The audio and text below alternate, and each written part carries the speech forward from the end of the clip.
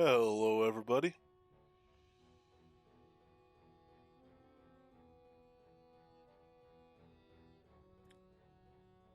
We are going to start today with a little bit of a warm up. I guess actually today we're going to start with a little bit of a rebuff. Um, Everything's fallen off except I accidentally ran through a chaos shrine apparently. I knew it was a shrine of some sort. Oh gosh, actually, let's look at this vendor. So I need to rebuff. I need to get my devotionals in town. I need to get my Elysium. I need to get my Taming 3-day. I need to put some taming gear on this vendor.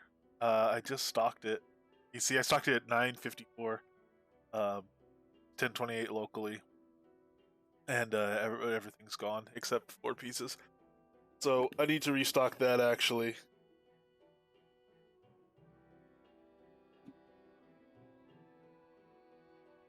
Well, let's do that before we head out.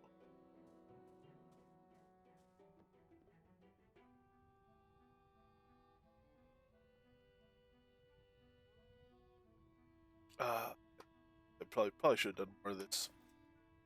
Actually, last night probably should have got some more stuff made. Let's go taming mats.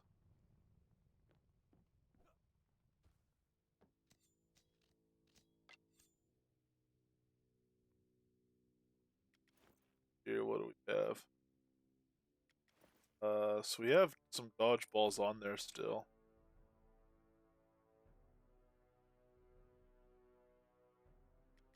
Beast balls. We'll do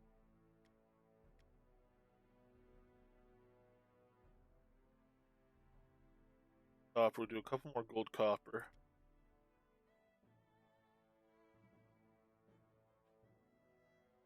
I'm out of gold. Alright, well, we'll make more gold. So gold, leather, and curing salt is what I need for that one.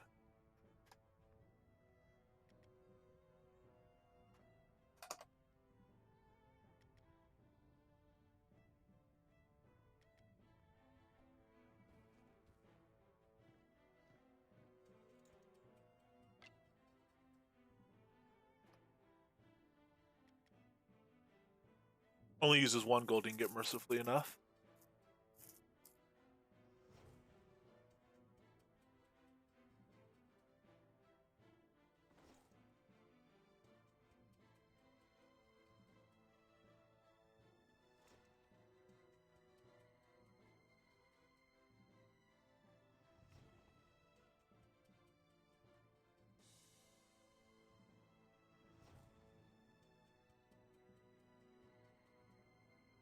Hey, Ivaro, thank you for the follow.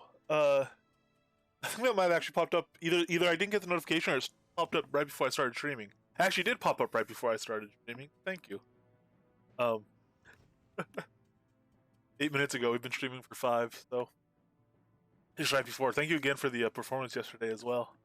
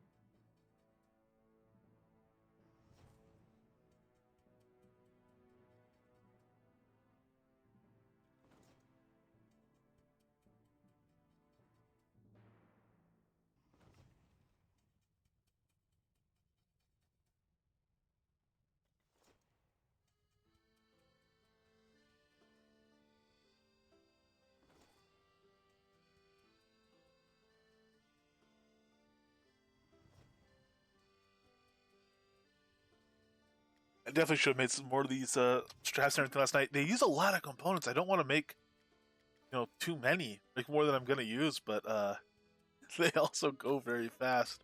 Every piece of gear you make uses 4 of them. Um, just the set of the gear we made for the museum, that means it uses over 200 of these pieces. Um, it's a big set.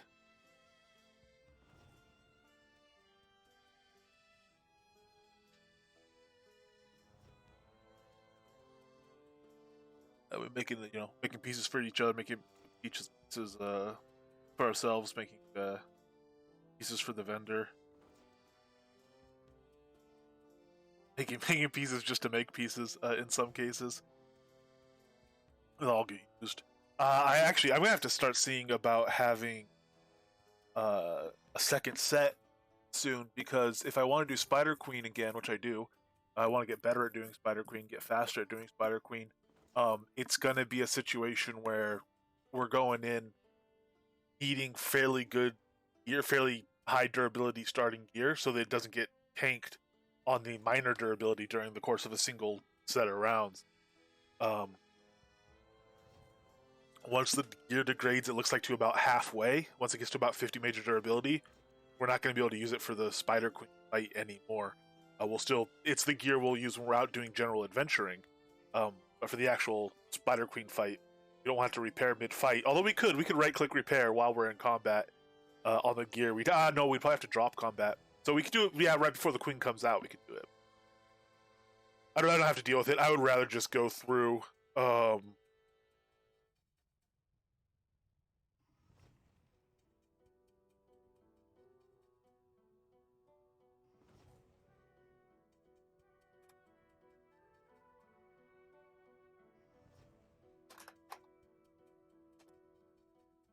Sorry, just let me respond to him here.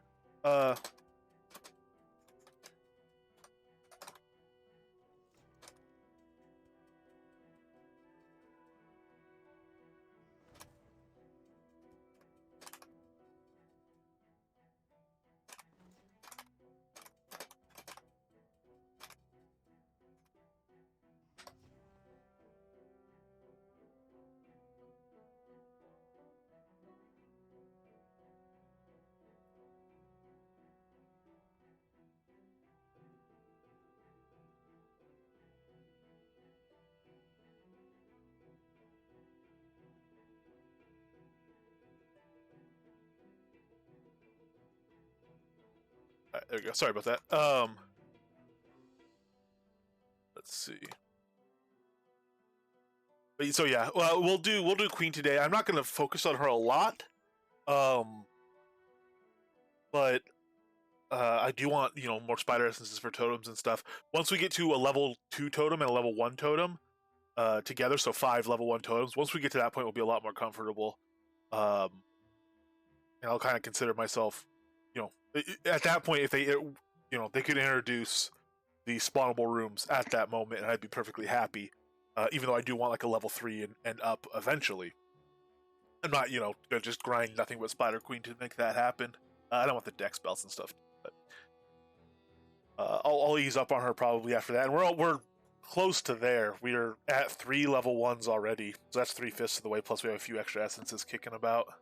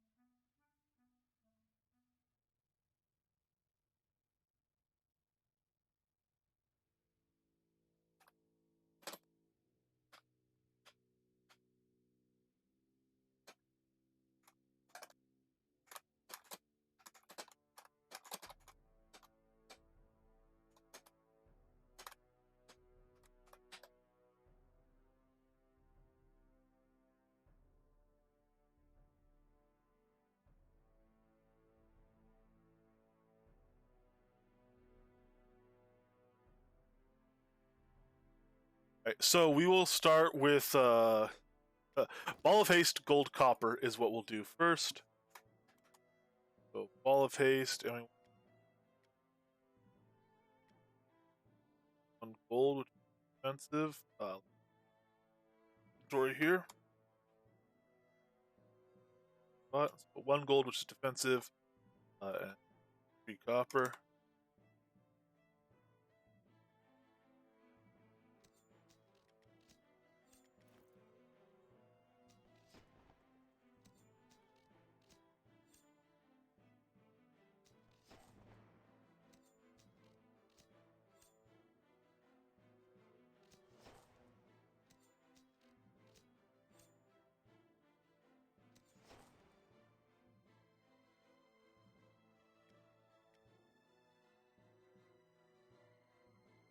Do gold and iron now. So 1 gold on that, and iron. Ah, Lord, we need iron too. All right. Man, I really I can't how fast this stuff goes. I mean, I can. It makes sense. Because again, you're using 4 every single time, but um, I need to get the iron ingots.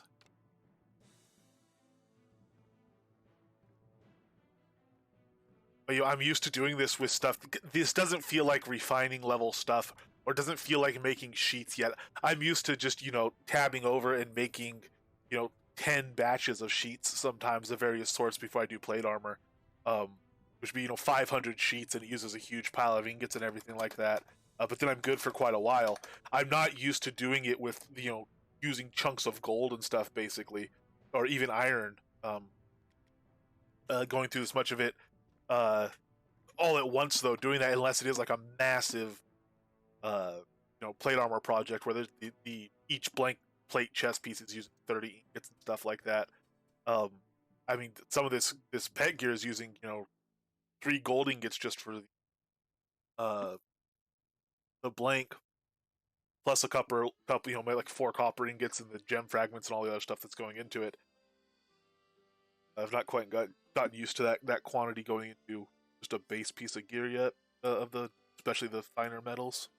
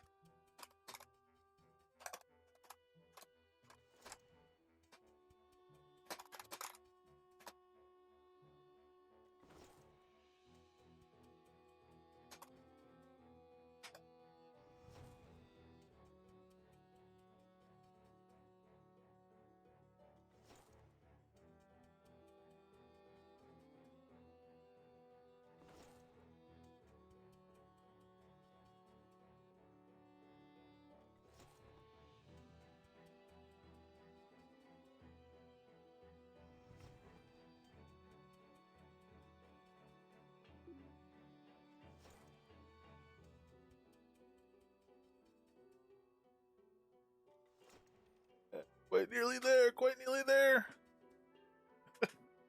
Sorry. This is I do typically do refining, which is basically what this is. I count ingots and making wires and stuff as refining. It's not technically a refining process.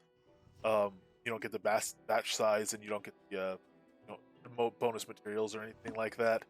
But it's effectively refining, at least to my mind. And I do usually do that kind of off stream as preparation type stuff. I'm just not used to thinking of this as that. I'm used to thinking of this crafting, general crafting. It's really a refining thing. The quantities that are required for this gear basically make it a refining process. Paste over here.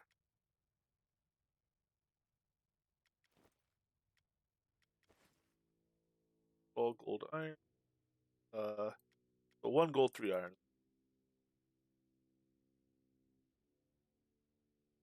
Gold. Let's go ahead and those iron strips over where they belong in here. 2, 3. Okay.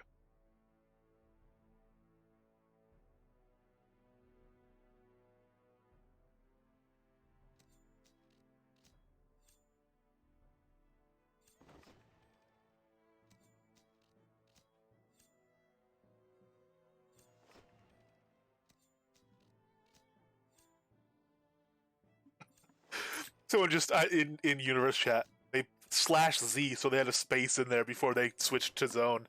Before they typed /Z, I guess they meant to say it to zone, but they said WTF. It was really needed to kill Quest Guy while I spoke to him. I think someone killed an NPC they were trying to talk to, which is hopefully not done intentionally, but I've had similar stuff happen by accident, so it can be a frustrating situation, but it's also, let's face it, pretty funny. You're talking to somebody, someone comes up and kills the guy.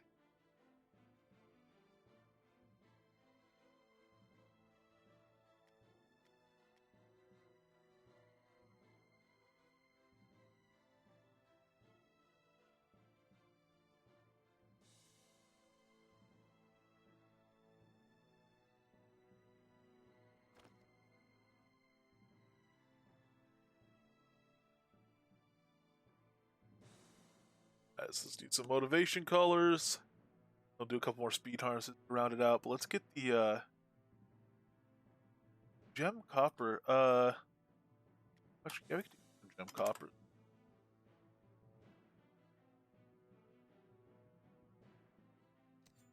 You have to fill in the blanks here too. Do iron, copper, and stuff like that.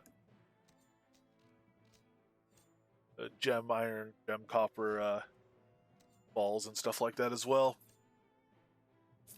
We'll see. Eventually, I will. These sacks. I will all eventually have 54 of them. There's 54 combinations. I'm not doing much of this. I'm not doing any. I haven't done any of the silver ones yet for sale. I'll do them to order for people if they want silver, which is the focus regen. But that stat doesn't have a use yet. So I could list some for people. There's people that want the full collection anyway, so I could list some for them. But I fear I'll mostly wait until it's out and people can actually make use of that stat before I start making stock vendors.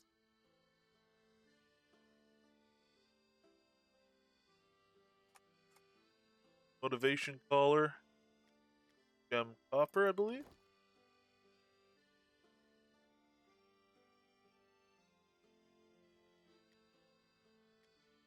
Happy Halloween, Gwendolyn! How are you doing today? Hello, hello.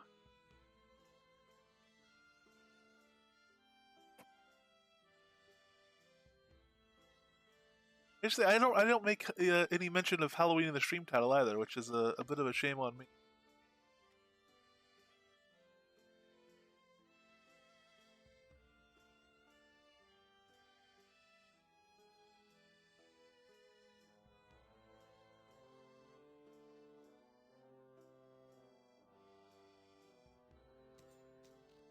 Hello, Lucky. Happy Halloween. Hello. Hope you're doing well today as well.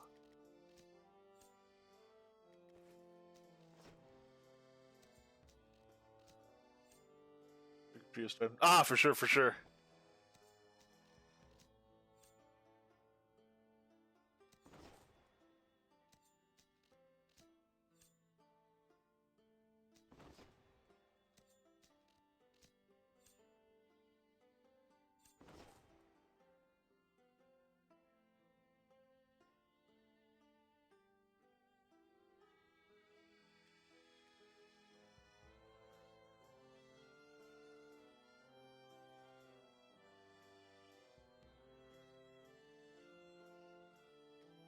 And let's get some speed harnesses done up.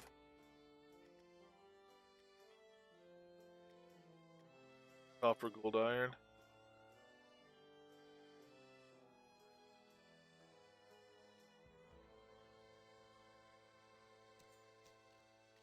Gold, iron first, we decided to do. Too seldom, hello to you. Happy Halloween.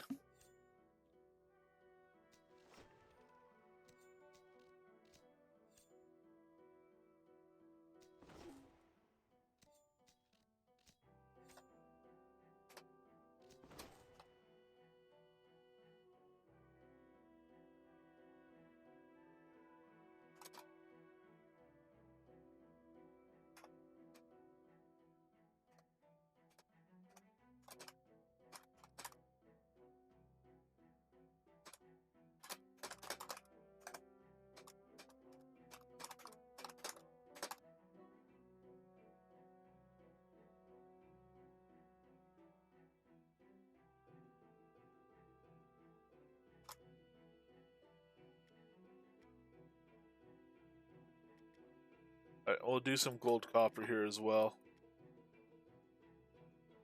Gold, copper, coppers.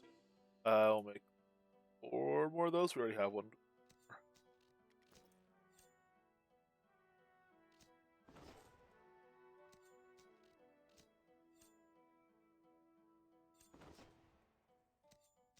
I'm glad to make more yards of leather, man. This again, the material consumption on this stuff, the pulling out these stockpiled resources, I think is probably well balanced. They use a deceptive amount because they're using 2 yards, which is 2 leathers, which is a hide per leather. But then they're also using the studded strips and the rolls, both of which are using leather in them. You also have a couple of threads in there, some cotton, and then 8 wax to do that, plus a bunch of curing salt to actually make the strips and the rolls. So the gold sink on fuels for the if you look at the percent cost of this gear that is fuel versus what is like materials, gathered materials and stuff like that, a larger percentage of the cost of this gear is going to fuels, to gold sinks, than I think probably any of the player gear. Maybe something like, copper chain boots or something like that might actually, because it uses quite a bit of coal but not much copper. That's actually going to be a very high ratio too. But for general gear, like if you compare this to the harness, call that a chest piece, and call chest piece, legs, and whatever the other primary piece for a build would be. Basically, there's 3 primary slots on the pets. There's like 2 chest pieces or whatever you want to call it. But anyway, as far as comparable stat levels, but it uses a lot of fuel. I think they're getting pretty good about addressing gold into the economy and gold out of the economy, because you want to keep that fairly balanced. The economy needs to grow, but you can't just have outrageous inflation all the time.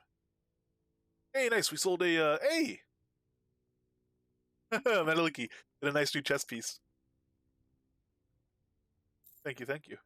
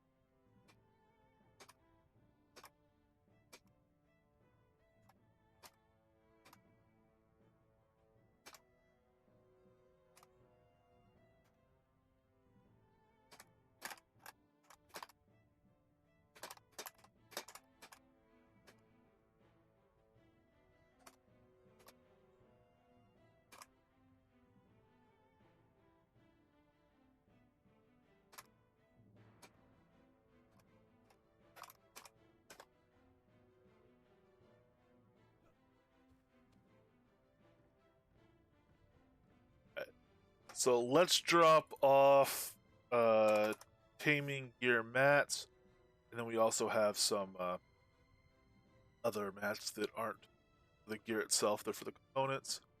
We have that separate here. Iron ingots, gold ingots, curing salt.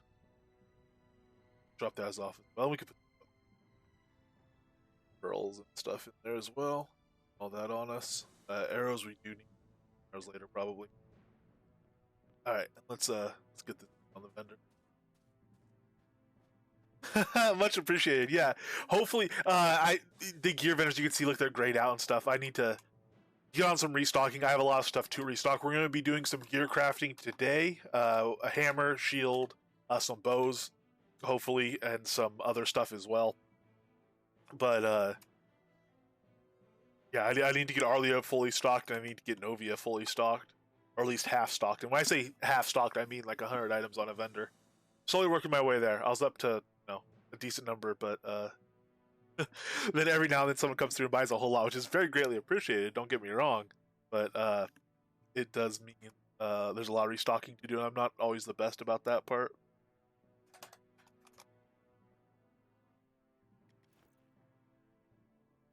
Alright, so gaming gear here.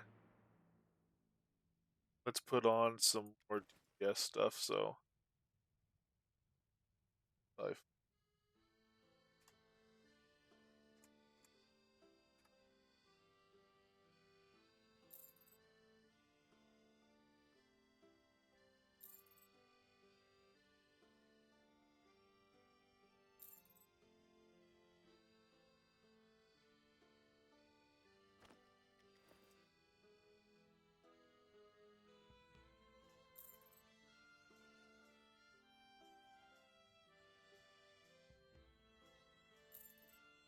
Oh, awesome. Yeah, and if you have any specific questions about stuff, full disclaimer, rares, like reward items, stuff like that. I'm not good on prices. Artifacts, gear, resources. I tend to know the prices of fairly well, so always feel free to ask. But if you ask, you can send me a whisper and ask. But if you ask in chat while I'm streaming, there's definitely folks around that know the prices of rares and the other stuff that I don't. Um, so it's a good place to ask here as well. But yeah, happy to help on that any way I can. And also let us know where your vendor is. We can go over and check it out, especially after you've gotten it a little stocked up.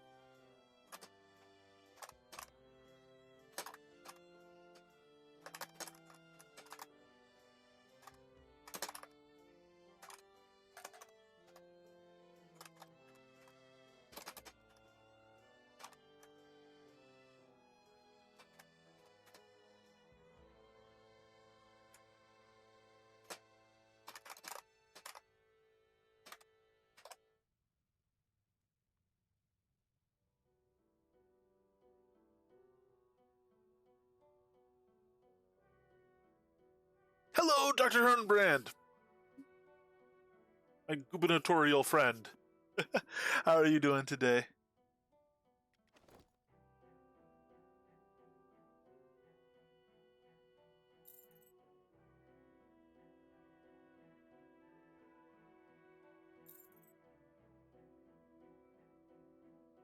Yeah, I know. Although, if I'm perfectly honest with you, you did not miss a whole lot. We've mostly just been knocking out some more components and stuff, and getting some more of this taming stuff made up, and we're gonna go destroy some of it too. Uh, I'm really digging the durability on it. It's 100 durability, which is reasonable. Um, its durability multiplier of 1, which means it doesn't last forever. It does get degraded, especially doing heavy duty tanking. Maybe there's some balance to be made there. Maybe spiders shouldn't be quite as crazy on gear in general, player gear included. Mostly player gear, actually, because it's a lot more expensive. And same with zombies. Maybe they're a little bit too much because you can't really tank them. But most people that fight either of those mobs in mass don't tank them; they kite them. Uh, so I don't know. Maybe those could be balanced a little more. Maybe some other stuff could be kind of brought up, and there could be more of a range. But in general, I'm liking the fact that this gear does take a hit. I'm almost thinking of it for the type of tanking we're doing as a consumable for the pet, a very long term consumable. And I'm thinking if there were a potion that lasted 7 days, let's say I have to replace this gear once a week. If there were a potion that lasted 7 days, like an obsidian potion, that gave this much power to my pet, I would pay more for it than I'm paying for the gear. The gear is a lot cheaper than any consumable that's that powerful. I put on a $600, potion and $40 food, a whole stack of $40 foods, and stuff every time I go out adventuring. And I do that every hour, and that adds up to way more than we're spending on pet gear per hour. Way more. But we're perfectly happy to do it because it's good stat. It's worth it. So I don't know. I'm liking the durability on this stuff. And the fact that it is, a little bit closer to consumable. Also, again, it's going to suck those materials out of the trunks where they've been stockpiling forever. People are actually going to be using their animal hides a lot more and stuff. Did I say dollars, gold, whatever? Yes. Convert that to euros. I'm not sure quite how it works out, but.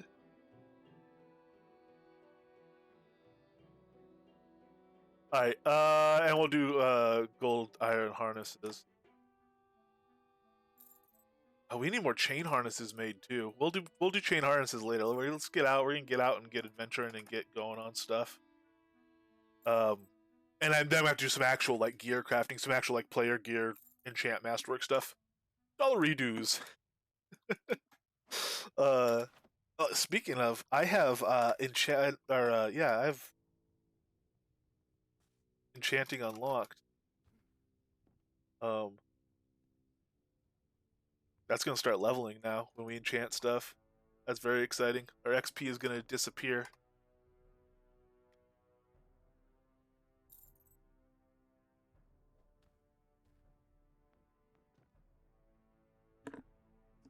Yeah, I use my the serpent scale or the silver skin or the bark texture potion. Ah, bloody fire hazard here in the shopping center. My goodness. Oh, nice. Nice spider legs back slot there. Spider cloak on. Wonderful Halloween garb. And actually the default staff with the skull staff, the skulls on it. It's all good. It's cobblestone. If anything, you're just clearing out the weeds that might grow between. So it's actually quite a help indeed. Hey, Dr. H is here too.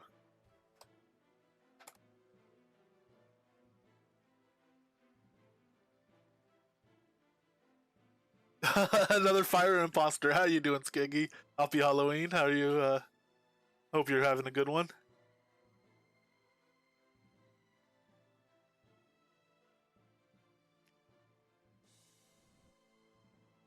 For sure, yes. New. I need to start pre-patterning stuff. I have a bunch of elf patterns. I need to start just sticking it on. If people don't want that pattern on it, it doesn't matter. They could pattern over it just as easily as an unpatterned staff. As long as they're aware of that. But we got teleporter signpost back too. Town square. Beauty. I wonder I would have to bribe good sir. Oh wait, no, I went the wrong direction. I'm going to get used to this. I wonder what I would have to bribe Dr. H to have the town square teleporter inconveniently close for everybody except me to this little house over here. Yeah, this is technically still the town square. The teleporter sign could go right here, right in the middle of the walkway. That's a reasonable placement, sure. No, I'm glad those because it transferred. Those went up and back down. I set off quite stupidly this morning without the teleporter signs in place, so I had to walk that slow all the way across town. So I very much appreciate them being back down. That's true. I don't know. I'm not gonna. I don't want to clutter the teleport list with here's one because Coswald's too lazy to walk 10 feet from the town square. Just having it in the town square is very convenient and nice.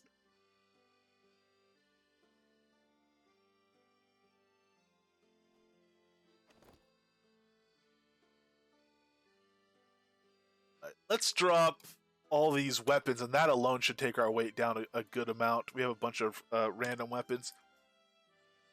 I went out, some guildies and we were hanging out in Black Blade Mountains, southwest, northwest, the T6 one.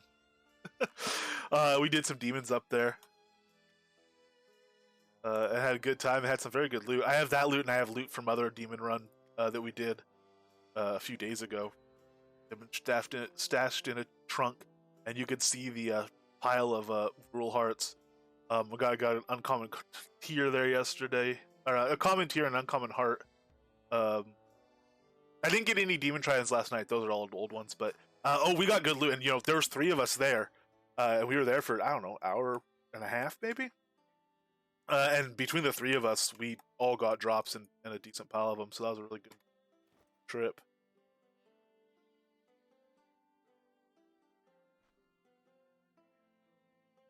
Oh, Dr. H, you know how fast I would burn through in-town teleport to lot scrolls? Yeah. Press it, go if on the town crier list, if you could right-click on the town crier list, teleport to this location, and it would burn a zone scroll or a special scroll, I would do it. I would stop. Apparently, and this isn't something I've ever thought about, but I really do act like my entire goal in this game is to not have to ever use WASD. I'm using Spellbinder, I'm blinking around, I'm teleporting everywhere, I'm teleporting out from dungeons to teleport to the house above them to do watering and stuff like that. It seems like I really am just working my way towards never having to touch WASD again.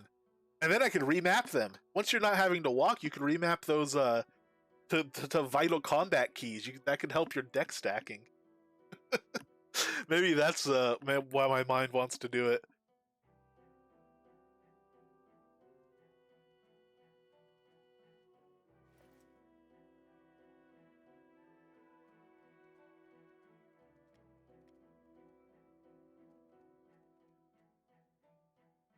Made some anarchy staffs last night too. I need glowing blue cylinder bottoms. Yeah, need to do trade chat posts about that.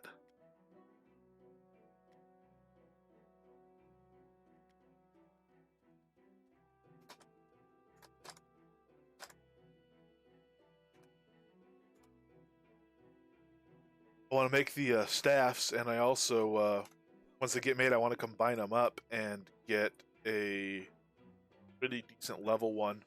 Try to masterwork and enchant it. Then either save it for, well, probably do is put it on a vendor, and if it sells, it sells. And if it doesn't, I'll be able to use it for when we go death. And if it does sell when we go death, we'll just get stuff and make another one. But I don't know if I get like a really, I don't know. Maybe I won't list it. I might list it, but list it kind of high. Can you farm me one of those healing regen pet gear to try out? Oh yes, most definitely.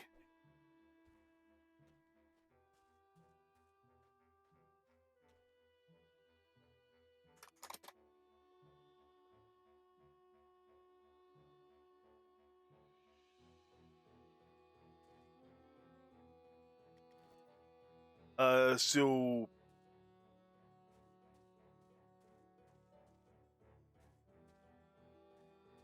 it adds flat regen at an amount that's scaled off of your adventure level.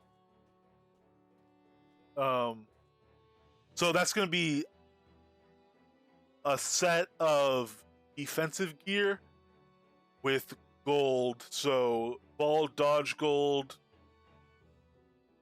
collar warding gold, and chain harness gold.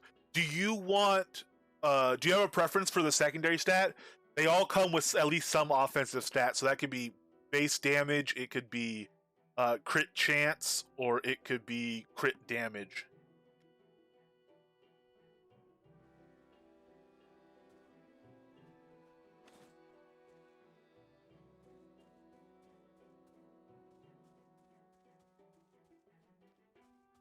As much hostility as possible. I'll imbue it with a general demeanor of hostility.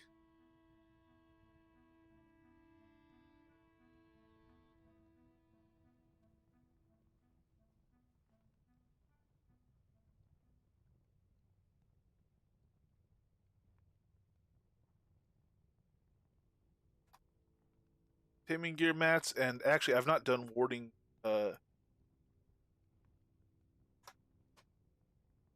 since I got that bag together, so gotta bring in coils of wire. These all go in the mass bag too. Get coil of wire in there, get some coal in there, get some iron binding. We're gonna have to make more of all this stuff in a bit too. But I think that's it. I think that's good to go. And so now next time we need to make some again, we're all set to do it, which is quite good.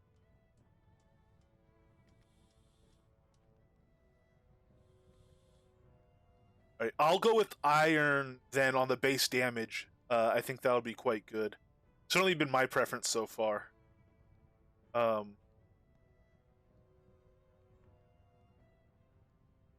is it? Oh, we used. We're gonna have to make some more iron on it. Let me get.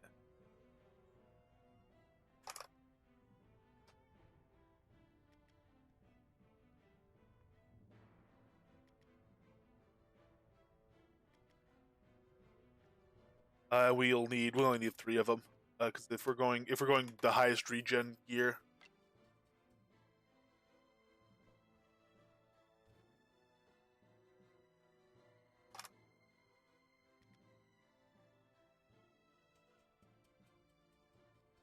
So I'm gonna go full into the regen, as hard into the health regen as we can, and that'll make the demonstration of what you're trying to look for very, very clear.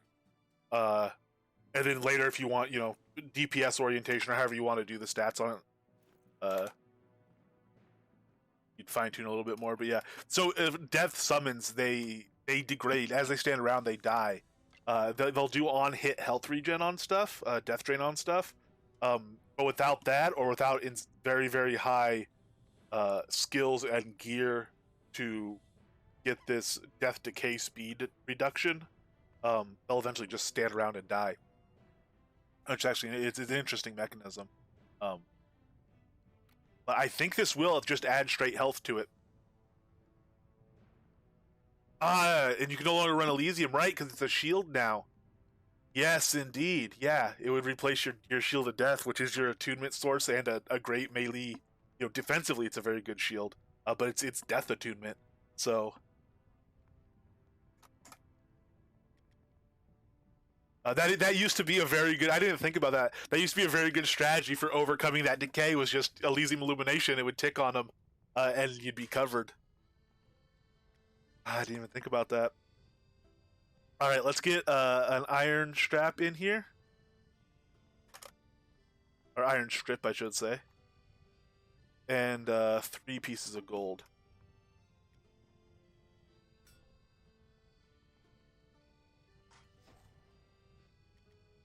And then that is the harness done. The other 2 are a ball of dodging and a collar of warding.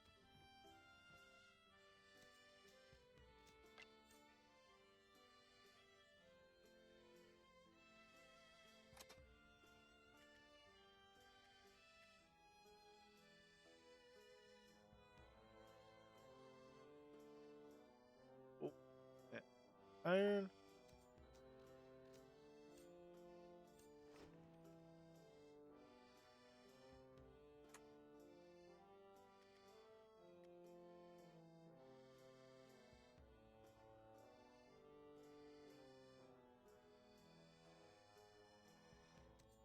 And iron. Sweet. All right, let's look as he puts it on. We can see his lich here slowly decaying. What? Don't examine trade. Slowly decaying. Jared 1 health, 282. Oh man, let's get this trade taken care of. All of dodging. Color warding. Chain harness of.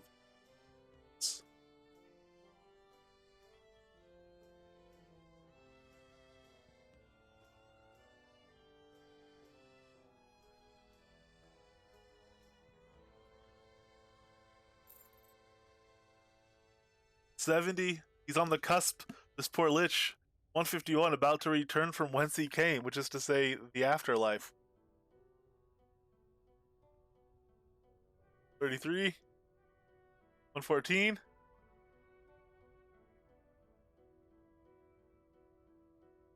Coming in here.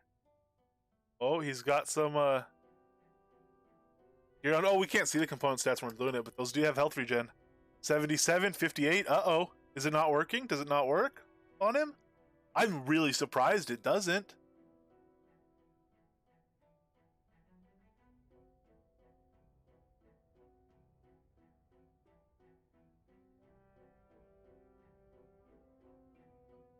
Yeah, and it doesn't tick. I wonder if that's intentional or if it's because of the mechanism. Try, yeah, resummoning him with it on. Wow. I really thought so. Well, there is no health regen you could apply to him. There's no frenzy. Does it work on other summons? I wonder. And he's ticking down. So let's see. I have some health regen on some of mine. What's my pet currently wearing? Let me get a summon out here. This is most interesting. Gonna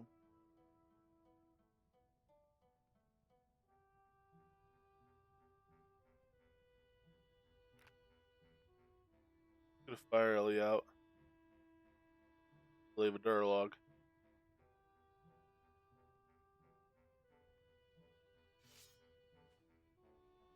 Oh, let me get it.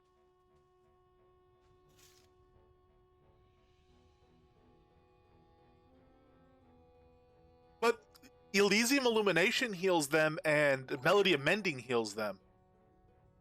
So I would have thought that just the straight health regen would as well. Because it's not a life heal. Hey! Thank you very much for the raid, Serial Gaming TV. Welcome, welcome. How is everybody doing?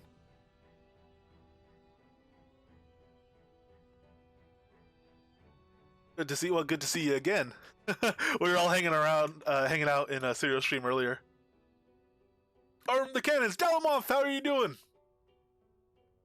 Hey, for sure, man.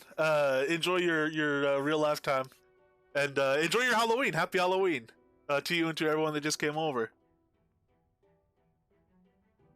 Yeah, it's worth doing. Seeing if it works like that. When you look at the details, you see you plug the plus 100 health regen. Yeah. I would have put, really good odds on it if working. I really thought it was gonna work. Let me check the store real quick since the sales refreshed. Nothing for me, I don't think.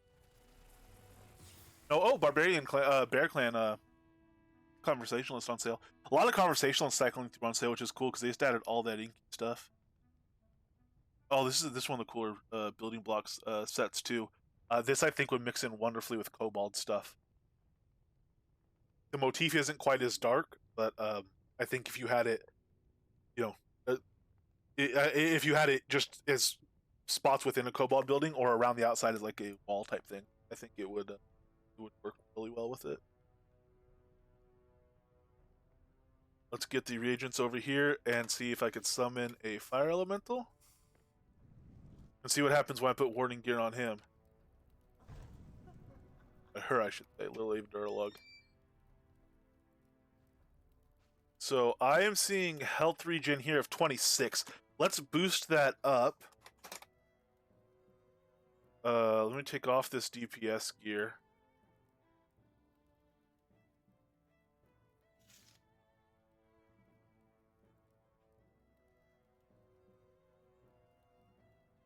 Health regen 2.5, so really, really low. If I challenge you to PvP, could you kind of attack a little bit and get my LE down to partial health?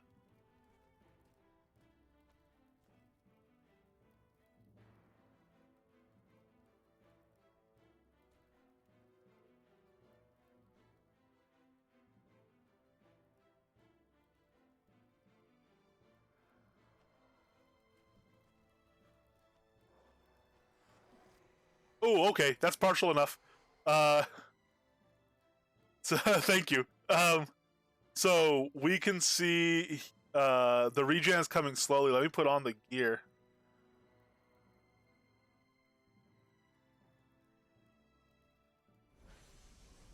Oh yeah, the gear is definitely working on the Ellie. No, is it? 26. Oh, that was the DPS gear again. Yeah, I'm pretty sure it is because the ticks were very slow. Let me get the warding gear. That'll make it even more noticeable. Could you smack him again?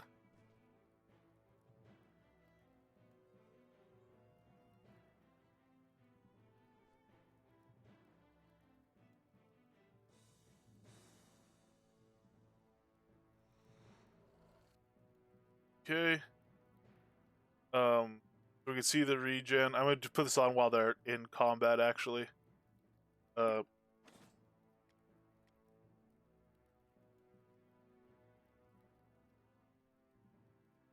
yeah, it's definitely working on the fire, Ellie. No, well, it seems like when I put it on, it does a massive tick, but then that other tick didn't seem as massive as you expect. Oh, okay. Your Elysium is off, and it does not tick down anymore. Oh, did you have Elysium on? Okay, so it's working on the Lich now. Was that your Elysium that was killing it?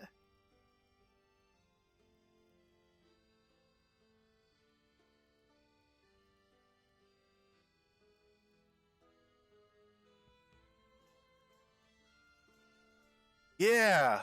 Okay, that's interesting.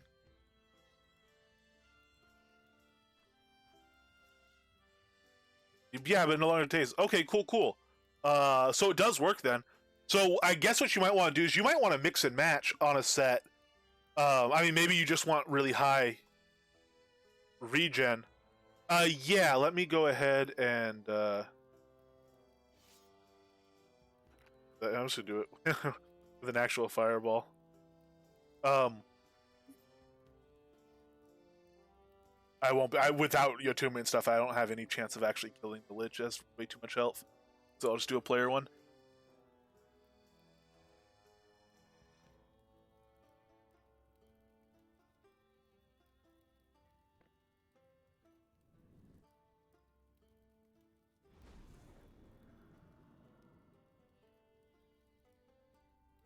Oh, I'm not doing any damage to it. Hey, whoa, hey.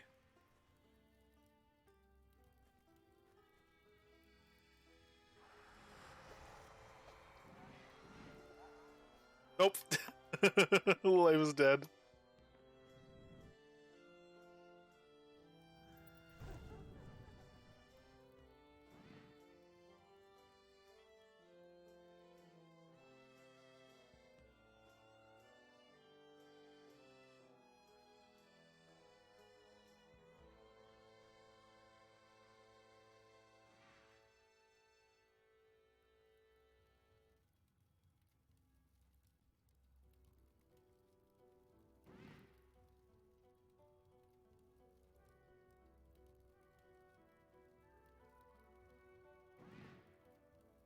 That's odd.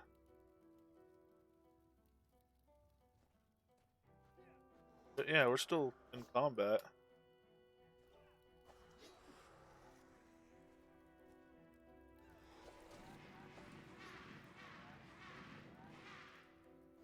I can hear the Ellie trying to cast, but the Ellie's not casting. Oh, I wonder if the elemental is fizzling or something. Does that defensive gear? Oh no, it doesn't have any gear on anymore. The heck? I was say because the defensive gear has a warding collar that does magic resistance, but that shouldn't matter anyway.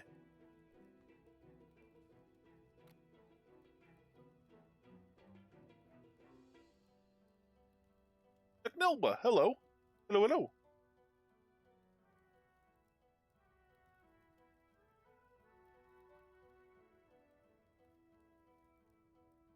The spitting image of someone I know, or I suppose the mirror image of somebody I know.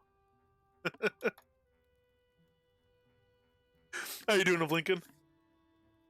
We're playing around with the pet gear and pets in general, and I can't get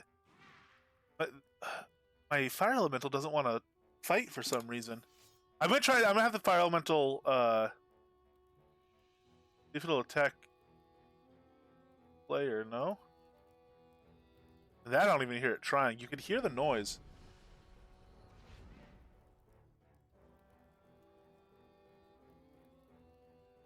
Necronut, nice.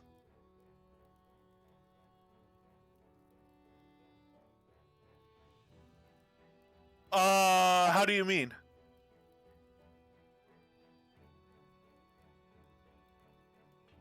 You mean like to put out the flames? Oh, just general frightening, fright of buckets of water. That could possibly be it. The sheet doesn't show the terror of water stat, unfortunately, which is the highly relevant one for this summon. How you doing today, Shanner? We get out whatever, pull out an air ellie. I can actually, you can summon the earth ellie, or the fire ellie as a water ellie as well, and the earth ellie as an air ellie.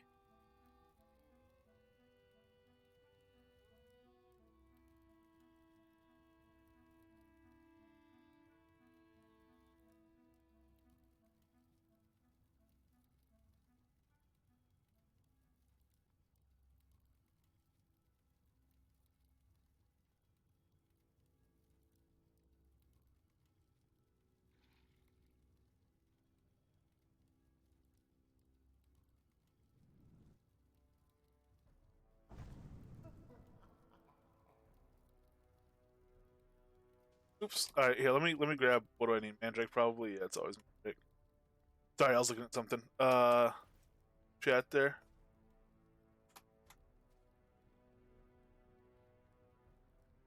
Ah, cool, cool.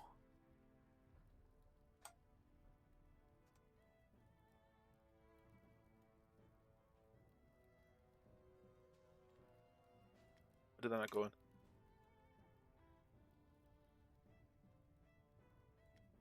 Yeah, the decay's gone with the resummon.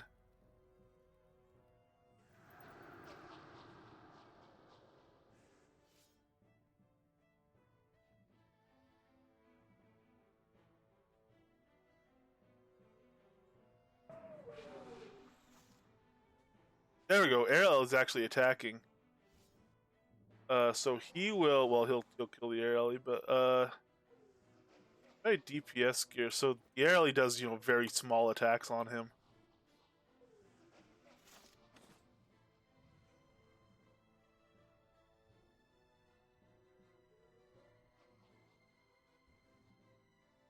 Oh wow.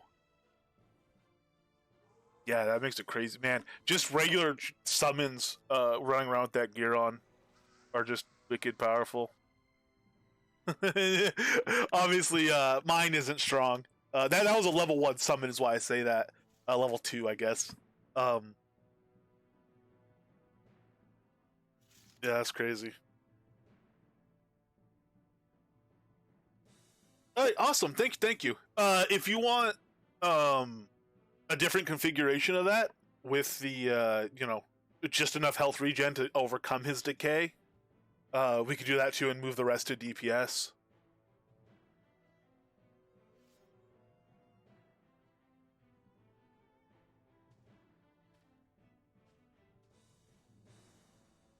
Yeah, for sure. Run around, see what's gonna work well and whatnot. I mean, that's basically what I'm doing too. I'm not even switching around to all the to various combos and stuff. I'm running a couple. I have 3 sets right now, and that's because we made an offensive and defensive set. The defensive set we made, we tried it for a while, decided actually instead of just straight crit resistance or crit reduction, let's try just health regen and overpower it. So we switched to that.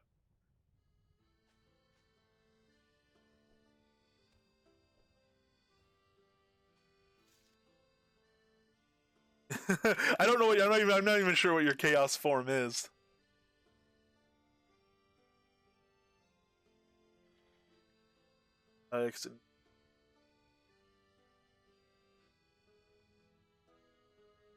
Yeah, and so that means.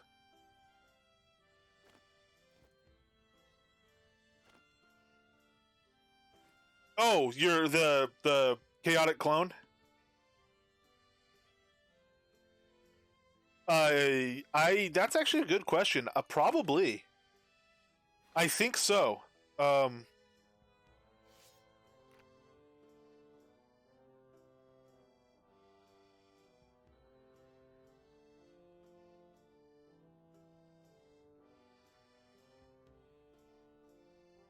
pull him out.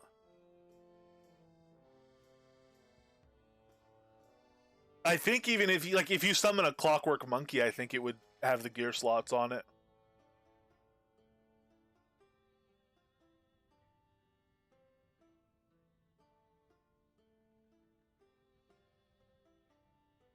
Actually, you know what? I bet you companions have gear slots on them too. Maybe not. I wouldn't be surprised if quest companions have gear slots.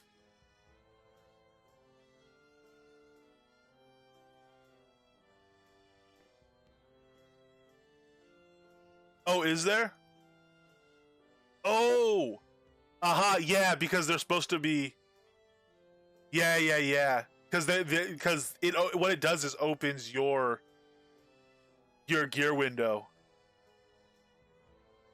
But what happens if I summon him while a pet gear window is open? Does he get one?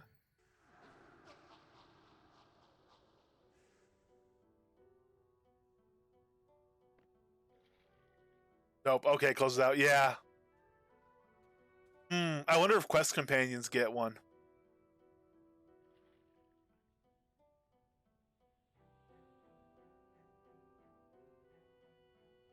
Of course, that doesn't mean he doesn't have the gear, incidentally. He could still be wearing the gear. We just can't see his window. Can we make... Does he back? I don't think... Let me drop stuff so I don't weigh 8,000 pounds.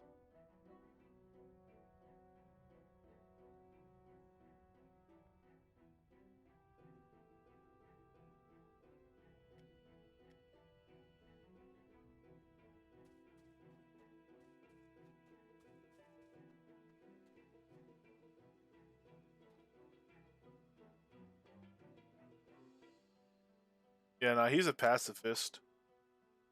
Can't make him fight anything. Huh. I wonder if the questline companions have gear slots. Just go to the crypt and see if we can still summon Samuel. I don't think we have any whistles left. Actually, do you keep the last one you have? No, you don't. You don't have any more. You summon. Hey, oi! What do you think you're doing? Billy? It's gonna be interesting to see. So, in theory, as they add more pet gear, you could have stuff like mage specific gear for the Skelly mage and stuff like that. They mentioned ephemeral artifacts for the pets as well. Those are going to be quite interesting. If they're supposed to be, the powerful version, the most powerful version of stuff, oh man, I really wonder how much, how what that would be like relative to the pet gear. But pet gear might get adjusted as well as we go on.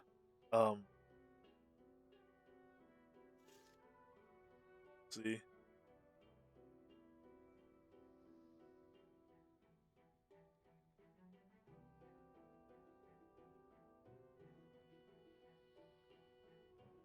All right. Oh man, we still have to do like all our buffs and everything. Dr. H, is there anything else you wanted to test specifically? Actually, mostly you've been helping me test stuff. Thank you very much. Much appreciated. If there's anything else you wanted to poke or prophecy, okay, cool. In that case, I am going to jump in some fountains.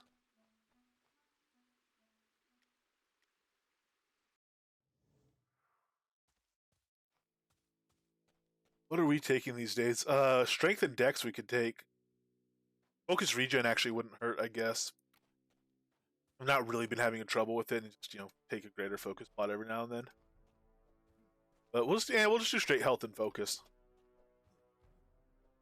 Health actually, especially running in, what we're doing a lot now is running in, taking an initial hit or two, knowing that the pet will immediately take aggro, or take aggro after a hit or two, and it will be fine with that. Some stuff we're still staying in the pet first, so we don't get just swamped with damage. But if we can run in, teleport the pet right next to target, take 1 or 2 hits, and then just regen as the pet's fighting, that's fine. That seems to be a pretty decent strategy. As far as combat goes, so I'm happy to keep up with that, and the health regen should be good for that. As far as these buffs go, Earth and Life is what we were doing. Earth to buff Strength of Earth, though we've not been actually putting that on. Let's try to get good at that today. And Life for heals, self-heals, and whatnot. Again, we're not really using those, but we're not using anything. We're pure pet support, really, and that's coming pretty much through Bard. Moon attunement's not going to help our Fireflies, which is about the only magic school specific thing we cast. So we'll take those because they're free stat, but we're not really making use of it. What we're making very good use of is Elysium Mines. I did ask yesterday, as an Ask a Dev. Don't forget the Bartron. Yeah, pop into a music booth for a while. Lay down a single and then get +5 barding for a couple days. I put in an Ask a Dev to ask if the Elysium I think I asked about specifically the Obsidian Potion, whether the maintenance durability effectiveness was helping for pet gear. I'm curious to know the answer. I wouldn't be surprised if it did, because I wouldn't be surprised if pet gear basically counts as player gear, mostly because of the way it's applied. But at the same time, if that's pet gear using player durability buffs, my player durability buffs are pretty high. So it is maybe getting shredded a bit quickly from that perspective. That said, yesterday I don't know what my player durability buffs were. I have the high passives, but my weapon passive is mostly the really high one, and my 3-day had probably already fallen off. So we'll see what the response is on that.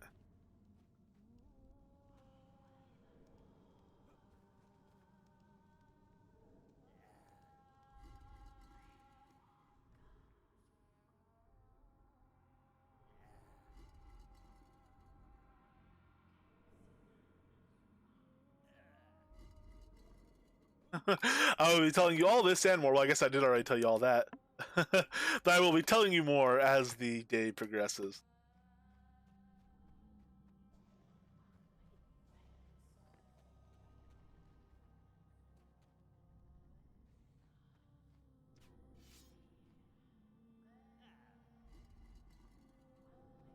Let's swivel this guy over here.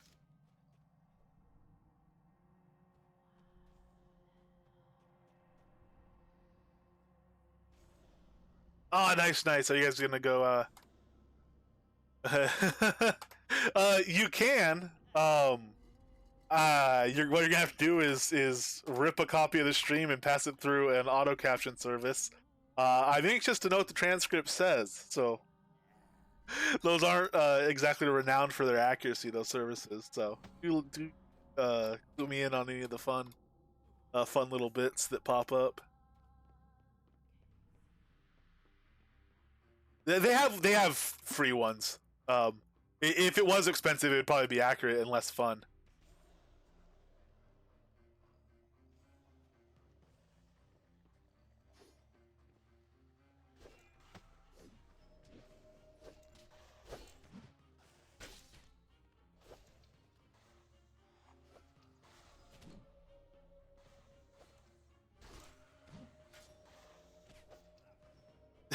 All right, man.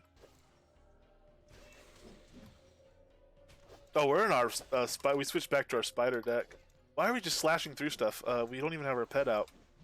We don't even have a pet necklace on.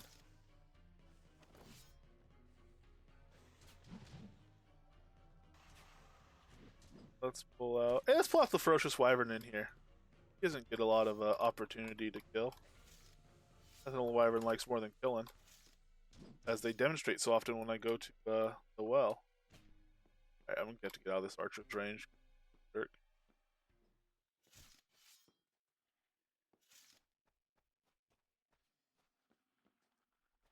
we go.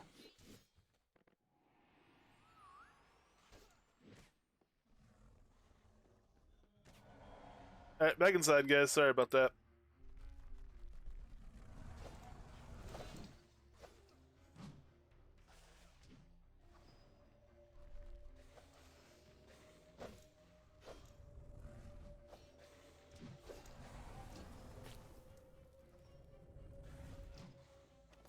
Yeah, for sure. And I'm not. I think what is. I think they might. They just don't have a default attack. So the delay between the attacks is because they're only using specialty attacks. I don't know if that's accurate. Like that looks like what would be a default attack, but it also looks like they're. Well, the chomp is their default. Let's go to combat here and see.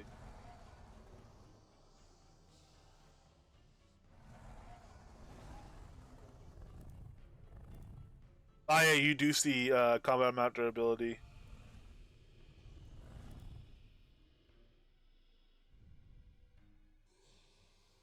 You do see the durability rolls on pet gear. It looks like that's not my gear.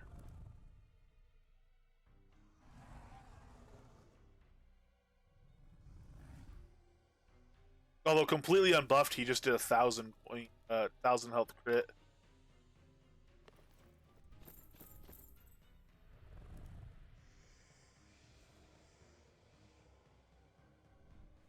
Yeah, it just says of damage, though. I guess that is his default attack.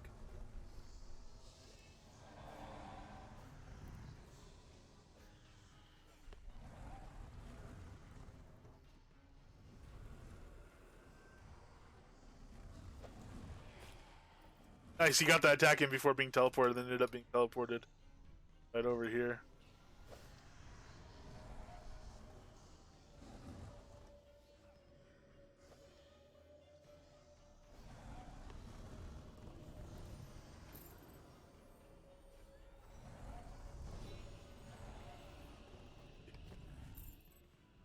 He's got a lot of health, man. This is with full DPS gear, though.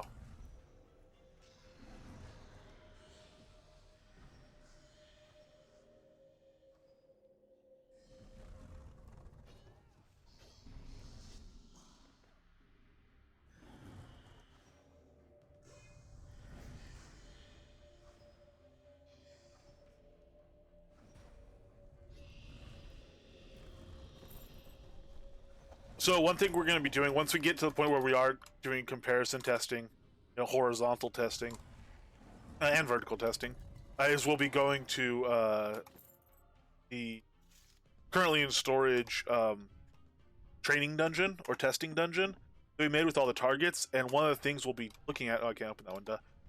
It's only just flashing across my screen. One of the things we'll be looking at is Wyvern like single target damage. So we'll have him attack a dummy, a practice dummy, just like we do with everything. We're gonna have the croc attack one, nightmare and all that. But we're also gonna surround the wyvern by 4 practice dummies, or 6 or 8, or maybe different amounts. And we're gonna have him attack, and then see how his damage translates to multiple targets when he does like his tail swipe.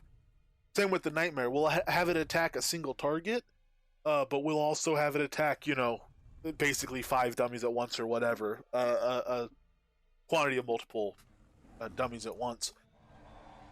And we'll see how its damage scales and basically how many mobs it needs to be consistently hitting before it's out DPSing the crocodile and stuff like that. Should be an interesting thing to look at, and it should also give us some nice, useful information. The best kind of information, actionable information, if we want to call it that, which apparently we do. Let me go to South Boundless Forest now and get that taming buff there. I should see about getting other entrances. There's probably a better place to come in, but whatever.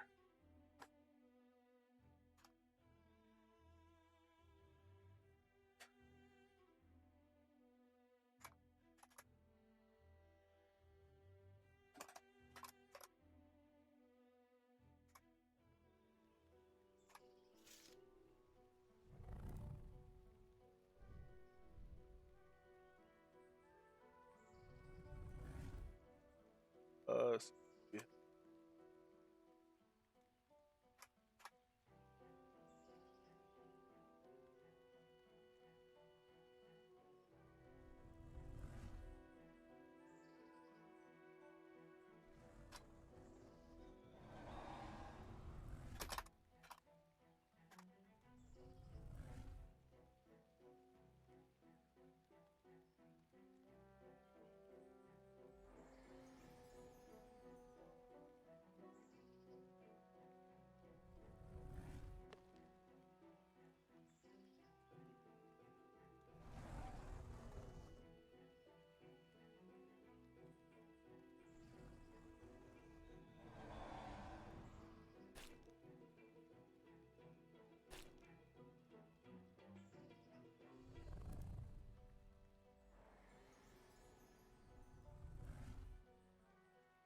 Legend thing.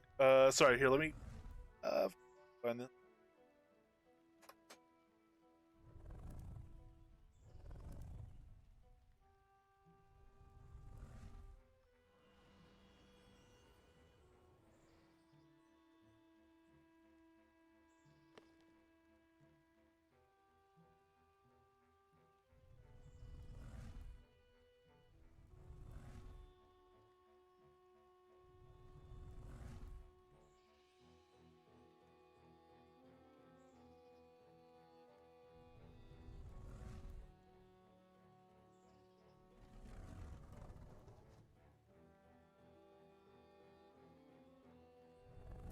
God.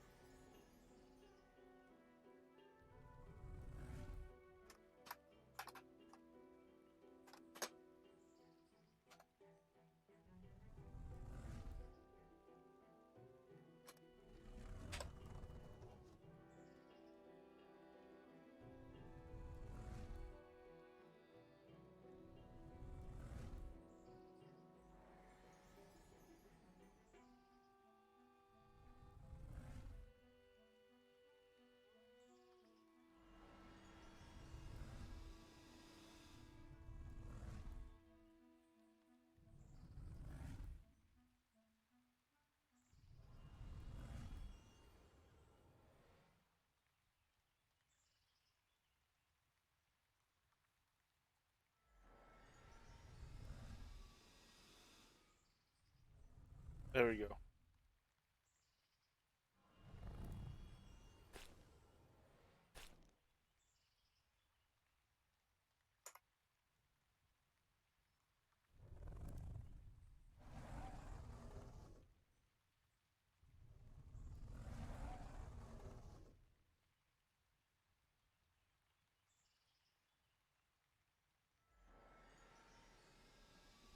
All right, my apologies. We're good. We're back on track.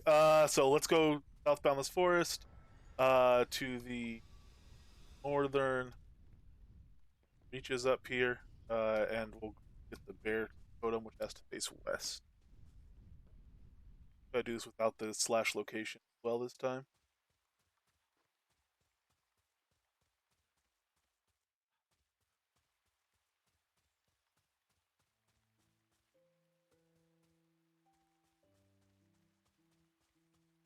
Yeah, bear totem. Uh,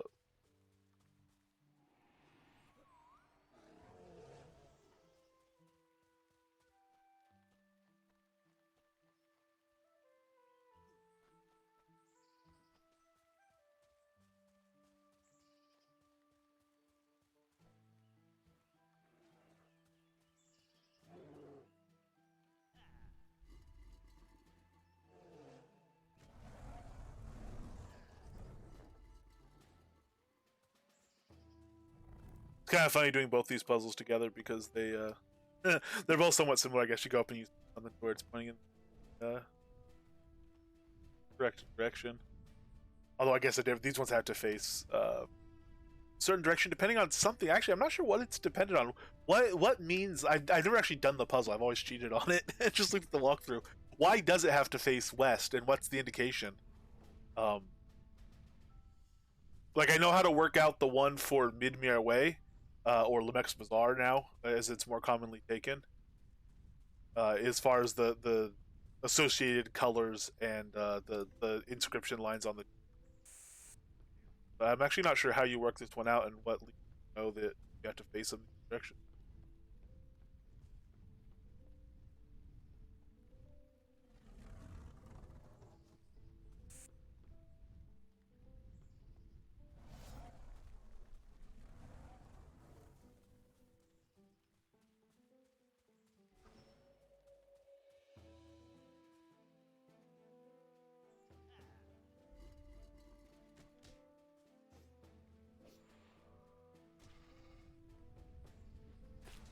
No, you can't spin them while you're barding.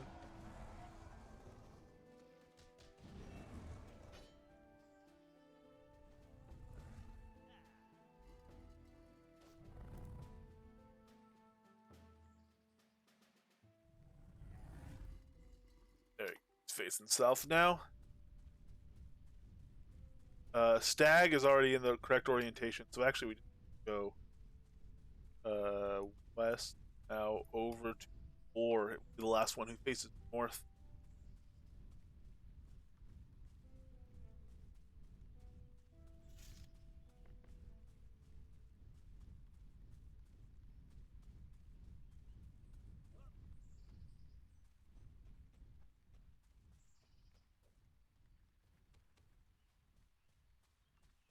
I was paying in the cave, swifting in the sun. Now I was paying on the face. The right ways on the painting. Like that. Okay, cool. I've seen that down in the cave when we go in there. We'll see it when we go down there now. Um, I've seen some of the cave paintings. They're clearly clues for the puzzle. Uh, yeah, I didn't know. It just shows the orientation relative to the sun. We'll see. We'll look at it. And we'll see if we'll try to make a honest assessment of whether or not we'd be able to solve it intuitively, or if it would take some thing. I have a feeling it would take some actual thing before we were able to solve it. Obviously, you can't really tell once you already know the answer. This guy is going to face west. Ooh, he was already facing west.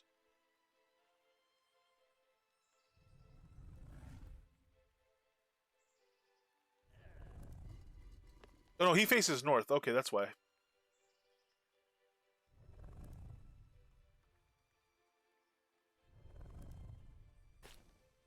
Oh, you haven't faced. I rotate him.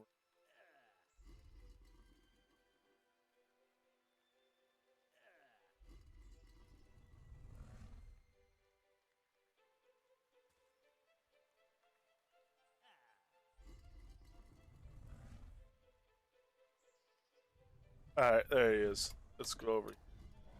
Oh, good. All right, I'll spin around again. Be careful where I'm hitting.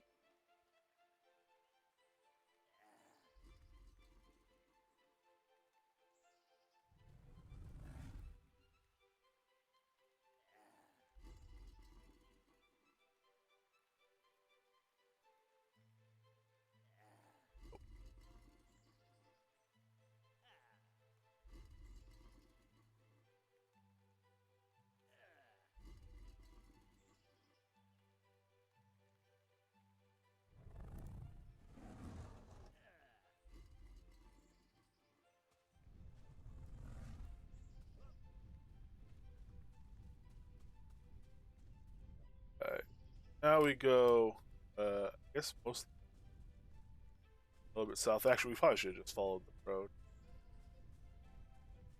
London Forest.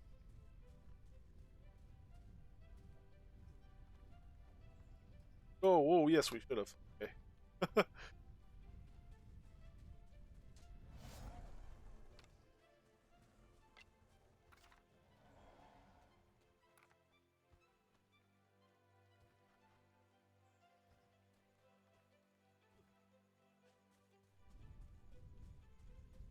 So people talk about the Wyvern not having DPS. He's got a lot of health. I wonder how tanky he is. We'll summon a couple of things, and we will look at what their stat pages look like in terms of this.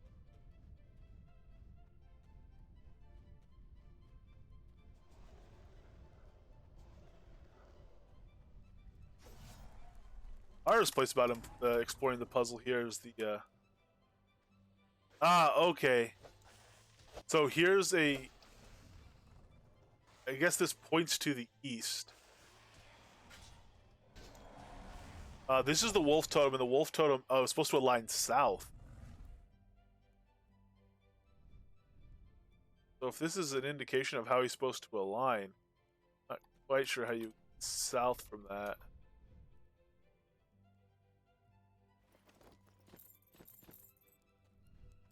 He's on the northern wall. Here's the boar totem. This is one that faces north on. He is on the southern wall.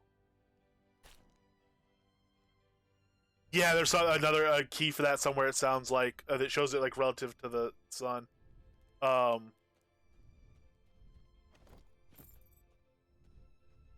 me go see the other ones in the cave.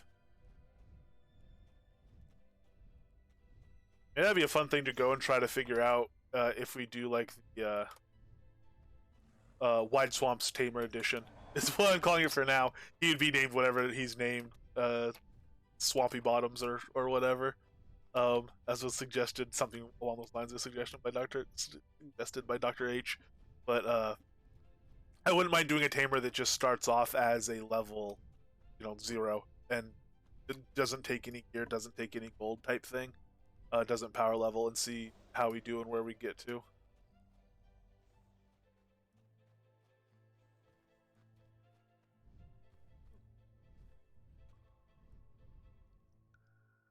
Oh, interesting. Is it in a pair? So like, does that second room not open until you're there? Oh, I can't even get down. Even when it's open, I can't get down to the thing.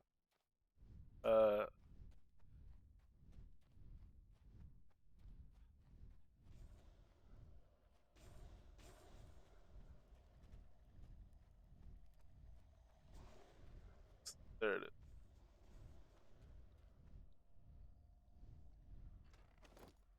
Trunk.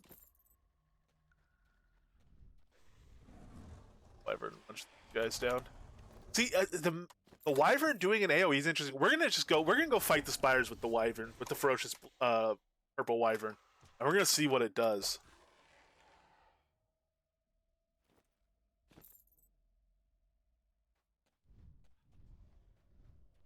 Let me kill these guys. I'm kind of excited about that. I'm interested in that. He might not have. The problem is if you kill all the babies, Zen is so much harder. So if he is doing AoE, it might actually come back to bite us. But also since his DPS single target is low, what he's doing into Zen might be sufficiently low that it's a problem. Steam Dragon's Fireball would apply a dot if it didn't think its damage would be on par. That would be very interesting too, of Blinken. And actually, that's one of the situations where you could have it be not only on par, but maybe a little bit more. But then obviously, if you were fighting a mob that was fire resistant, you wouldn't be able to use the dragon at all, or at least it wouldn't be as effective as other options because it'd be fire damage. So that'd be an interesting way to actually give it a purpose, make it a place where it's a little bit better than anything else, but it is the best. And then other situations where, since it's fire damage, it's gotta pull out something else that's the best for that situation. That's my general preference. Is like I like situation dependent gear, and I like decks tuned to certain fights and stuff like that. But I as a running taming stuff, I would love to have this is the pet for this situation. Oh, we're gonna be fighting these types of mobs, so let's pull out this pet. It'd be really fun to be using all the pets, and I'll have them all have a really legitimate use. Or at least, at a certain level. Obviously, once you get to level 89, you're not going to be using the level 57 wolf somewhere. You're going to be using, or the 59 wolf. You're going to be using the level 89 wolf if you're in a wolf situation. But it'd be cool to have a wolf situation and to have a bear situation and a wyvern situation, dragon situation, all that stuff.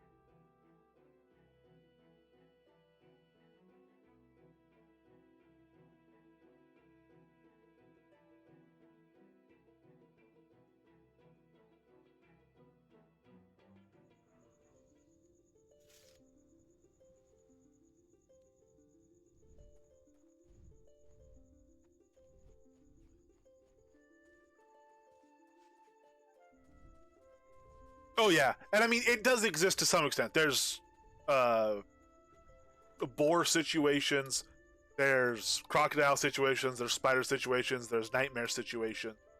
There is a wolf situation, which is the absolutely no CC max DPS, no CC, no knockback.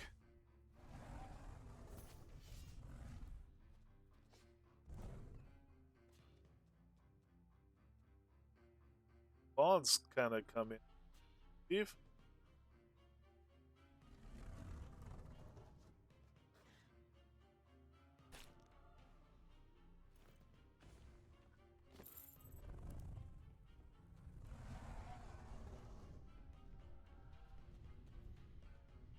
Yeah, and it'd be interesting. It would be a reason to apply int potentially to a pet as well, because right now none of them are worth buffing with int, or actually, well, except the summons.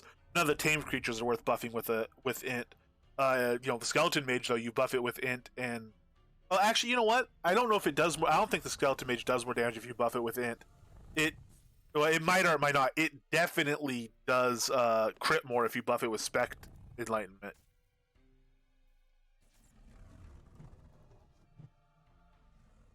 If pets have their own version of some player glyphs. Yeah, and they kind of do. They have their special attacks, and there's a focus stat now on gear that you can put on, and that's going to become an actual pet stat. Pets are going to have focus, and they're going to use that focus for special stuff. I don't know if it's going to be occasional, if we're going to have some command of it, or what, but that's going to be interesting to see.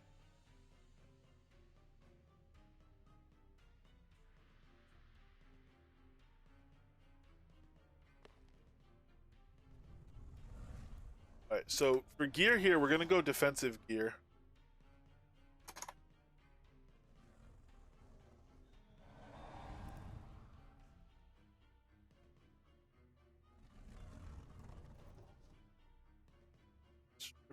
DPS gear. I'm gonna go health regen defense gear, and we're gonna make sure it's all fully repaired. So 75 maxter there, or major, I should say. 81 major there, 78 there. So that should last for a full fight. What's his resist? So his resist right now is 94.8. Let's see what it is on some other pets.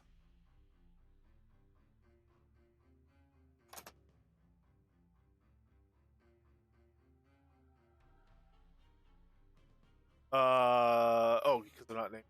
So let's go to Man Smasher Biter Spider.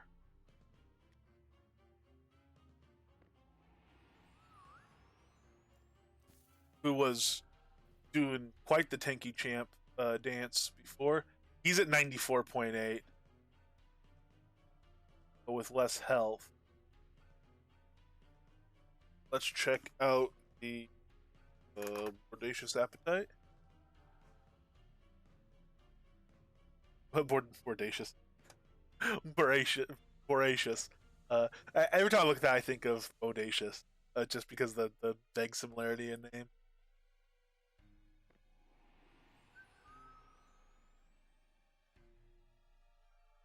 Yeah, that'd be pretty cool.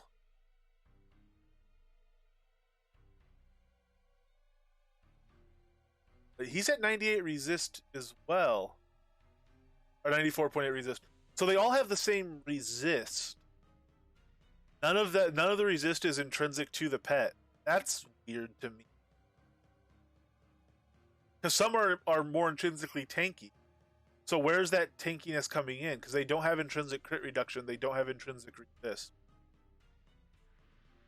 I guess it's something that's effectively resist, but isn't demonstrated, isn't put in.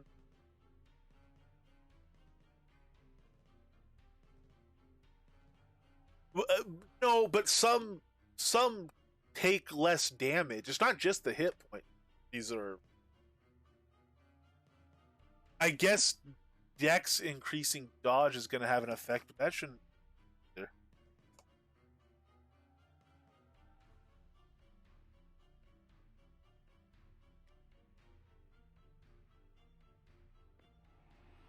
Yeah, I'm wondering if they have something, some armor stat or something on them.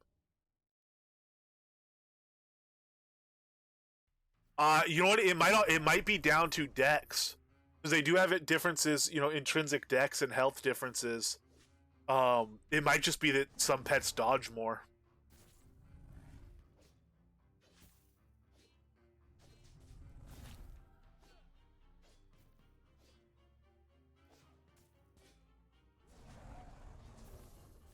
Ooh, he's hitting me. Don't hit me.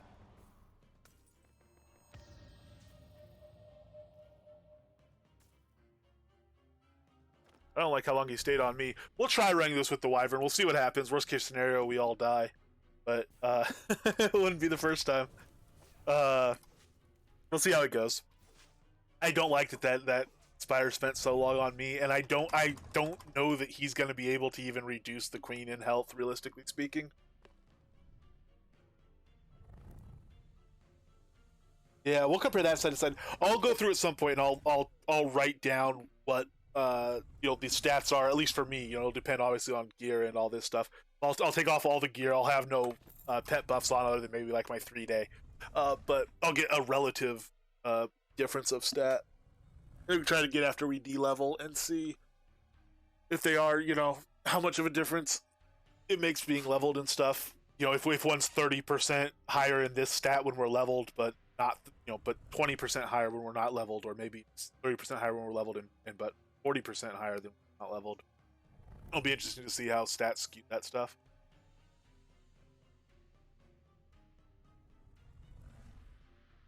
His actual damage is good. It's just his rate of fire that's low. So I really do see what people are saying on that. Let's go ahead. Daily carry, pet food. I'm going to buff myself up for this as well, so I'm going to take Ichthyosaur, so we have a nice focus reserve to get lots of heals in. I'm going to take Bear Bites, which is going to give the pet more heal. Take Dragon Kibble, give the pet heal and offense. And Venison Jerky, because guy, he's going to need that aggro boost. Big Dog Gaming, thank you very much for the follow as well. Hello. How you doing, man? I haven't seen you in a while. How you been?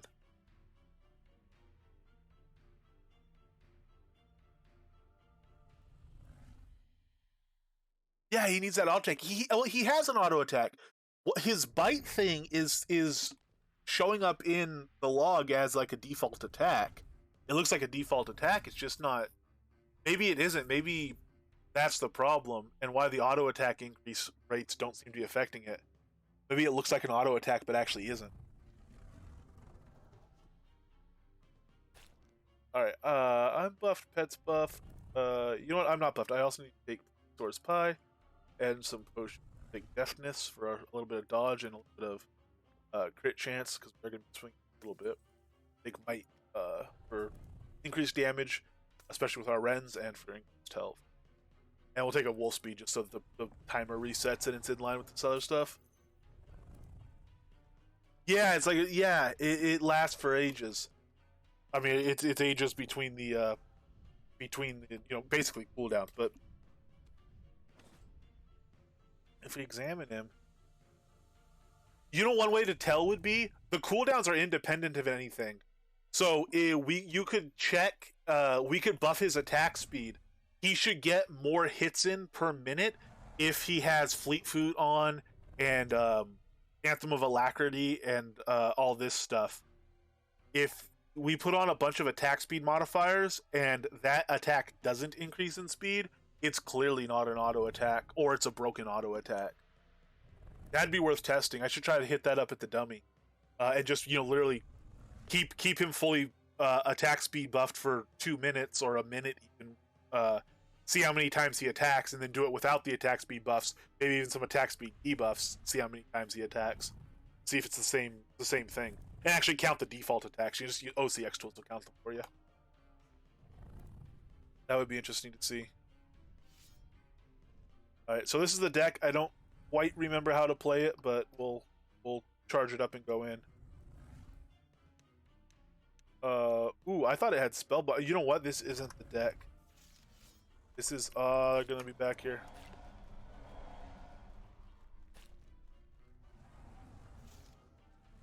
This is the deck. This one I remember a little bit better how to play.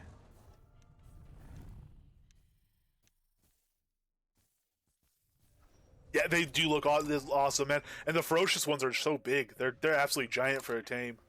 And flying behind you and stuff, they stay flying the whole time if you're walking through town.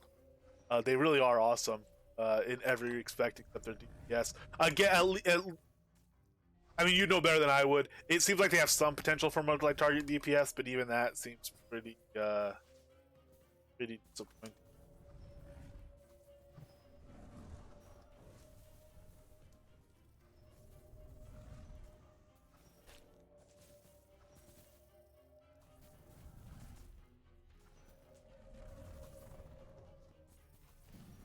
So this deck, doesn't even have Sonata.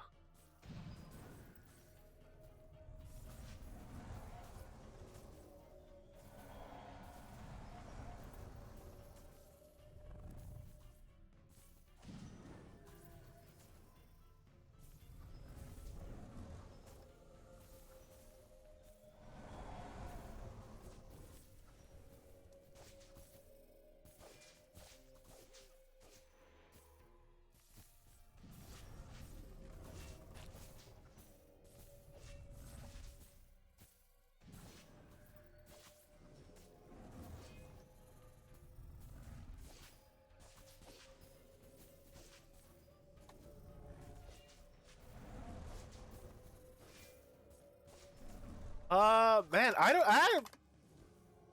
he's doing a lot of simultaneous damage though. His actual DPS is low, 303, but considering he's not buffed with really anything offensive, he has oh, don't get off me.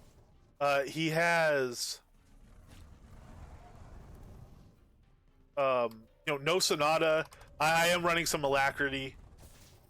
He has defensive gear on, which is actually like hurting his attack speed and everything.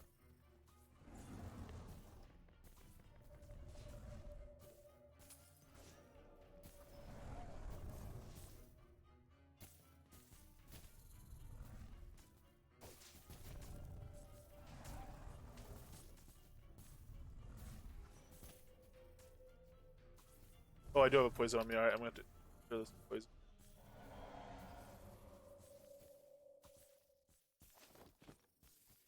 You see what a champ he is about the tanking. I don't even have a frenzy on him anymore. He does have really good regen gear, and he's killed a decent number of the spiders already. But look at that! Look at his health without regen gear. He's got a pretty good stack of poison getting in there.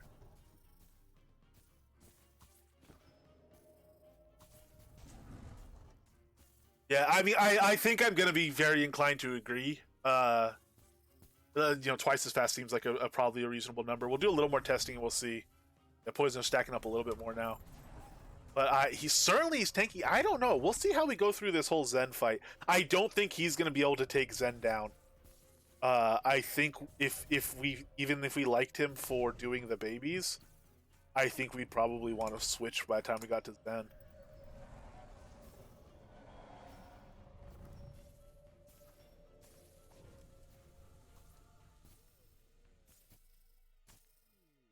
The thing is, what would its downside be then? I guess its single target DPS would still be lower than Croc.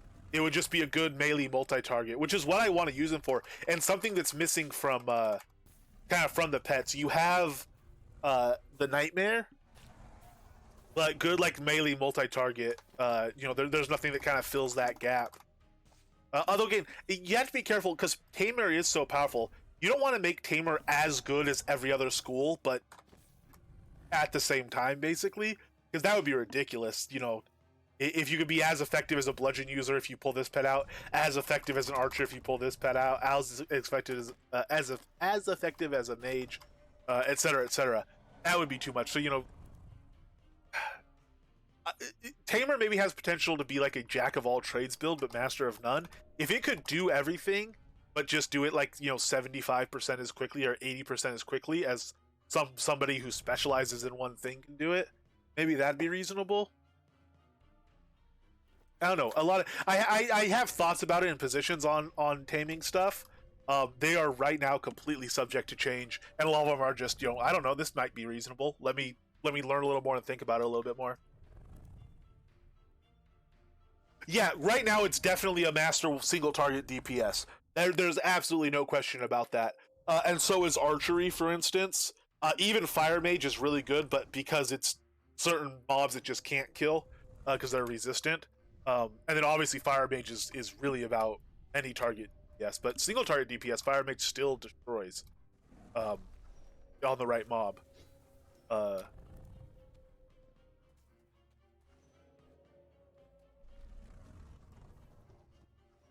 and AoE masters are things like fire mage, probably air mage right now is also a multi-target master.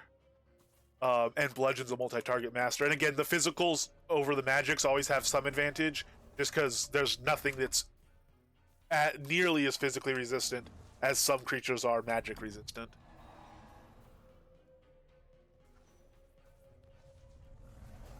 Man, yeah, his aggro pull really is rough compared to some other creatures. We might start running into some trouble if we get to Zen and she doesn't aggro immediately to him. But even just, yeah, I don't see him taking Zen's health down. Although if he can tank Zen the entire time and kill all the babies while I skin them and they keep respawning, that alone would be worth quite a bit to me. Because I'm all about them spider totems right now. I really want to get some. Like I said, by the time the spider room goes live, I want to have at least a level 2 and a level 1 totem ready to go. And then having multiples. I'll keep them all at level 1 except for one level 2. We'll see what happens. And as far as what the rooms look like, and we'll decide, maybe we want all level 2s or what. But I want to at least be able to check them out. Right, so let me get Frenzy on him for the offensive capabilities. I am really impressed. Without putting Frenzy on him, I'm really impressed with his tank ability. And again, he does have an incredible defense gear, but he tanks like an absolute champ. I'm not even clearing the poisons hardly. His gear's already down to 61. That's actually not too bad.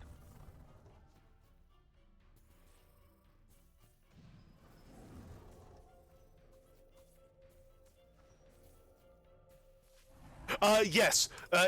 Tamer Fire Mage is one of the best of both worlds types builds, and those are hard to find. Fire and Death, you can do Fire and Death, for instance, but you cannot do the best of both worlds because you can't do double attunement at the same time. You do a lot of builds that work really well together, but definitely aren't best of both worlds. Fire and Tamer really does get to do the best of both worlds, which is interesting. That they do have constant fights with aggro, pulling and stuff like that. The aggro situation is no joke, and something that definitely needs to be balanced. But very, very powerful, interesting combo.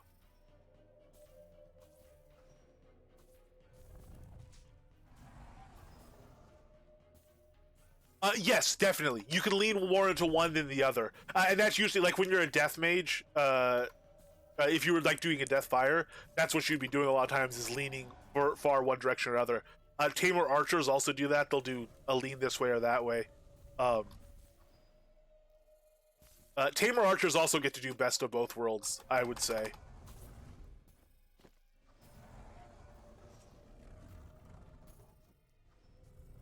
Yeah, man. Once you get down to a few of them, though, it's just painfully slow.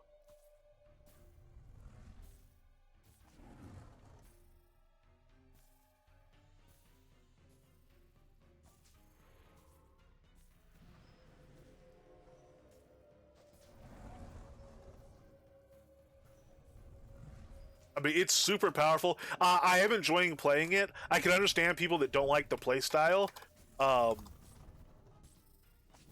But, you know, I like stacking. I like active deck play, so it's definitely a very, you know, enjoyable style for me. I could see why people like it. And you could go the other side. I have, you know, I have my Easy Pet deck, and that's a completely different style. Everything is locked. Only half the deck is even has stuff in slots. Um, Completely different style, but also very fun and useful. And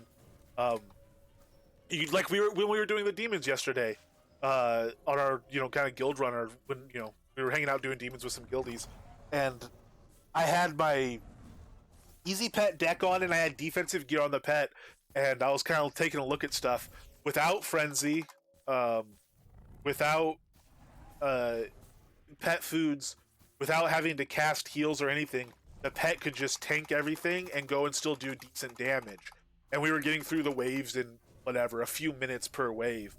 Then I put on the DPS deck, started casting frenzy, put on full health, went to, you know, instead of pressing 5 or 10 buttons per round, and, you know, charging stuff, I went to, you know, dynamically stacking it, pressing tons of buttons all the time, stacking everything up, recasting stuff, following the pet, teleporting the pet. Went to a much more active playstyle, so much more demanding, but we started going through the waves in literally like a quarter of the time or less, just way faster through stuff. So I was definitely getting power and advantage out of that more active playstyle, but you know, it was a lot more to do. But being able to decide, do I want to be active? Do I really want to get engaged? Or just want to kind of sit back and relax? And, you know, we were talking in party chat a bit and just, you know, hanging out type fighting. It's really nice to be able to choose. It is not nice to be swamped by spiders that are attacking me. I'm rooted in place. I'm going to try to just keep myself alive and hope they transfer aggro. Instead of spamming jump, I'm going to try to keep spamming stuff like potions. There we go. Alright, Purify Burst. Oh, nope. There's Purify Burst.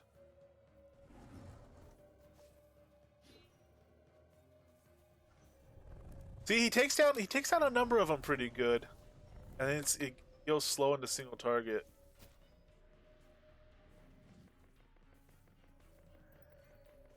Down. Man, his aggro though just is a problem. A real problem for here. I can compensate for it. I can place him more cleverly and hide back so that they come across him first. And do kind of... I can overcome it with clever play. I can't overcome it with stat, I don't think. If I switched my helm, maybe that'd be enough. Switch to a taunt helm. But I don't know. I'm not sure. I kind of have my doubts.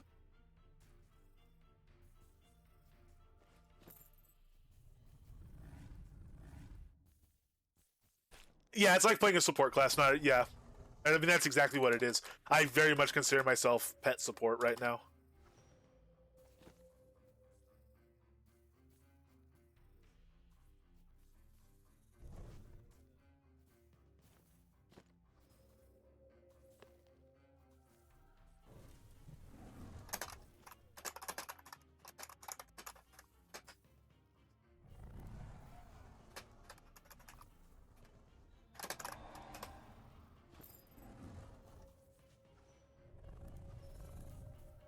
Get a heal on him.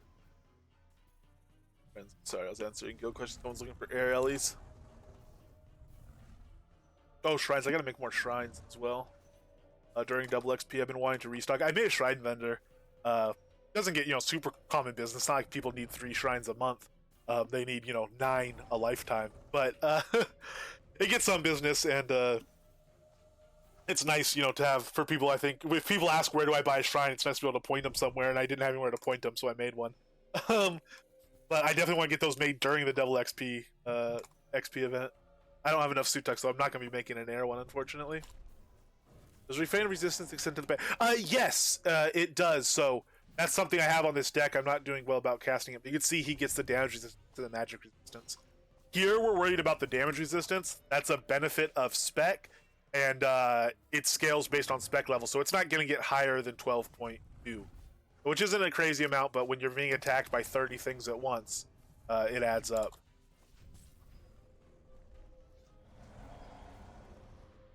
Let's check his sheet and make sure we can actually see it on the sheet. So yeah, resist 97 right now.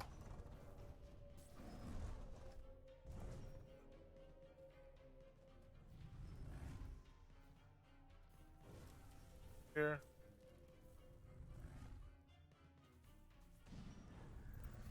See it drop to 86. We'll put that back on. Goes to 98. 9.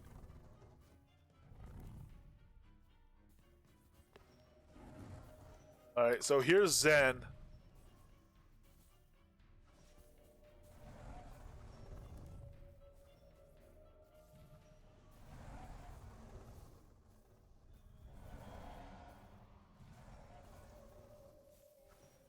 They had a full frenzy on by now. Oh wow, Zen's already off him. Dude, there's no way. I don't even know. Zen transferred from the Wyvern to me, based on what, casting Refrain of Resistance. I don't think that's an aggro spell. Maybe it is. So let's come out. Let's dismiss him. Let me try to. I'll try to get back in there before Zen despawns. We'll do. We'll try the Croc here. So we'll do Voracious. Oh man, you're gonna drag us into combat.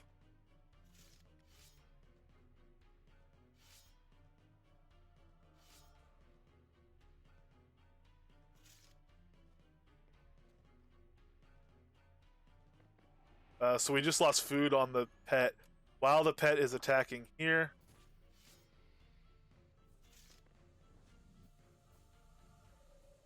I will. Damage difference is insane. I will pull out daily carry. Alright, buddy. War Blighting, Dragon Kibble, we need Medicine Turkey, and we need to get back in there. Which is rough. I'm gonna run back in there with without like full frenzy on him or anything. Ooh, you know what? You're a Croc. You're gonna go without the aggro food, and we're gonna see if that works for you. Let's just get you in there before she spawns. Little bit of frenzy for you. All right, let's get rolling.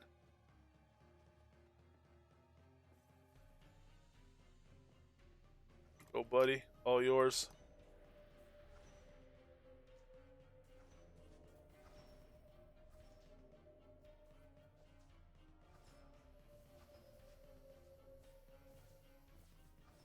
Yeah, that's true.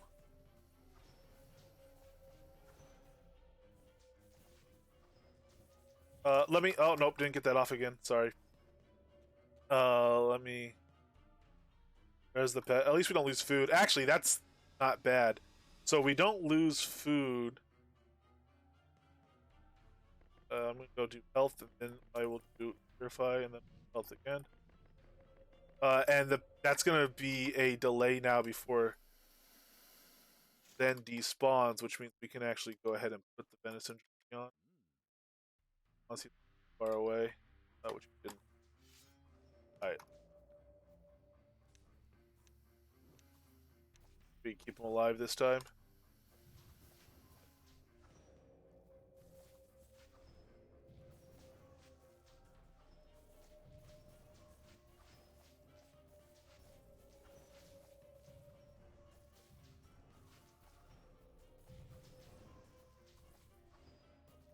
Alright, so now he has full frenzy on.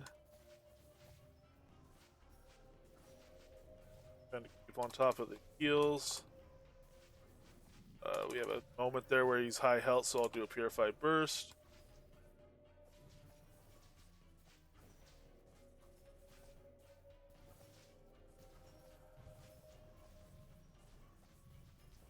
Health again, another Purified Burst.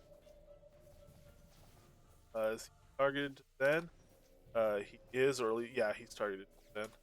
I think if you leave them on aggressive, since they'll basically go to the highest taunt target, the highest aggro generating target, and Zen is pretty much always that. So once Zen comes out, if he's on aggressive, he will pop over to Zen, and that's actually pretty nice.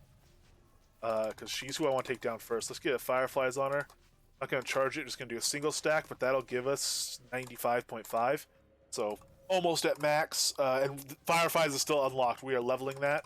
Once that hits level 150, it will be max. It'll be minus 100% on a single stack. Reapply Frenzy at a full stack. Full health, let's go ahead and burn a Purify Burst. Those nasty poisons out.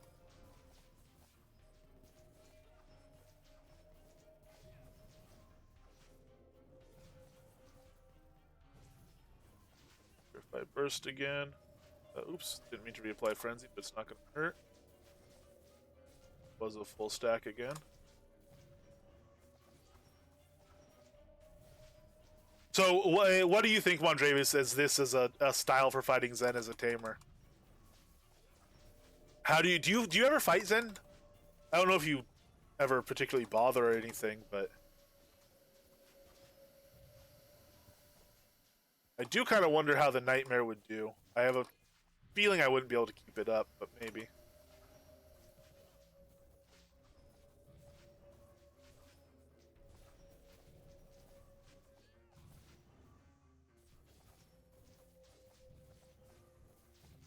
What was your strategy on it? I imagine bludgeon stun to keep her knocked down.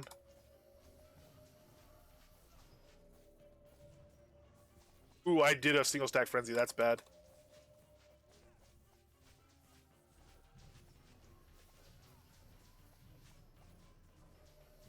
Ah, okay. Lots of basically kiting, pet kiting, teleport kiting. Teleport kiting. That's the term that I think we probably need.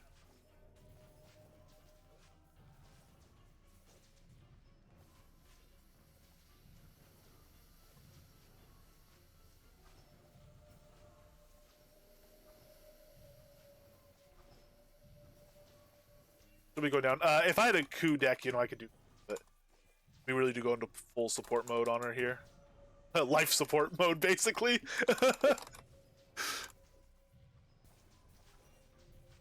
Yeah, definitely an in the face. I mean, I do have a very, simple, blunt play, fighting style. For all my talk about, oh, the deck, you can make them so sophisticated.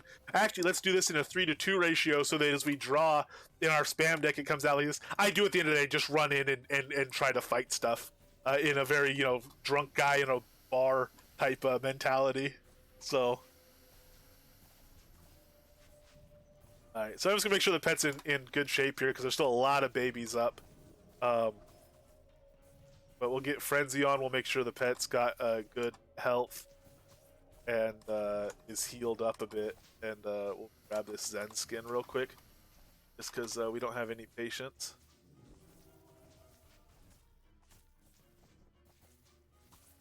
Yeah, just regular Spider Silk. It would be cool if she dropped multiple essences. The higher level elves drop several elf essences and stuff. It'd be cool if Zen dropped maybe a few. And like Man Smasher, it'd be cool maybe she has like a 1 in 20 chance of dropping a totem or something. We'll see how powerful the spider rooms are. But to make a level 6 totem takes 256 level 1 totems. It takes 25,600 essences. So, I think having her occasionally maybe drop a full totem or just drop a big pile of essences, 20 essences, maybe, if she drops 1 to 20 essences and at an even spread, maybe that'd be reasonable. Or maybe not an even spread. Maybe she usually drops 1 to 5, but she can drop 15 to 20 every, 5th kill or something like that. That might actually be kind of cool. But it might be completely unnecessary. I don't know. We'll see what the spider rooms look like, and maybe a level 6 spider room is so difficult that no one's going to be ready for it for a few months anyway. Just because they'll need, gear and leveling changes they're going to be coming in and, all that stuff. But I don't know. Mostly it's just fun to think about for now.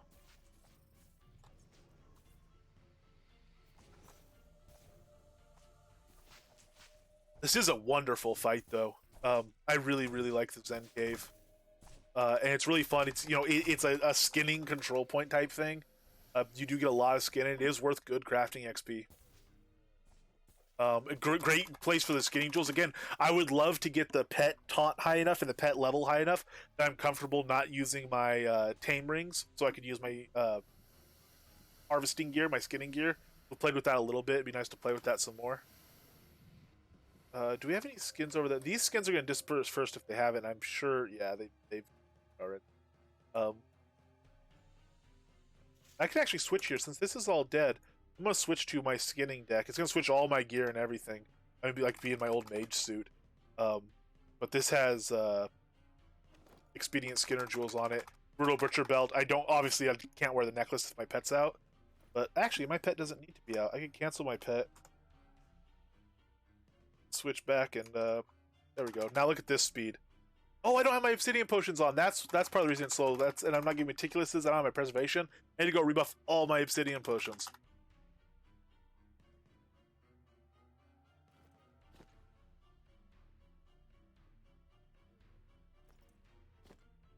Yeah, that might be cool and it might be appropriate. It'll be I might even like put something in like that as a wish that I should have let the pet out to tank.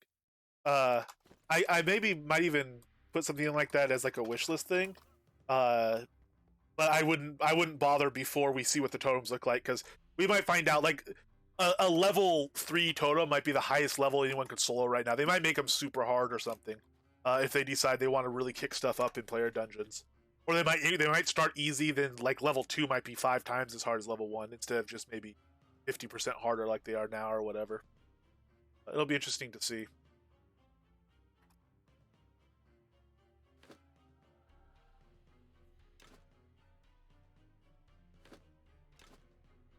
Oh lord, I have to purify, and I don't have a purify in this deck. All right, we're gonna leave those last 5 skins. Because also that means we finished at basically a full round. If I have my pet tank now, it'll be a round and a third or whatever. And I want to see what our gear looks like. So let's just go ahead and see if we can get our weapons away and get a quick port in.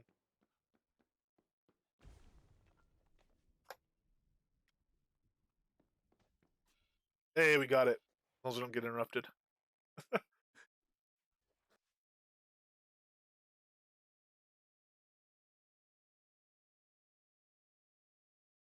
That's true. Maybe in the way that Man Smasher could drop the blueprint for the troll room, and Torque could drop the whole rooms, which wasn't intended. But yeah, maybe if the spider room is on her too, now that it's a bigger thing and gonna be more in demand, you can grind them in Hilt. Oh, that said, the fact that they come from Hilt and it's kind of a boring long grind for advanced players, but could actually be a very good XP and loot grind for somebody who's at that level where it's a challenge, but not the sort of challenge that you can't do for like an hour or 2 at a time if you're a grindy type player.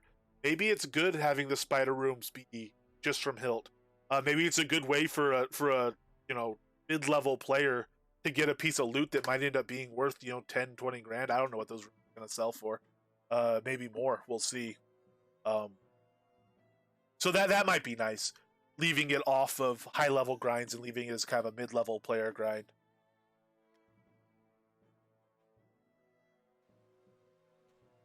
As much as I would love to go grind out 20 of them and have a giant room circuit, I wonder how many points they take too. I think deco versions, it's hard. The dungeon stuff is kind of a mismatch right now. But I think deco versions generally do take fewer points than non-deco versions.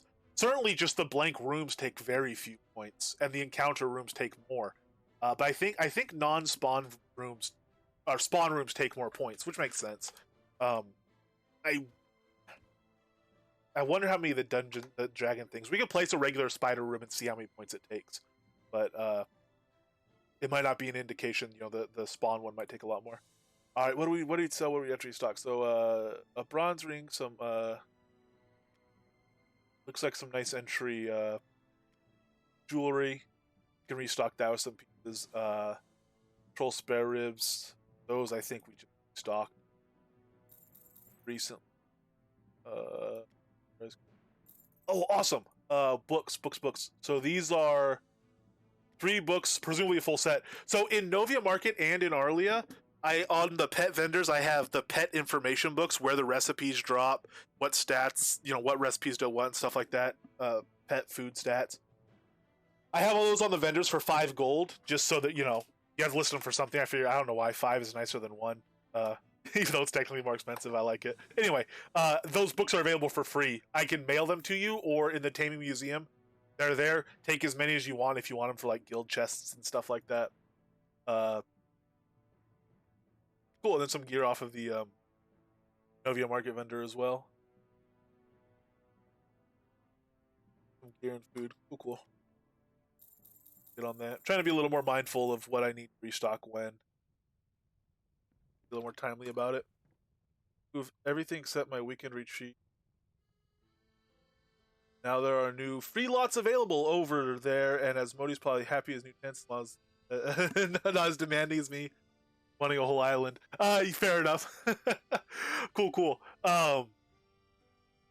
Yeah, I still don't have a place in Mole Island, but I have the deed for it, and it's been a deed I've been meaning to place. It's just, I don't know. I guess I could place it and get a cool spot, and not worry about it. But I feel kind of bad placing a bunch of deeds in a bunch of people's towns and then not getting around to decoing them for like 3 months. My Immortal City deco still isn't finished. I have deco projects stacked up. I have deco projects stacked up going back like literally over a year. And a lot of them are like kind of like 80% complete, so I feel kind of bad about it. But I it's fun living in these different towns. Mysterious. Oh, they're unlocked. I can claim them. There was a bit of a snafu. I was trying to move some over, and they were locked. The spots were set as reserved. Not for me, just for because I wasn't on the town resident list yet. So that's gotten solved. I don't have any of them over there right now. So yeah, I'll be able to move some in. I think I have one I'm going to move over to the kind of Coswell district, I guess. It was very, very generously set up. And I have one. I'm going to place just a new shop in the Mysteria Merchant Circle, and that's going to be a Templar's vendor. It's going to be a guild vendor in the actual shop circle as well. But they're coming along. One of the things is some of the lots I'm transferring over have dungeons on them, and I went to move some planters. They're in here now. Well, I don't know where they are now. And they did revert to their last grow cycle. It seems a little bit inconsistent on whether or not stuff reverts, but they reverted, and it's these ones. See, they look full, but when you actually place the thing, it goes to its recently watered state. It doesn't fit. Anyway, so I have to wait for dungeons to mature, and then I have to harvest them because I don't want to just pay the quotas to move all the dungeons. Because a lot of them I want to relay out from large to like all medium beds anyway, and stuff like that. Because the medium beds are easier to water. So anyway, they revert. I don't want them all to revert, so I have to wait for them to harvest. But there's some stuff that's ready to go over. All right, let's look at our pet gear and see what happened there. Pull out any pet, it doesn't matter which, and it'll sum it up into the gear you had on already. So 33, 36, 21. So these started at 7. This started at 75. So this lost 5 major durability there. This doesn't seem too bad. Spiders do just absolutely destroy durability, but that's not bad. That means I could get down to, it's using about 50. So I'd probably get down to 60 major durability before I didn't want to use it at spider waves anymore. I'd still use it other places. So that means we are going to be getting about 8 rounds out of each piece before it's not suitable for spider wave use. On the harness, at least, which the harness does seem to be consistently taking more damage than slots. Which isn't bad in terms of cost of consumable. If you say that full set is worth 12,600 and you get 8 rounds out of it, that'd be 1,500 gold per round. Each round is getting us like 50 spider essences, I think, and maybe not, maybe like 40 spider essences and at least a common belt. But she drops rares and stuff. Just drops the staves. Doesn't seem too bad. Plus all the silk and legs you can cast and eat, all that eyes. It doesn't seem too bad. And the gear, that's if the gear was just thrown away. The gear still has a lot of life. It still has tens or hundreds of hours of non-spider adventuring. So realistically, it's like half that cost, 700 gold. So that's 700 gold an hour. Or no, it's not an hour, it's per round. So how long's a round take? So say you can do 4 an hour. We'll say, yeah, so let's say 2,800 gold an hour. Consumables wise, we don't use quite that much. But we use 1,200 just off of 2 Aether potions. Plus, if we were a mage, we'd be using another, 600 gold worth, so that'd be 1,800. Plus wolf speed, a full food stack. Yeah, that for consumable costs, that's not bad.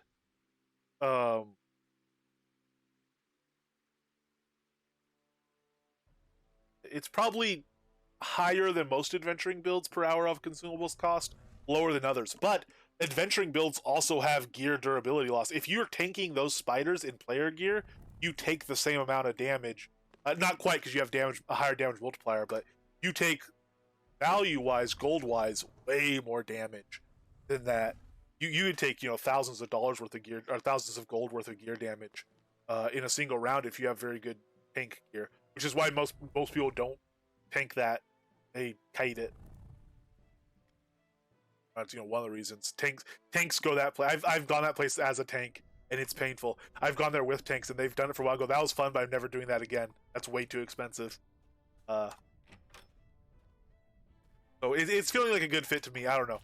We'll kind of, that opinion might change or get more sophisticated, but right now it's feeling pretty good to me. Just doing the head math on it. I think this is the tragedy of it, Shaner. Everywhere needs a Gatsby. Even the places, everywhere would be improved by a Gatsby. But yet there is only one Gatsby. And if there was more than one Gatsby, would it truly really be a Gatsby? This is the problem. And it's not one with a solution, which is both beautiful and tragic. Make a list of towns like for. Yeah, for sure, Xander, dude. You're slowly working on hyping me up on the point of this airship, where I'm gonna start needing it to happen. This airship quest. Have you looked at the Inky at all? Some of the new changes. Like, have you started playing with it at all? That's true. It could be a roaming Gatsby. But you could hitch it up to an airship. Do the dragon runs though? You make a lot per set. Yes. Like, when you say dragon runs, do you mean Ulfheim? How long it lasts in Ulfheim? Or do you mean just like porting around to kill dragons? If you're just killing dragons, like any general adventuring, it lasts ages and ages. It's like player gear. Player gear against spiders, player gear against zombies takes huge losses. You take a lot of durability losses against, on pet gear there as well. Yeah, oh yeah. If you're dragon hopping, dragon hopping is what I call that. Dragon runs. It would last ages. That's why I'm saying the spider stuff is going to take it down, and then we have to stop using it at 60, just because we would have to repair it during the fight, which is something we can't reasonably do. And even if we could, we probably wouldn't want to. We'd probably use that time casting an extra Sonata or something. But general adventuring, that's hours of general adventuring before it needs a repair kit, and that's fine. Every 20th dragon hop, stop and put a repair kit on it. No big deal. So, what we're calling for it to do spider waves is only a fraction of its life. Although spider waves are one of the only places we use defensive gear. Everywhere else we use S gear. So I might end up vendoring a lot of this in pretty good shape, and then it drops hopefully to a tamer, and hopefully to a mid or lower level tamer it's like a really good drop for him, a really cool drop. But whatever, it's, I'm perfectly, if I have to sell it all at 60 durability because I have no more use for it after that, just because I have so much, I'm fine with that. I've gotten my use out of it. especially if we do a druid build. I really do want to see about getting that Staff of Zen into a proper working awesome build. It's kind of on my bucket list of fun builds. Build a build that uses that Zen staff, which is really, I say it's a list of good, fun builds. Really, it's a list of neat artifacts that I'm sure do have some niche thing where they are the best thing, the most awesome thing. And I want to kind of find those. Sword of Speed is one, or sort of a Elf Slaying is one of them. That's going to be a hard one now. Because the Ren gems are so powerful, crafted swords got such a huge boost that while I'm pretty sure there are places where the Elf Slaying sword was better and was worth it, now I'm not sure. It's going to be really hard. Other than slaughtering masses of low-level elves, which there's not really a place or reason to do that, other than dungeons. And if you can just get really good and really strong in a two-handed sword build, maybe Panopticon. I'm wondering if we could just do a violent run, Berserker-style run through Panopticon with that Elf-Slaying sword and have it really, really rock. And dungeon rooms, fire mages will probably always still be better, just because fire mages absolutely destroy those dungeons. And some other builds are very, death mage as well, because you can overcome their death. At that point, it doesn't matter. Panopticon, because of the nature of it, you have to do more, not single target fighting, but few target fighting, because of the floors only having like 4 elves on each floor. Panopticon, I think if we pull off the two-handed Elf Slayer build, has a chance for that to be the best way to clear Panopticon elves. And there's a point at which you're clearing them, and it doesn't, and archery would also still be very good, but there's a point at which you're clearing them faster than they respawn, so arguably it doesn't matter. It'd just be really fun to do it very well and get through it and just tear through the Panopticon, that big place, hopping up stuff, hopping down, using the elevators, and just run through there like just absolutely destroying stuff, tearing through stuff. It'd be a really fun thing to do. Much like I love doing the Ulfheim waves, just because it's I don't know, it's fun to just go rampage through someplace highly effectively, especially as a melee for me. So I don't know. I think that might be kind of the golden area for that sword, for that artifact. We're basically going to do an entire build to try to see if it is and try to pull that off. But that's coming. That's what we were working on before this Tamer spec got cashed in, and it's probably what we'll go back to after the Tamer spec stuff. But in between there's going to be a transition period where we're going to do the Tamer spec right by the literal letters that Dr. H wrote for us and laid out. We're going to do it that way, the way we're doing it now, for at least 2 weeks. Probably because we're going to have the momentum of it, and because we're still learning, we're going to carry on past that 2-week period for quite a while, for a decent while. And then we're going to start transitioning to other Tamer-related builds. So we might eventually drop Bard spec for Air spec and test that out. We'll pump up our actual capture taming skills to go get a whole bunch of animals, while we're in the build, get like a pile of red snarlers. It's going to be our kind of lifetime supply, so that we can drop our actual creature taming level down to 0 and get that XP back. We'll get our spec back eventually, and then I'll leave the taming tree largely trained so we can pull out pets off spec, especially with this gear. Off spec pets, I think, are going to actually be useful for us, at least in some situations, and I think in general, off spec pets with this gear are just really good. And also, we're going to be using off spec summon and some on spec summon stuff as well. So it'll be unless there's serious changes to the pet gear, I think its existence is going to change the way we play almost every build from now on. And certainly what we've learned being a tamer is going to change the way we think about aspects of builds even outside of taming. That's the point of doing a lot of builds, though, is to learn and learn in a way that translates to other builds. The dreaded not collection of pets. Yes, exactly. Well, the thing is, with the Taming Museum, it might turn to an actual collection, but right now it's still not a collection.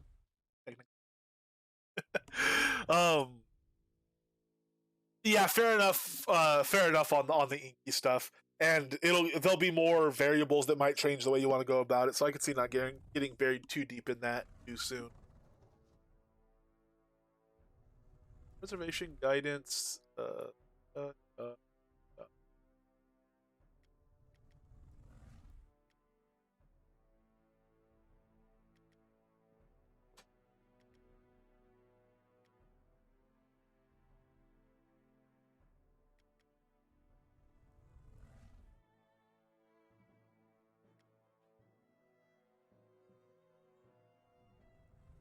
All right, my obsidian stack capacity, so I can carry more.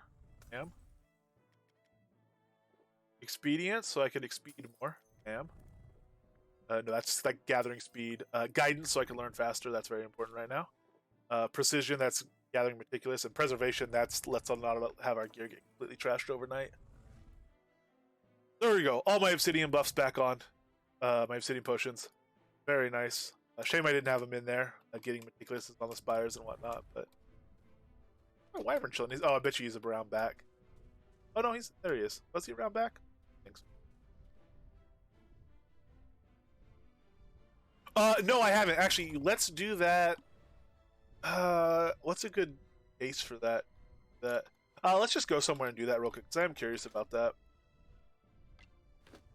Oh, how many essences do you have first? 31. Ooh, we didn't get many on that. Oh, well, no, we locked our 12. Okay. I was gonna say we had 12 already.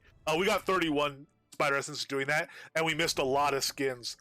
We missed a pile that the wyvern had killed when we switched pets, and then we missed a pile at the end. So I think probably 40 essences around. I said 50 earlier as a guess, and then I said that was probably high. I think it probably is about 40 around. Mandrake check. Yes, I have Mandrake, good sir. Thank you, thank you. 298 Mandrake sitting in reserve. Good call before we go out and intentionally get ourselves hurt. Very kind thinking. Good looking out. Let's put on that deck we had earlier, which is quickly becoming an elemental summon deck. We have air, we have fire. We're about to add water to that. And he's at level 40. I will stop him leveling just so he doesn't level during our tests. We're not going to be like doing serious number taking test. This difference should be so extreme we just see it.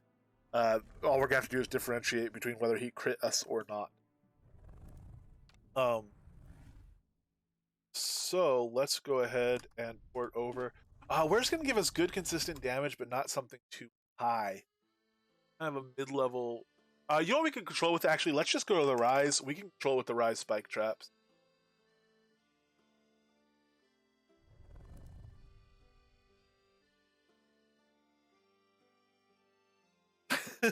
Fun, Jarvis. Yeah. I don't know how much. I don't know how soon after you wrote that I said it, or if I said it at the same time. But uh, I think we probably said that about the same time for most viewers. This thing was stream delay. About the same time, yeah. Nice. Great minds, I hope. At least taming minds, apparently. Thinking alike. So that'll be store. I also could have just gone to the Rise dungeon and done fall damage for myself. Alright, let's summon a water elemental. Put you on passive. Oh, defensive should work the same. Give me, there's a 84 heal's not bad. They do have gear on right now as the defensive gear, which has some iron in it, actually. You pull all that off. Hey, still named Aquavide. Man, that name's been on. I've had that name for the Hellion for a long time. I just never summoned it during the pet names clear problem.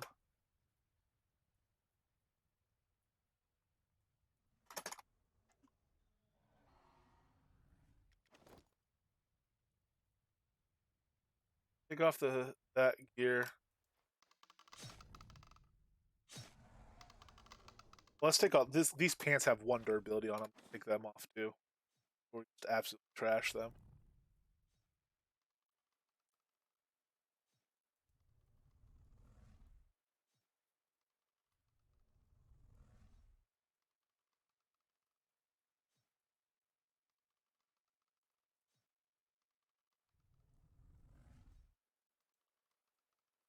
We're still not using. Oh, we didn't buff pet with strength. We're supposed to at least get better about buffing with strength now.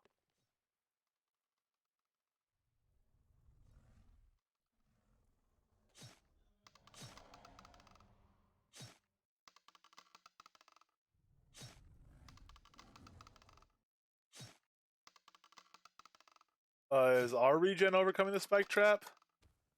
Okay, you know what we need to do? Why are we even here? What are we doing? We're bloody chaotic feedback fans. We've done this right from the comfort of our own home.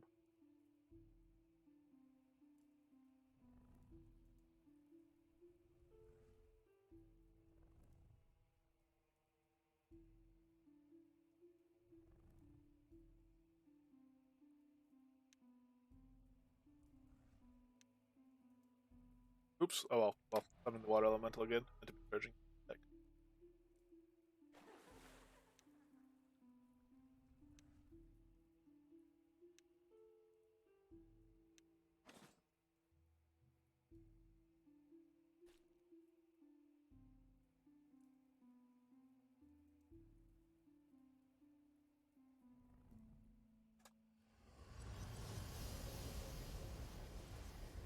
Tap soul. Good old tap soul.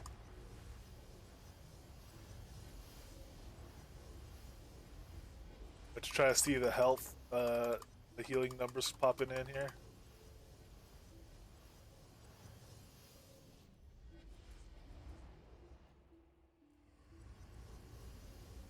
Does attack speed increase the rate of their heals? Do you know? There's a 107.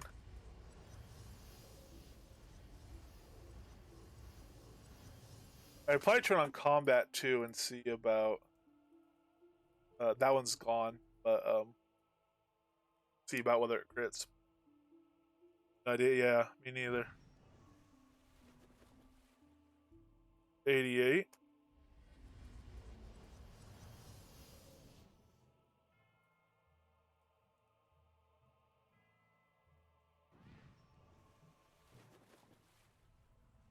'82. We're seeing pretty consistent number. We're seeing, it's not like we saw a 23, a 107, a 19, a 82. We're seeing a pretty decent grouping. There's 85.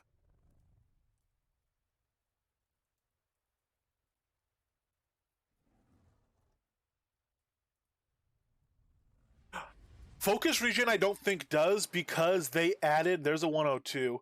They added focus on some of the pet gear, and Elgarion specifically said it's a stat they're going to add, and it's gonna do stuff, but it's not in yet. So I don't think they're repurposing an existing focus behind the scenes focus stat. I think focus has no effect, but soon will be. They have to actually add focus to pets, and then it will have an effect. From what he said, there's a 94. So the difference the pet gear makes, if it does impact healing, we'll be able to see it because it'll go from like 80s to 160 stuff like that. So I'm gonna put on DPS gear, which this DPS gear is full iron gear, which means it adds to like 58 damage per slot. And you see that transferred over here. And still have our feedback on, so let's tap our soul.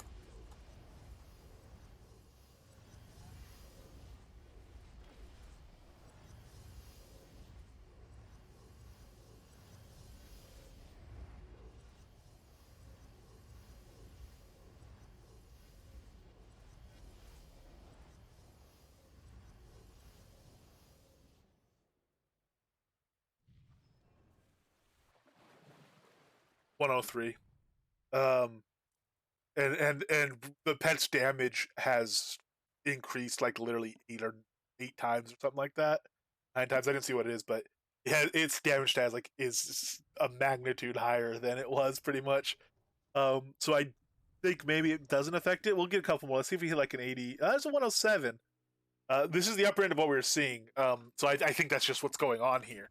But if we start seeing 100s to 120s, maybe to have some impact, some difference, or some stat on here made a difference. Oh, you know what? Yeah, the companion level went up. There's a 96, so a little bit higher. I bet you it's because we have +5 companion level right there.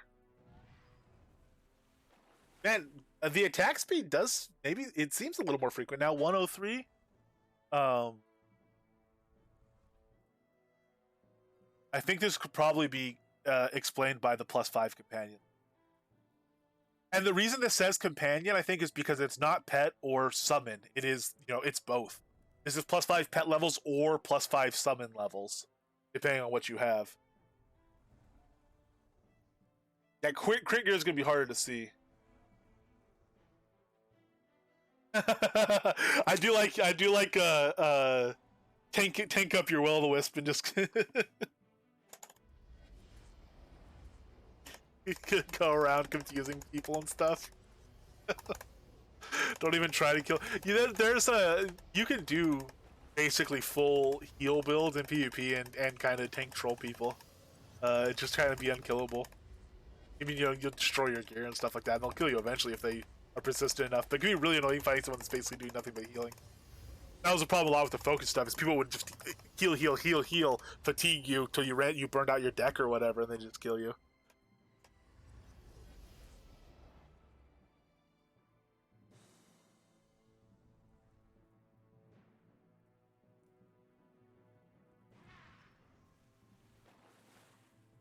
There's an 87. Yeah, so no difference from the damage, it looks like. Which is working as intended. There's no reason it should increase your heals, but I was kind of curious if it would. I did definitely think there was a chance it would. Own damage bonus 1%. I wonder if there's something multiplying this gear on the summons that could actually get kind of nasty. Like if you have, I wonder, man, I wish Thar was still in his demon summon build. That thing might be nasty. I wonder what Z's thinking about this gear on his Lich. I know he was pretty hard into his Lich. His Lich was pretty strong. And some of the Lich, some things that made Liches strong, artifact wise, got changed. They were basically strongly nerfed on the summon side. And the reason for that is they knew stuff was coming in that would raise all summons, and they knew if they were double stacking that stuff that raised all summons plus stuff that specifically raised that death summon, the death summon would just be absolutely ridiculous. So they nerfed it in part in preparation for that, which is what they said at the time. But I wonder what he's seeing on his Death Lich. I gotta talk to him about that. I think controlling PvP stuff. There's. Yes, there is. Tabula Rasa clears your deck and reduces draw speed, so it's a reverse draw speed modifier as well. Get the guy with it, and all their glyphs fall away. Yes, which for a lot of PvP players isn't a big deal. It's usually a hindrance, but not a huge deal. There's a couple PvPers out there that really do rely on charged up, locked up decks. So yeah, Tabula Rasa is pretty cool. There's modifiers for it now. If you do a Chaos Gem in anything, in like a chest and enchant it and stuff, or on a wand, you could get higher Tabula Rasa range, higher Tabula Rasa effect, I think. No, maybe just higher Tabula Rasa range. There's a Tabula Rasa modifier anyway. And it's interesting now because it has AoE PvE effects now if you are using a Chaos Shield. Chaos Shield's very interesting now. So Torment focus damage rate increases. That's a PvP effect.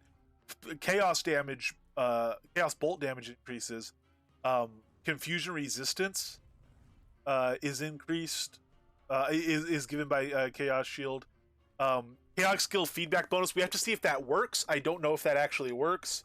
The chaotic feedback skill bonuses on the staff don't work. I don't know if that's a problem with that bonus or a problem with that staff, but maybe they do work now. I don't know. We have to test all that stuff again. Torment range.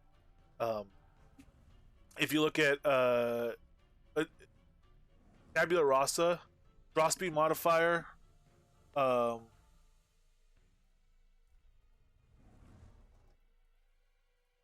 Chaos Specialization also adds a damage over time and knockdown effect, which affects both enemy player and NPC targets, but only if Chaotic Shield is activated.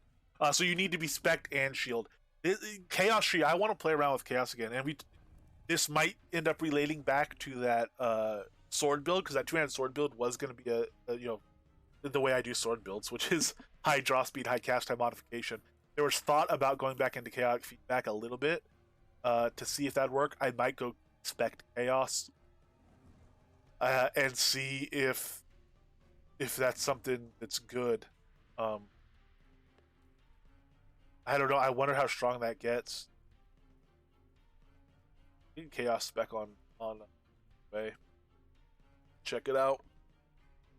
I have the highest spec already.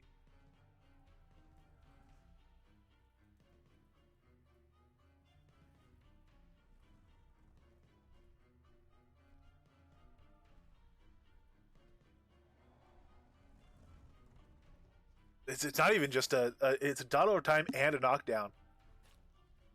It could be powerful. I don't. It could be wicked strong. We could look. I could look at it at some point. So what would you be? And just use it as a melee. You'd be dropping your shield of crystal, which drops a reasonable amount of strength from you, and a big chunk of health from you if you're doing like a melee build. But man. It also, but it gives you good confusion resistance as well.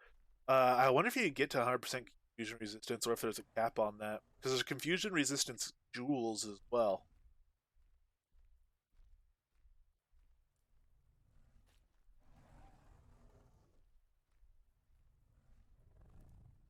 Not that you necessarily want to use them often. It keeps getting more interesting. They're just as much as I like to look at stuff and do builds and try to figure out combinations, try to figure out how skills work, where they work the best, clever ways to use them with the gems and jewels.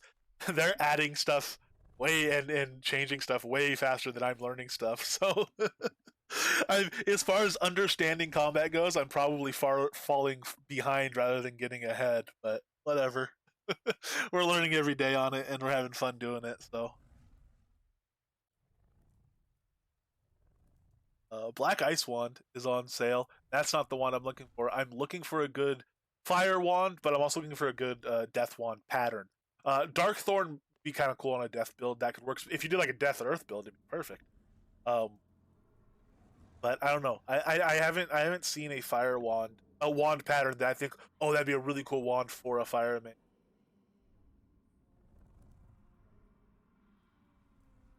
You know, I have the Black Ice somewhere. Cool. Black Ice might be okay. Let's Black Ice like. The Black Ice staff I saw the other day was on sale. Oh, this is the Black. Okay, no, this is the Black Ice one. Sorry. Yeah, I don't know. It's not a good fire one. If anyone does want it though, 560 Kodos in the Kodo store, or check Shane's vendors in Soul Town. Look up Zekla Trek slot, and you might get a good deal there on the Ice Wand. You'll certainly find a good deal there on something. And underneath that lot, there is a level 1 Lich Circuit. It's level 1 rooms, but they're the random encountered 3s, so they're pretty hardcore level 1 rooms. And there's 14 of them in a circle. If you need scrap wood, go there, farm longbows. You'll get an insane amount of scrap wood. That's how that started off as my personal crafting scrap farm. Was that room in a circuit, and it's grown from there. It's still fantastic. But they also drop artifacts and lich skulls and bundles and things like that. So it's a good one.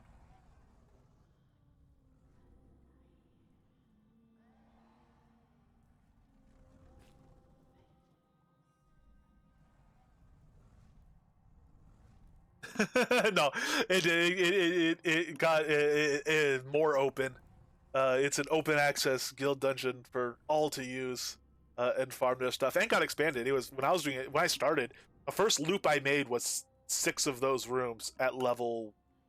I think I started with all level 1s. I might have had a level 2 or so mixed in. I think I started with like 6 level 1s. But over time, I filled literally hundreds of backpacks worth of stuff. I'd have backpacks all along the room. Yeah, it's 14 now.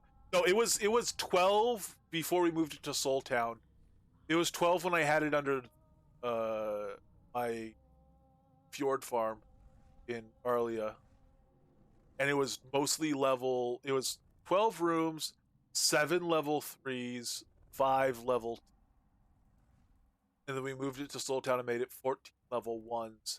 Upgraded one of the main guild dungeons to an L6 Lich with the rest of them.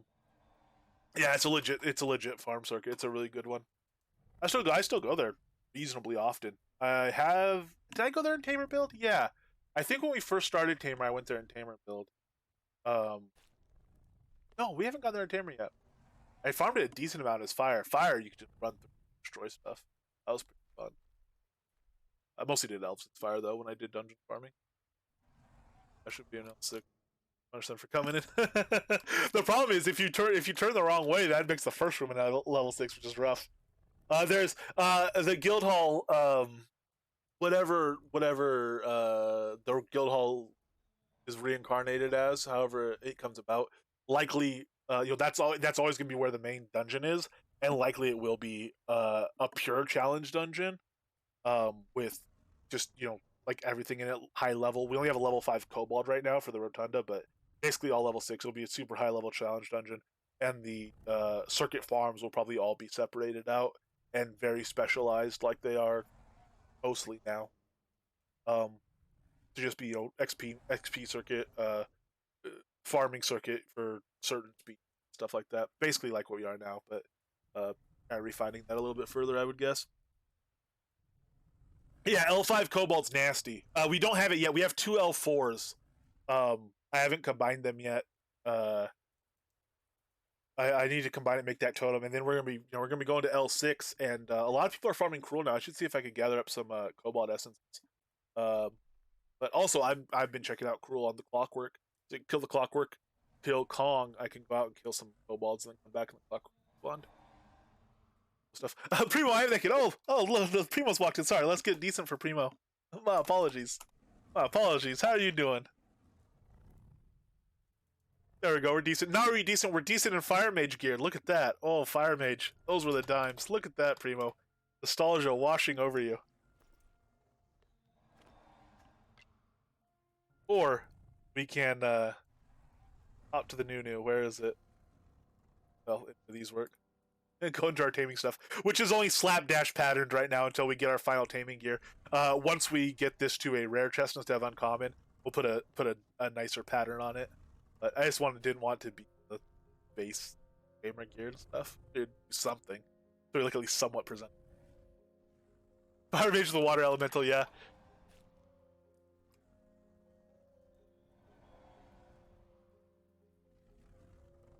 If you expect it, hey dude, your gear's better than mine. I'm at an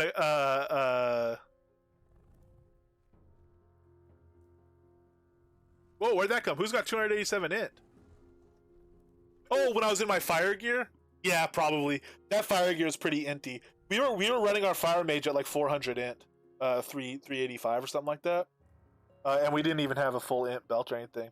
We were pretty inty. There's fire mages that are over 400. There's a few of them in the guild. When I was running that fire mage build as high as it was leveled, I was still like number 3 or 4 or 5 in terms of int in the guild. We have some really high there's some really inty folks around. Yeah, sorry. Yeah, it took me a second to realize that I would have that off my gear, even without the enlightenment buff and stuff, and the potions. Yeah, it gets really wild upper end int. That said, upper end int is like 400, 450. If you're in a sun build, maybe 500 to 600. If you're pure sun build, that's like absolute max you can possibly get int in a reasonable thing. If you put wisdom rings and stuff like that. Max dex is higher. Max dex is 600, 700s you could push, I think, for max end dex. And max end strength, you could push strength past 800 on a player. And again, in viable builds, which is absolutely wild. So max strength build would be like an earth spec bludgeon user. Although with the shield bash or the splintering strike changes, not stacking a tune might be a little bit rougher, but you still break 800. I'm pretty sure. And that'd be a bludgeon.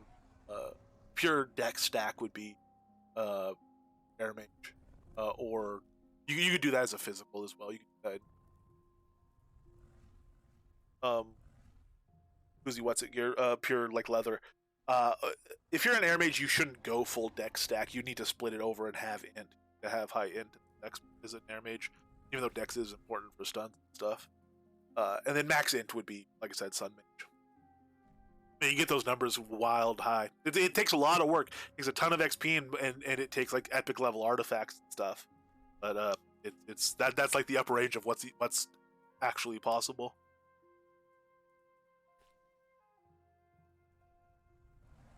Beautiful, awesome. Very glad to hear it.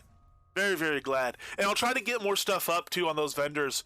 And especially you're kind of probably a bit past it now, but especially like more accessible levels of stuff up on those vendors I like to get. But I also need to restock like the really high end stuff as well. I think there's still a bit of medium range stuff left, medium level stuff, but probably not a lot. I should probably put some more of that on there too. But very glad to hear that it's helpful and useful.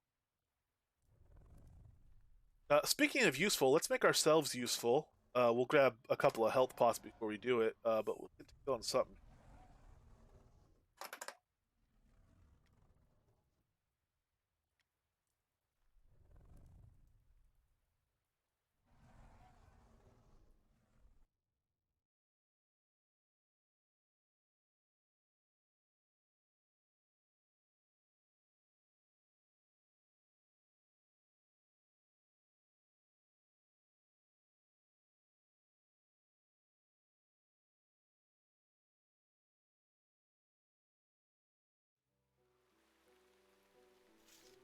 Hey, Iron Man. Has Iron Man seen the new build? Hey, Sean Lamont is in town. Photos. Photos. I don't know. It's not like I want to. Oh, Sean has orders up if anyone's interested on them. He's put some up at 300.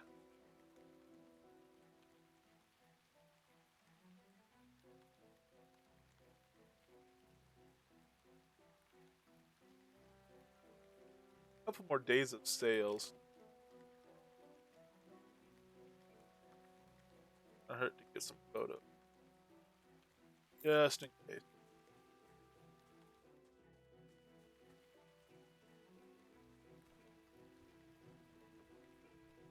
Another bar tamer. Nice, nice. How'd you do it? How'd you like it? What were your first impressions of it at the very least?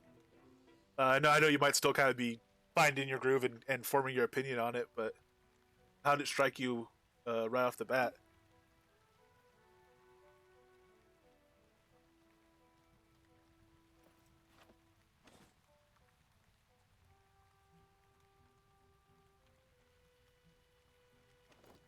Nice bit of aggro. Just need to fine tune my decks and get my pet HP up. Cool, cool.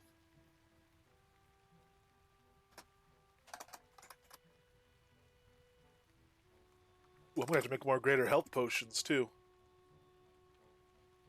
Oh, I don't need lesser ones though.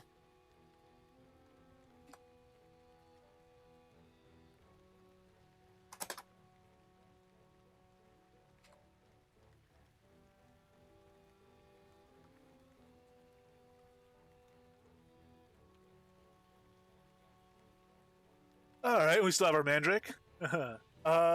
What's a good? Let's go see how we're doing. We haven't reevaluated like boar killing in quite some time. Let's hop over and kill one or two of them, just to get an idea of how quickly.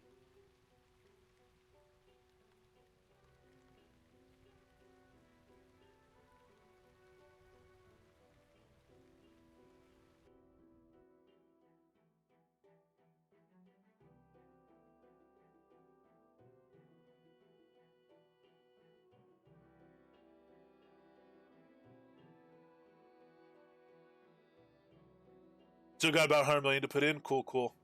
Are you leveled up fairly evenly um, on your stuff? So it's just going to finish off all those, combat and basically all the passives and stuff, or are you still missing like just big chunks of it and some other things are finished?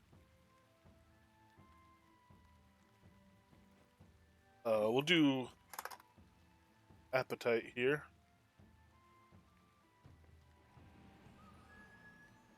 This is how he earned his name. All my pets that are named, or both my pets that are named, I guess. Oh man, you know what? Well, you know what? Because we did it in. Our spider.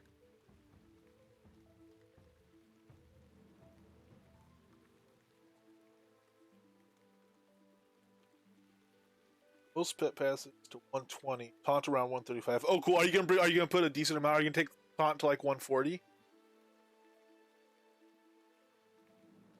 Spec 115. Very nice. Taunt. No, sorry, not that you asked for it. Taunt, higher taunt, and higher pet combat might be a good place for some of that 100 million certainly. Kind of have those pull away. And be a little bit higher because they make a big difference. Spec, I don't know if you'd want to take spec to 120 or not. You kind of make a judgment call on that. Seems like it might be good.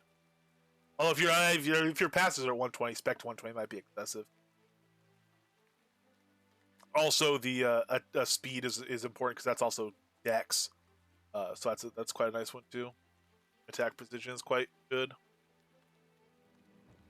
So we're going up first. Sweet. Okay, cool.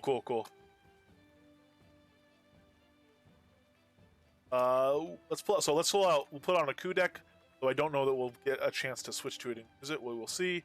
And our rending deck needs modification because we pulled out Sonata and put in dynamic heals because we were playing around on Zen with it. So let's take out those dynamic heals. We'll have our locked heal, of course, down on our utility bar, and we will put Sonata back. That is a lot of being done by the pet Sonata. That's alacrity.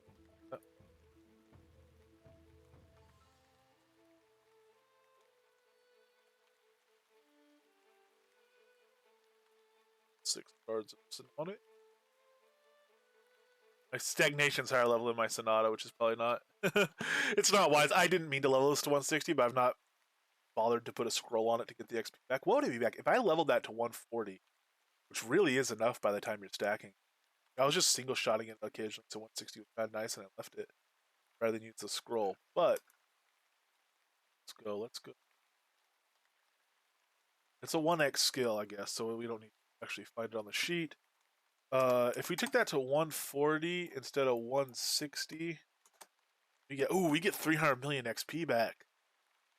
Ooh. You should probably untrain stagnation. We'll wait till our pool gets a little lower. Wait till our pool gets down to like 1. We'll probably pull 300 million out of that bit. That'll be quite useful. All right. So this deck is good. Let's go to our daily. Buff this pet back up.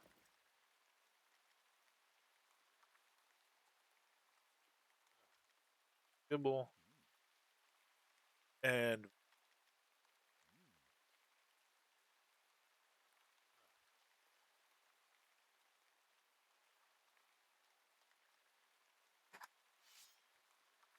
okay, so we are on Rend deck, switching to Coup, right? Oh, switch. There we go. Oh, and we took off our Mind Lock for Purify. Or not Mind Lock. Spellbinder stance. All right, moment of truth. We'll pop a timer up, and we'll do it as a countdown because it shouldn't be taking us longer than a minute. Throw this little guy out, and we will put the pet on defensive, just so if we have 2 of them, it targets. Come down here. Should get all board. Oh, that's posture. All right, we'll be able to fight this guy single target. So, how are we? How were we timing before? We were stacking everything, casting Frenzy on the pet, and then sending the pet in.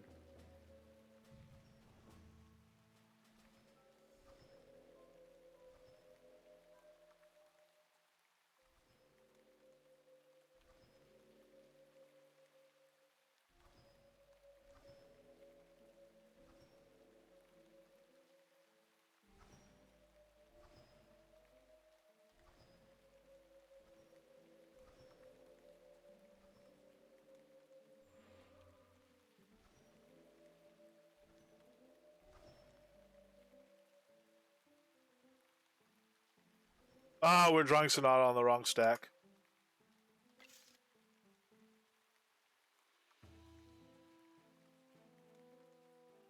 There we go.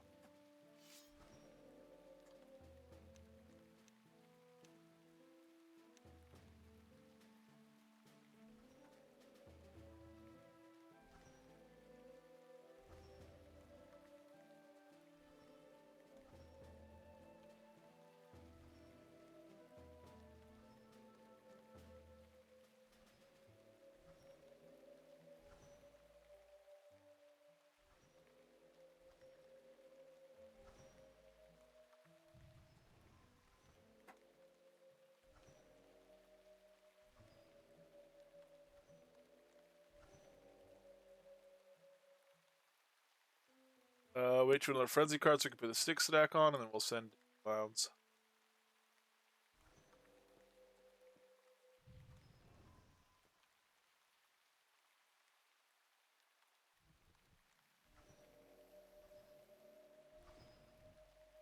Oh, why is it? Oh no, Boris, why are you coming to me? No, no, we're supposed to be counting. All right, well this is kind of a botched fiber thing. I mostly got why the board was interested in me.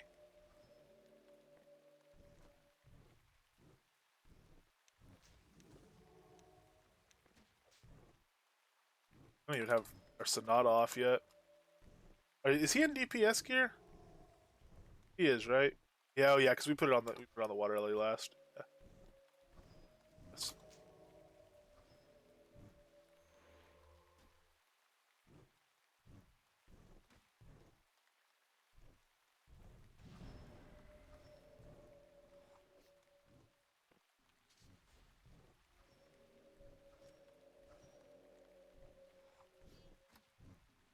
Good time to switch decks.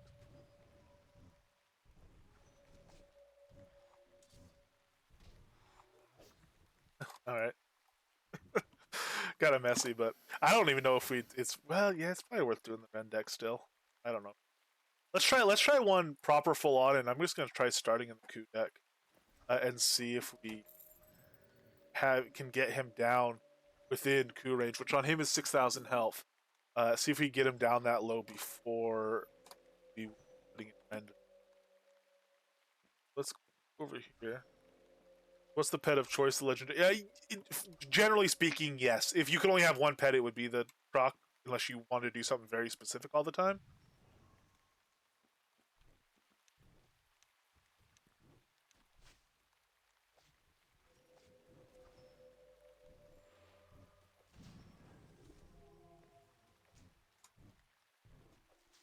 Oh, fireflies we didn't have on him either there. So there's fireflies on. So you know we need to open with Sonata. Sonata should go on first. As nice as it is having alacrity.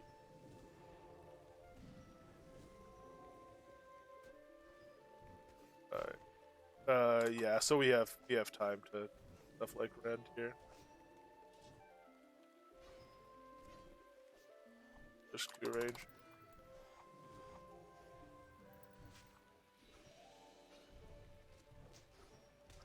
Oh, a total. Yep, there we go.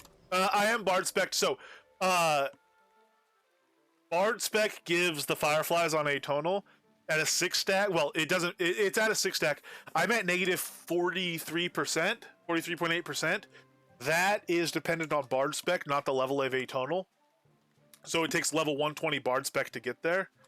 Uh, and that means I could single stack fireflies. Even if my fireflies is like level 80, I think even it's like level 60. I could single stack fireflies and get to negative 100 because it doesn't scale past negative 100. Um, so I do still want to use fireflies alongside of it.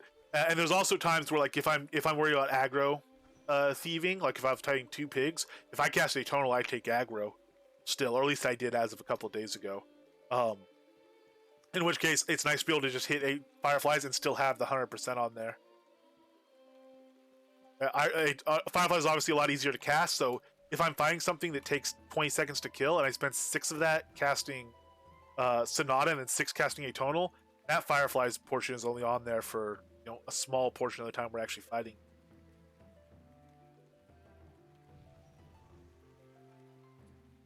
We'll try it here. I'll see if I'll let the Croc establish aggro, and then I will see. Oh man, I'm gonna press the wrong thing and I can't stop it. I'm gonna see about doing atonal here. I actually blew that cooking stack, but that's okay. I'll start off with Sonata.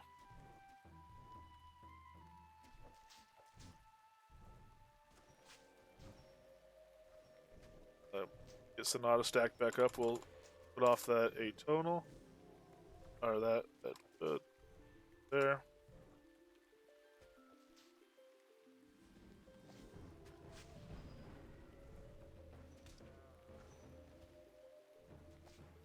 So one pig's down.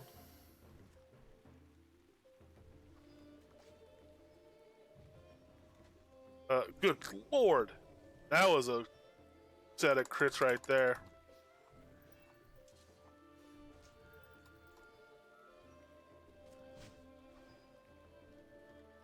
What was that? That's no, atonal is still on. Sonata just fell off their dead. Good freaking night, man. That's some. I mean, he's just hitting a K there. So, he gets strong. He definitely gets strong. Well, I'm not doing Rend right now. I switched off Rend because I didn't have time to do it. Then one of the nicer things about Rend, it's not about the damage. Rend is good healing modifiers. I don't even know if I did poison on that one. The crit, like the 3K crits were the pet. The 2K non crits are coup.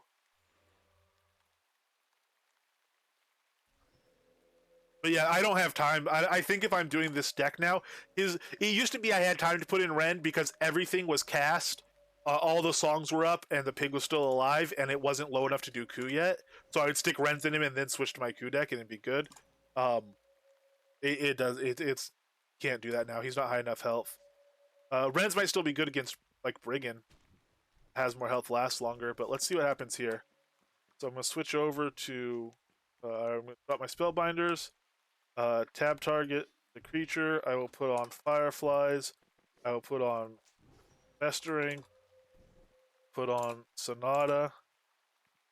As soon as Sonata is stacked, I will then make sure my Frenzy is actually on. Do Frenzy. Notice I'm trying to get as much stacking as I can in while other stuff is casting. Well, that way I'm not wasting the time where something's casting. I'm something productive. So there's a tonal. That is all of our buffs and debuffs. So right here we do have a little bit of dead time, but now we're within coup range. And we'll start chopping that off. And we did, I mean, I don't know how long that took, but it wasn't long.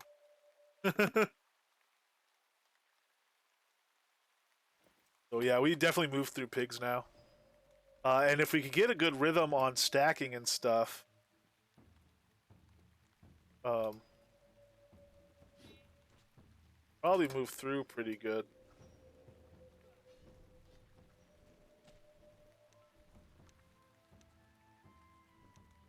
If it has aggro, I could drop that spellbinder.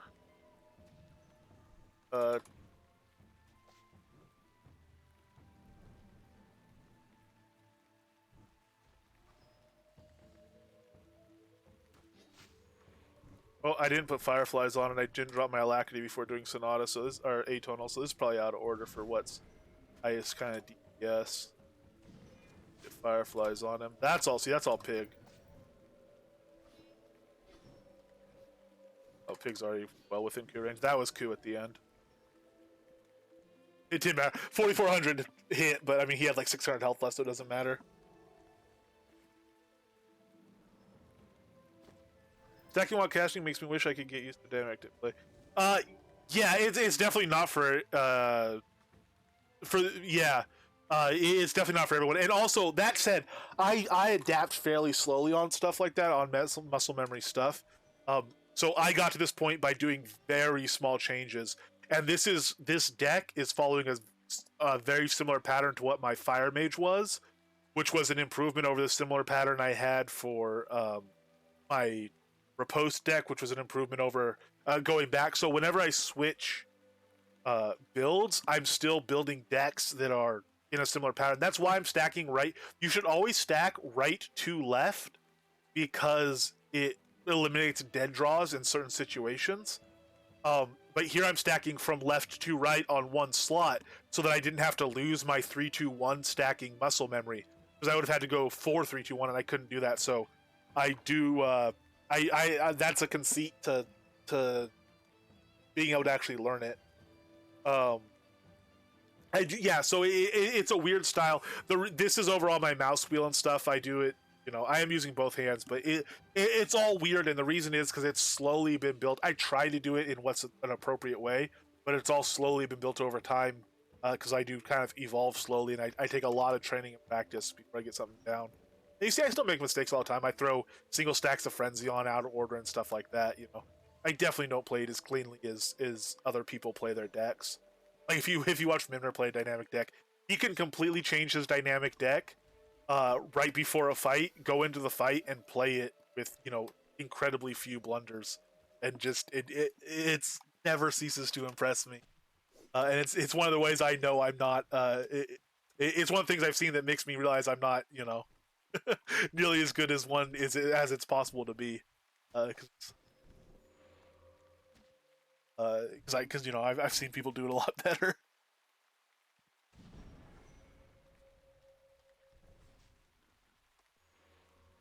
That said, I do feel like I'm pretty good at it now. Hopefully, I mean, with the amount of practice I put in, I would certainly hope to be pretty good at it.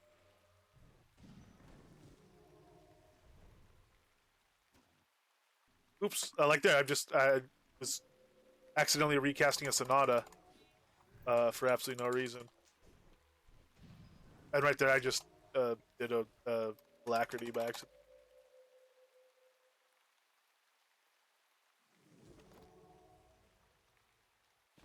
Oh yeah, I do that a lot too. Uh, Casting Purify earlier instead of whatever. Uh, Purify Burst instead of Atonal, or whatever we did earlier.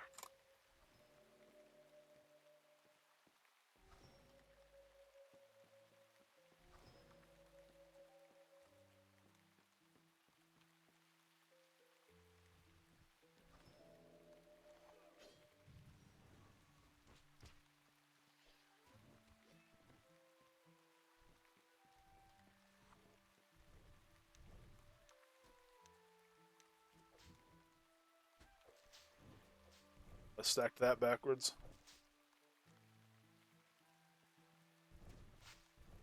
And those, I stacked that backwards. Now I have to wait for a coup to draw to open up that slot.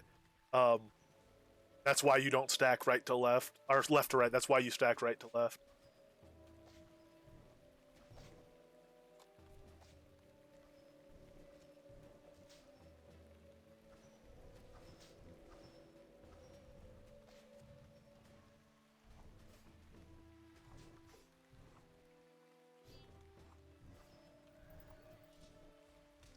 Coup will go to 130 on, I think.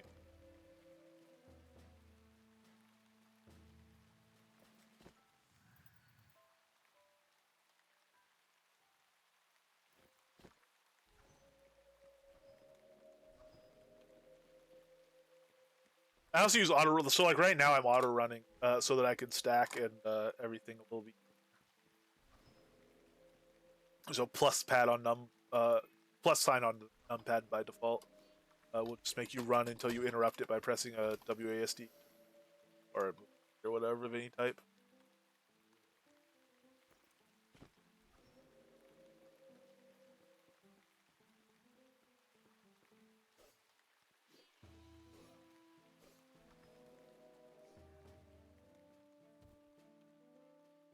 Hey, the rain's cleared up.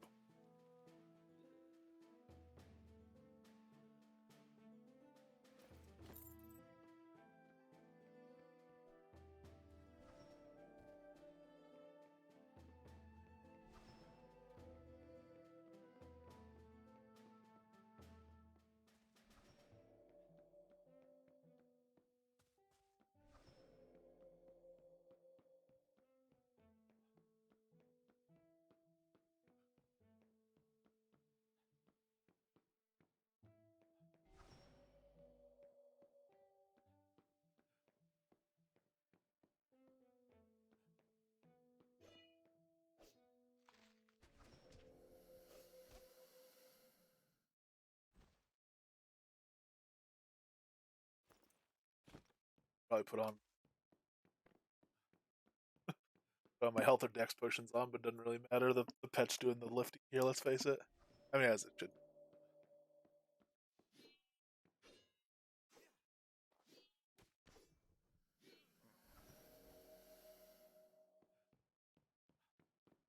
Here.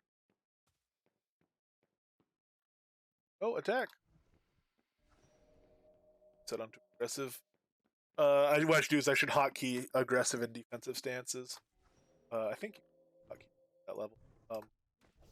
And then switch it whenever there's multiple boards. Switch to defense real quick. Oh man, he ran away right as I was casting Spellbinder. You little jerk. Put on Sonata.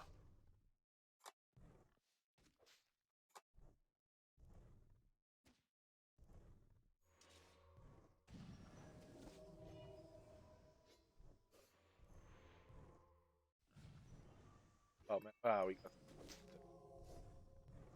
the shambles of this, an absolute shambles. Ah, we did our Q too early. I thought he was at 6, he was at 8.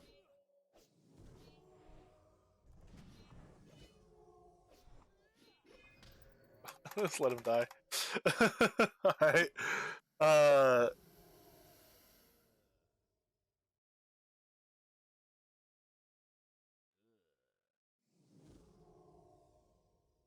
Hey, Vulcan!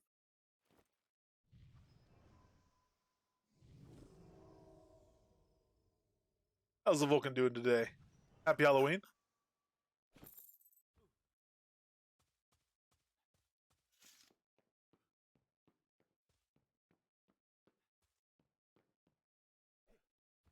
Alright, let's do one more. I guess we'll do more pigs too.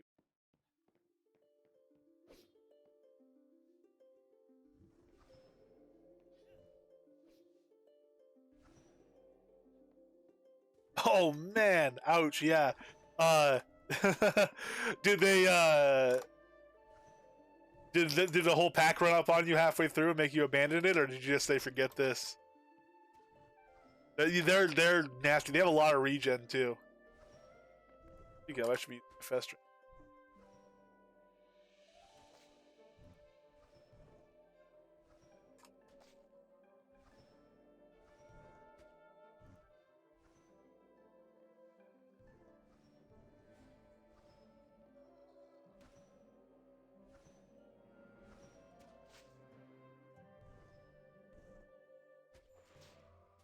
You see how much slower it is? We're just stacking that whole time. We didn't have any. There's no fireflies on him. There's no frenzy on the pet. There's no Sonata running. See how much slower it is. How much those buffs are really doing stuff.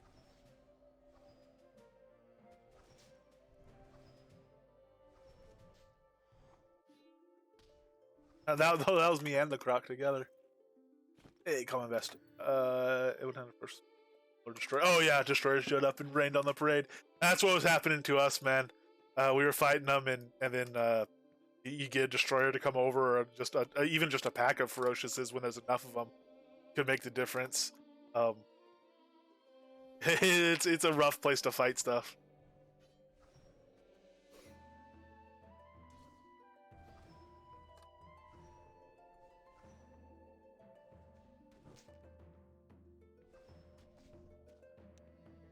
There's out there caught up on him.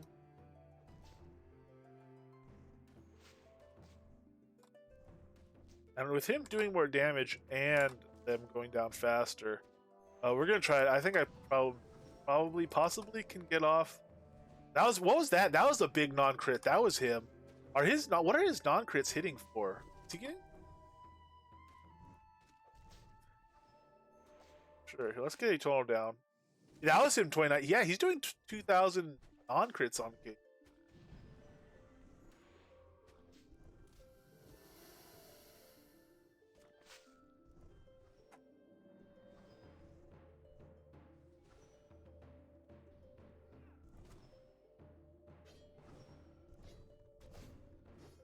Oh, you can actually. So if you for that taming recipe in Jotngrund, if you go to the along the western coast. Yeah, Is it, or is there something deeper going on? I mean, that would make sense. Does it? Is it labeled as a crit in the combat log?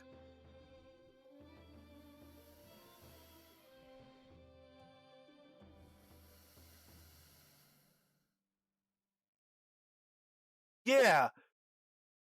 So it would make sense that it's a crit that's not labeled, but it could also be just some other thing. But then why don't you ever see a crit that's like 1800 or what? Or not 1800? Like, you know, not 18,000, but whatever, maybe 12,000 or whatever for if a 4K non-crit crit. It does seem like a mislabeled crit would be kind of the most likely thing. Just bizarre though. But so yeah, Vulcan. If you go to the kind of the west coast of Jotungrund, there's a strand of barbarians that aren't as bad. There's like some T14 and some T16 barbarians in that zone. The T14s are still nasty, but I think your pig will be able to isolate them and handle them. Maybe stay away from the tents and do the guys on the outskirts. That's where the recipe drops, and that area is safe. There's no snarlers there, and you can get to it without fighting snarlers. There's no snarlers in the path to get to it if you go directly there. So you might want to check that out. It's along the western beach, not too far from the entrance. Uh, there's a strand of tents, barbarian tents. That's right. I didn't find any snarlers when I was going for the recipe there.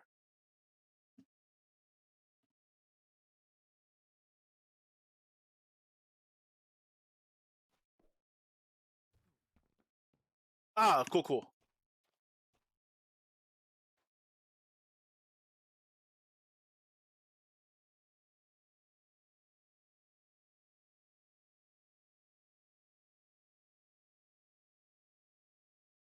What I wonder is a good spot. What's a good thing to really?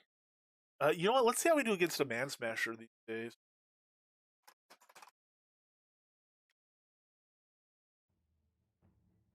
Sure, I can't pull off atonal there.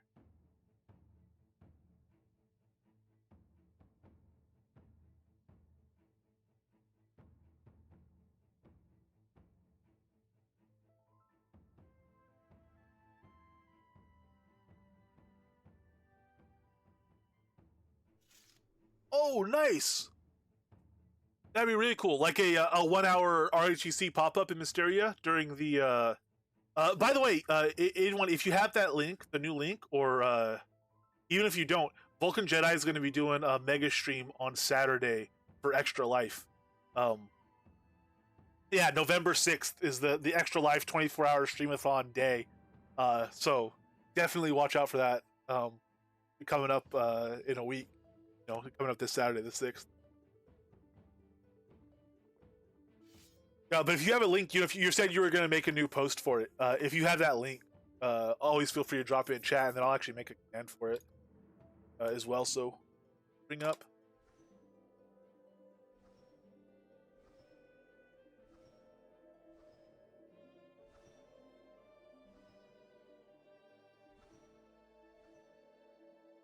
Why am I buffing up before I get this guy? You want to go in here?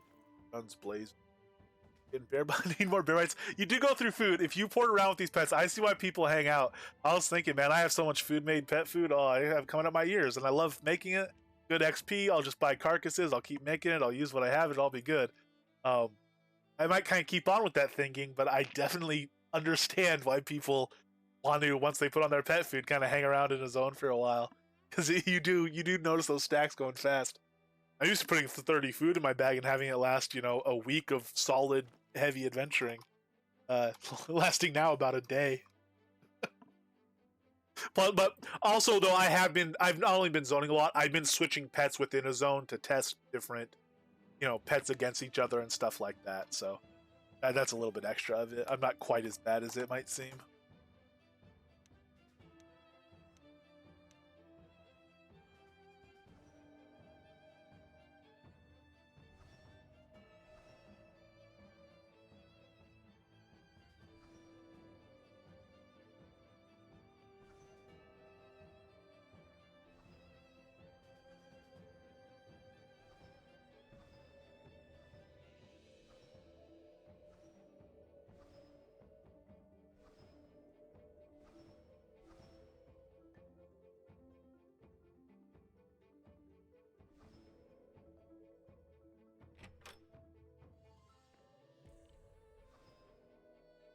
So I'm going to drop down here. I'm going to leave him on defensive.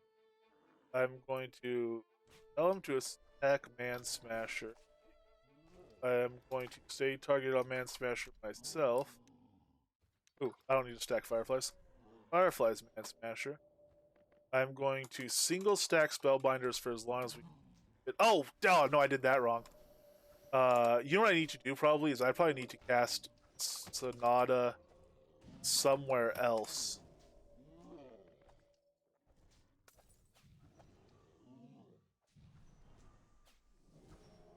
I need to cast Sonata away from Gorok. That way, if he stomps, good, that guy went over. If Gorok stomps, it's not going to interrupt my Sonata, which is a long cast. Then I'll run in and apply Sonata. Sonata's running on the pet. I'll get the pet healed. I will cast a tonal away, so it doesn't get interrupted. Sonata will be ticking on the pet for most of that, half of that cast time or whatever. And now I could run in and hit the pet with Sonata, hit it with a tonal, hit smash it, and be pretty good to go. Man Smasher's coup. I should move out so I don't get squashed.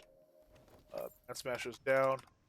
The rest of this stuff should clean up pretty nicely, as long as my tonal doesn't pull aggro, which is let's see.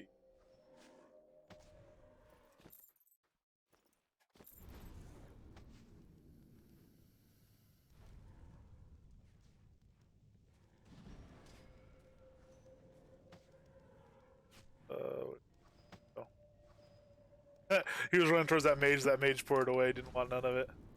Yeah, we're starting to pull some aggro, and that's not just us getting aggro before the croc. We've pulled it off the croc completely. Nothing's aggroed to him, so hopefully he just chomps it down before they kill us.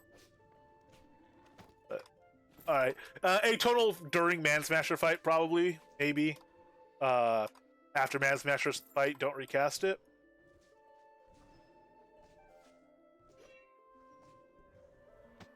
Maybe the reasonable way to go.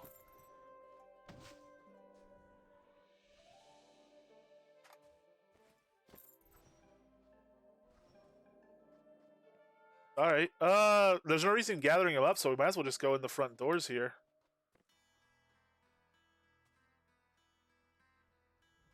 Set to him aggressive. If he's switching targets on the Torques, it might slow things down a little, but it's not a big deal. Clear trash, then Man Smasher. Yeah, the way I hop in, he comes over with 1 or 2 trash mobs by themselves, so I just kind of do that. Since I don't have any AoE stuff, I guess it probably doesn't really matter. One should be about the same as the other. I can see why you would. Just from a kind of a damage, not mitigation, but kind of damage management point of view.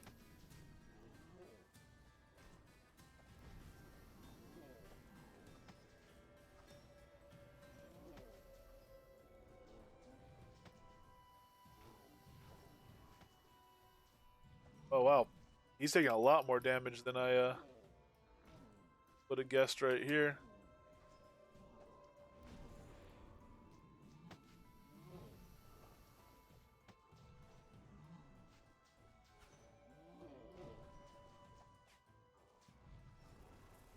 The trolls really are nasty. You're so used to being able to just dodge those massive hits.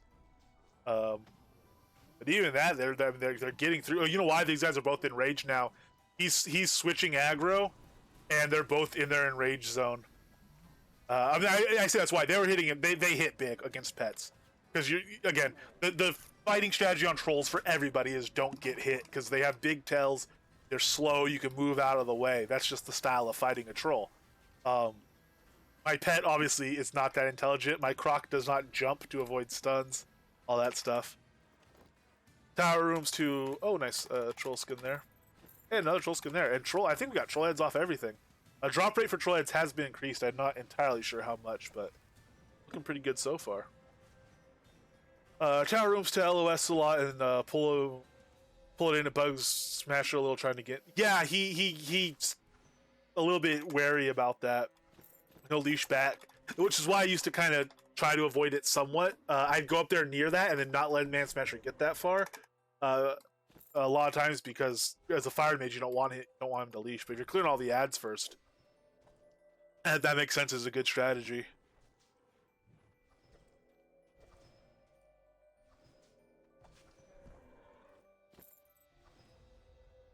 Killed him for a gauntlet chance. We'll kill him for... Actually, these guys don't have a chance at anything real special. Just the Satyr Marksman, but they can still drop good stuff, and they'll drop Satyr Spirits and bundles, particularly. Is the good thing off him. No essences. I wouldn't mind seeing maybe a Tartarus dungeon room of some sort. I don't know, or it might drop in Tartarus. I don't know, somewhere. Maybe there's going to be episode 2, some Satyr areas, but I wouldn't mind getting Satyr essences. If they're giving us essences, they gave us Spider. How about some Satyr rooms? That wouldn't be bad. But in the meantime, once you're down there, you might as well clear out all the mobs. For a while, depending on my build, I was just going after the trolls and leaving everything else. If you kill it that fast, I think it's worth definitely killing all the Satyr stuff. And again, so we used 7 minutes of that pet food. It is super wasteful, and I kind of understand how it pays for itself if you're boss hopping, because bosses give good loot. A lot of my playstyle is kind of persisting on the boss hopping stuff, because I'm also every day we're getting better at this build. We're getting the build more complete, and I'm wanting to go around and test it against all these things. If I were in this build kind of like long term, this was my permanent build, my normal home base type build, I would stay in these places a lot longer than I am. I would do 5 or 6 rounds, or at least 3 or 4 rounds, rather than 1 round and out. I wouldn't just pop in and kill that top level Ruin Keep. I'd run around Ruin Keep a while. Now that the trolls are dropping belt buckles and troll skins off all of them, it's way worthwhile to do the entire Ruin Keep run. Just keep running around there. You get a bunch of essences. You get those artifacts with crafting XP. The artifact itself is a good tank artifact if you're looking to get a good tank belt going. It's way worthwhile now to run around Ruin Keep.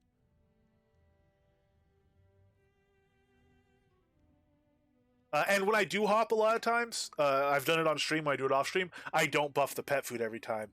The reason... Oh, we don't have bear bites there. Oh, well, that's it. We'll just do that pet. The reason I'm keeping more on top of the food buffs that I often bother to is because, it's a little bit of a test run, see the state of our build. I will be honest and say a lot of the reason I don't buff every time I port is not so much because I'm trying to conserve the pet food, though it does make it cheaper in that sense. A lot of the reason is actually I'm just a little bit lazy up that window and bag every time and buff it and stand there. the amount of times, if we're just running and killing dragons, the time the food saves us in helping us kill a dragon faster is probably about the same as it takes to take the food. So we're really just kind of burning gold, but I do want to see how we do with the food on. We can get away with just dragon kill. Yeah, at least just dragon kibbles, if we want to be quick about it. And that could go on the bar. So I could drop dragon kibbles here instead of my wolf potion. Maybe just not be so lazy that my wolf potion needs to be on my utility bar. Maybe once an hour I can open my inventory and take wolf potion. Or when I'm in town trying to run around, I could just, open it up and take it. I could drop the summon off here because we don't have to resummon between ports anymore. So actually, pet res too. Night vision I could drop off. I don't use that a whole lot anymore, and when I do, I could go to a buff deck that has night vision on it.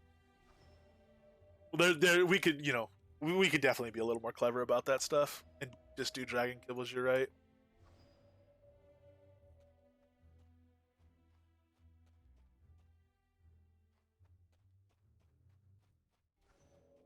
That crit damage is nice, even on just a little pop in.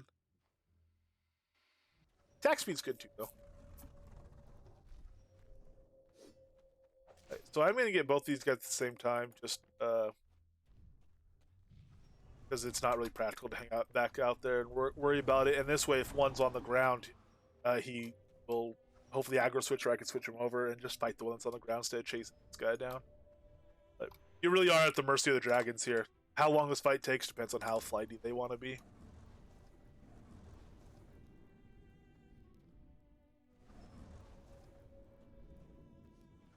Yeah, I mean it's 80 whatever health, so you know that was not 3 shots, but one of the crits was almost half his health. Right there, so you definitely see it being possible. You do it enough, it'll eventually happen, I guess.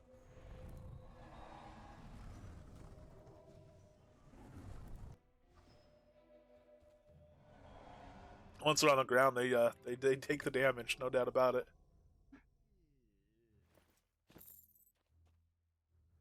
See how he does against like a destroyer now, without any purifier or anything, healing through the damage on it.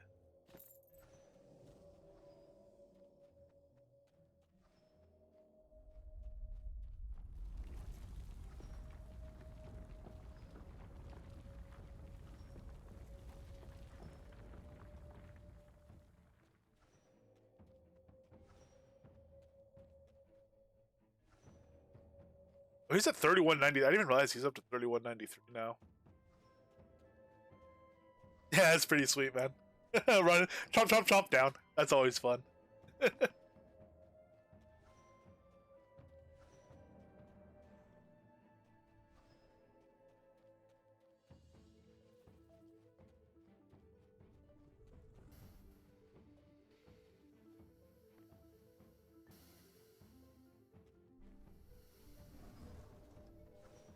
You're here.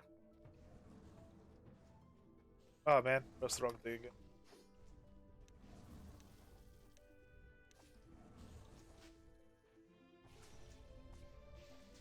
So this is one of the rougher player situations to just kind of push through tank wise, or in my case, you know, healing wise. In one of the glass cannon DPS builds, or in a number of them that I did. Um, you know, fighting a destroyer here with a young dragon coming and attacking you. It actually ends up being a lot of damage.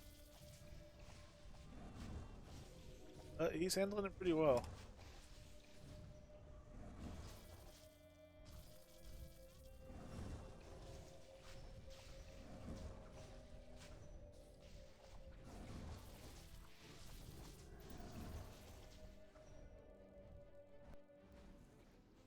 One shot that dragon. Maybe 2 shot or whatever. Yeah, the thing is, it scales over time though, and he kills stuff really fast, which helps. Yeah, I mean, their poison is though just wicked, wicked strong.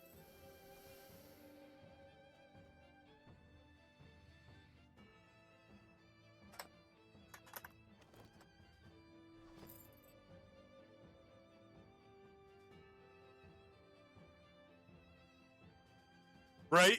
I haven't played with him yet. I did tame one. I do have one tamed. We'll tame another one. In fact, we can tame another one while we're here if there's one up. We'll run down and do the demons. Yeah, I know it doesn't tame the train over though. We haven't even played with him yet. We will when we do our horizontal testing. We'll pull out the Corpian and you know put his numbers on the board, see what they are. But yeah, I've heard from a lot of tamers. Man, I wish that the Destroyer was more powerful because I mean he's one of the cooler pets. Pretty awesome. You know, in terms just to have a giant Corpian following you, a giant Scorpion following you is awesome. I mean, I just realized his stat wise, he's not much.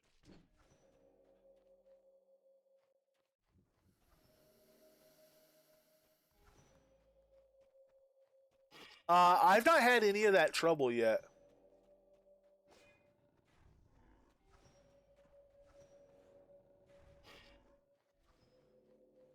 Hello, Aline. How are you doing? Quite good to see you. Oh man, we missed it. If you have enough move speed, you don't have to hop on that first one. Really. Eh. I mean, if it's basically a random you die button, that's fine. It happens infrequently enough. It seems cool. Very nice. Happy Halloween to you, by the way. Thank you, thank you. We've been running around. We haven't done anything particularly Halloweeny festive, but we've running around doing some murdering. So I guess that's something. A little more Michael Myers Halloween celebration than a traditional tile. Okay, so pets buff, so we're not missing it.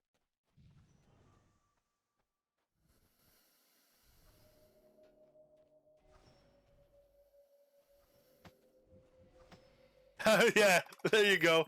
Dressing up as a tamer this year, just playing a little bit of Taming, pretending. Oh, a little make believe's fun. It's been very fun actually.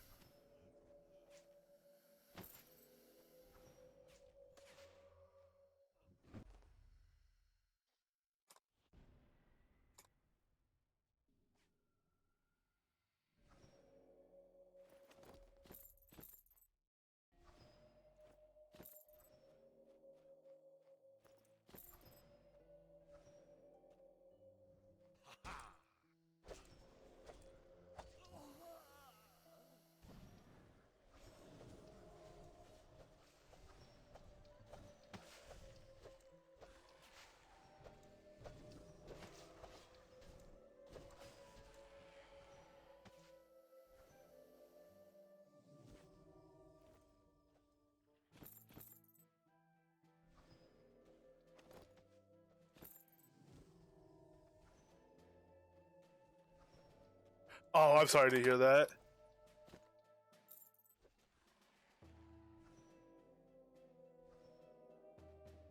But thank you. Yes, I think hopefully it seems like folks are having a pretty good Halloween, which is nice. Yeah, indeed. Now that you mention it, he's definitely in the class of people. There's a group of people who uh will have conversations about Halloween in any month of the year, and I do remember Twister talking about Halloween stuff in whatever it might have been, February or something. So I guess it shouldn't be, it's no surprise, but yeah.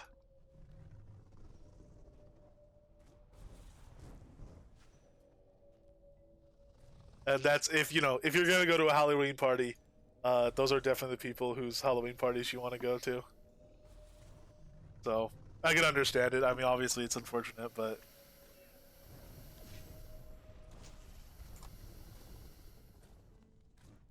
yeah, exactly.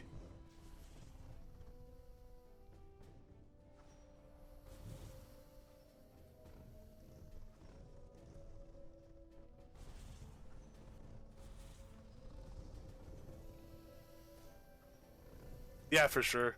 And yeah, hopefully after a more pleasant year in general.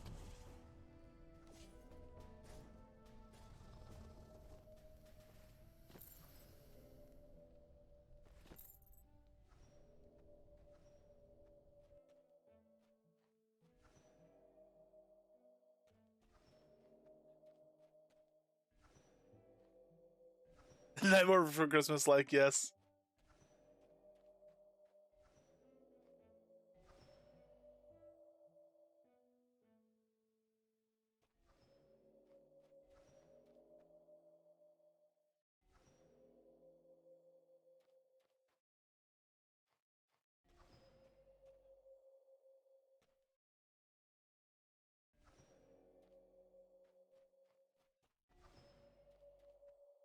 All right, we can do. I guess we could do another wave since we're here. That went pretty good. We weren't completely on top of buffing.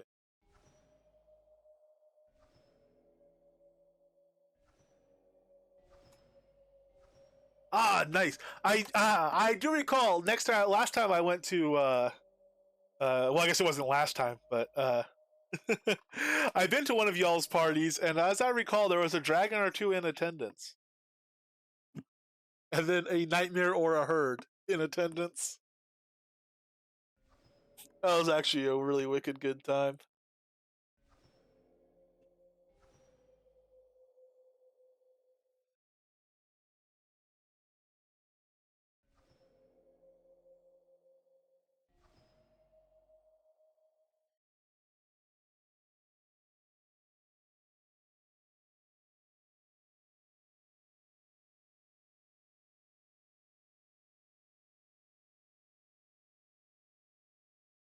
There's a point. There's like four ancient blues up at the same time. We were just kind of smashing up against them. That really was fun. Around the fields fighting all those dragons.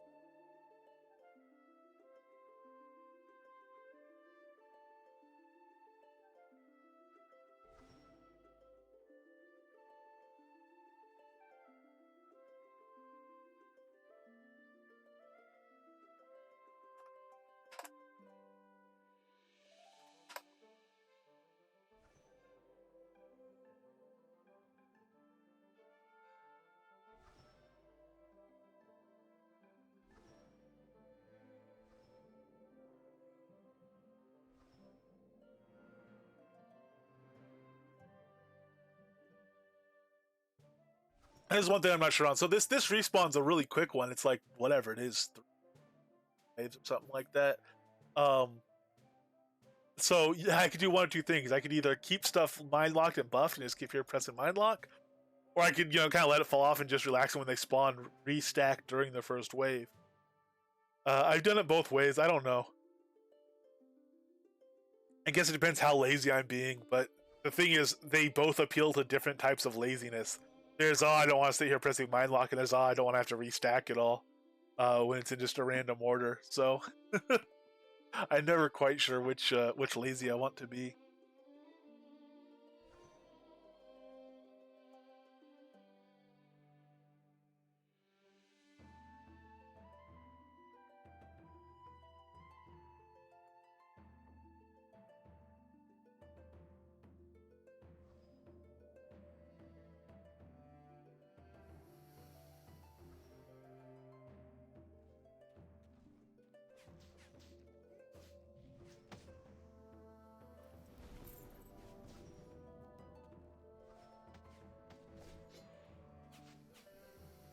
Hey, 1,000 Ethan's always fun to see. He had elite crit earlier, 1337. That's not a fun one to see.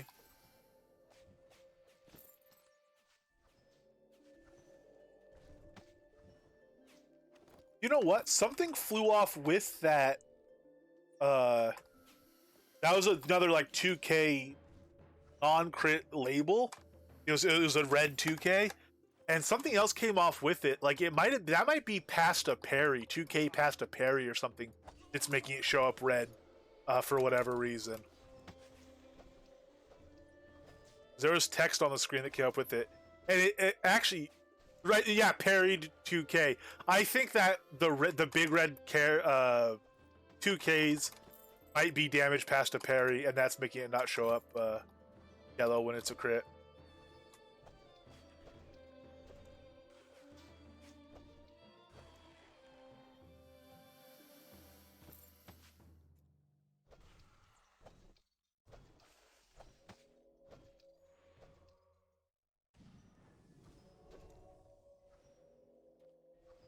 I wonder if those aren't supposed to get crit multiplied. I wonder if when they parry, you're not supposed to be able to get that big number. Yeah, that might be a bug. You might not supposed to.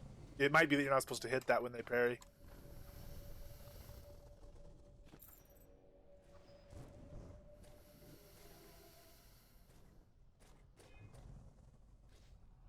Fireflies on both of them. Frenzy back in. Okay.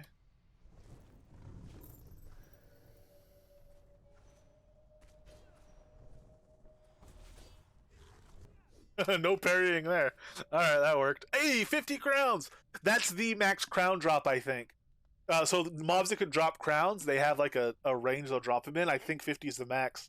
I've not gotten them very often, but that's always awesome. Demon Trident as well. Very nice. It's funny, the Demon Trident used to kind of be, oh, I got a Heart of Rule, yay, and then, oh, I got a Demon Trident, all right. Now the Demon Trident's rarer than the Heart of Rule. It doesn't drop nearly as often.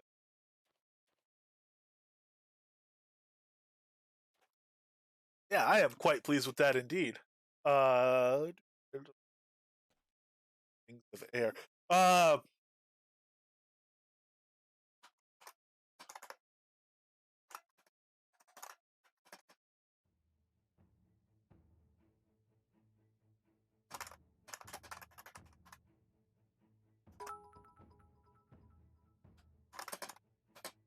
Hey, thank you very much for the cheer. Awesome. Thank you very much for the Halloween biddies. Rings. Somebody's asking about Rings of Air. I think.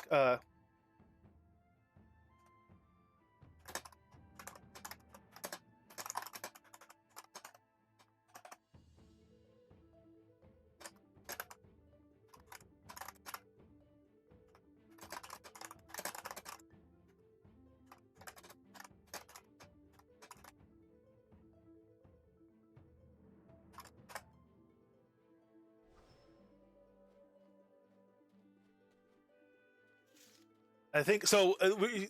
Gildy was asking about Rings of Air. I was saying the Ellies weren't dropping a ton, and they don't drop a lot. You had to kill a ton of Ellies, so I'm wondering if he was at Sequenda where you can kill a ton, or somewhere else. But it does take a while to farm them up. I need some common rings too. If anyone knows a vendor selling common attunement rings at a good price, let me know, and I will buy quite a few of them. I want to make some higher level Warlock chain um, for Fire Mage, and I want to get them. I want to get. I want to get a high level Fire Mage Warlock chain, probably a high level Death Mage Warlock chain. Though crafted necklaces might be more interesting for Death Mages because of the jewels. But I definitely want the Warlock chain, so I want to get them crafted during Devil XP if I can, so that I have them when I need them, or when I get around to working them or whatever.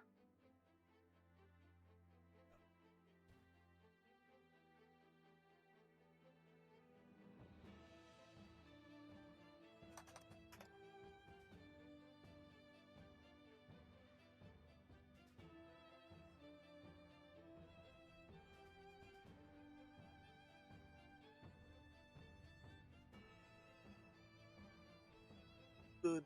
I help Trixie. Actually, well, we could put on Warning Gear and do another really tanky place. What's a place that normally I just walk in and drop dead? Trying to. You know what? We can go to let's see how. Oh, it's the Chain Lightning. I don't know if we're up for this right now. We're gonna go to Well of Alder and just see what it looks like. I don't know that we're gonna put a lot of effort right now into trying to stay alive there for a very long time. Um, I don't. Uh, I don't know where we are as far as what we need to be able to do to tank it, and where we are in our tanking abilities. How much the Chain Lightning is going to be messing with us, which is probably quite a bit. But we'll be able to stay further away. I don't know. So we're gonna go and get an idea of it. Though we're not gonna press super hard on it right now. What we are gonna do is before that is grab some water though. So let me actually, instead of the BRB screen,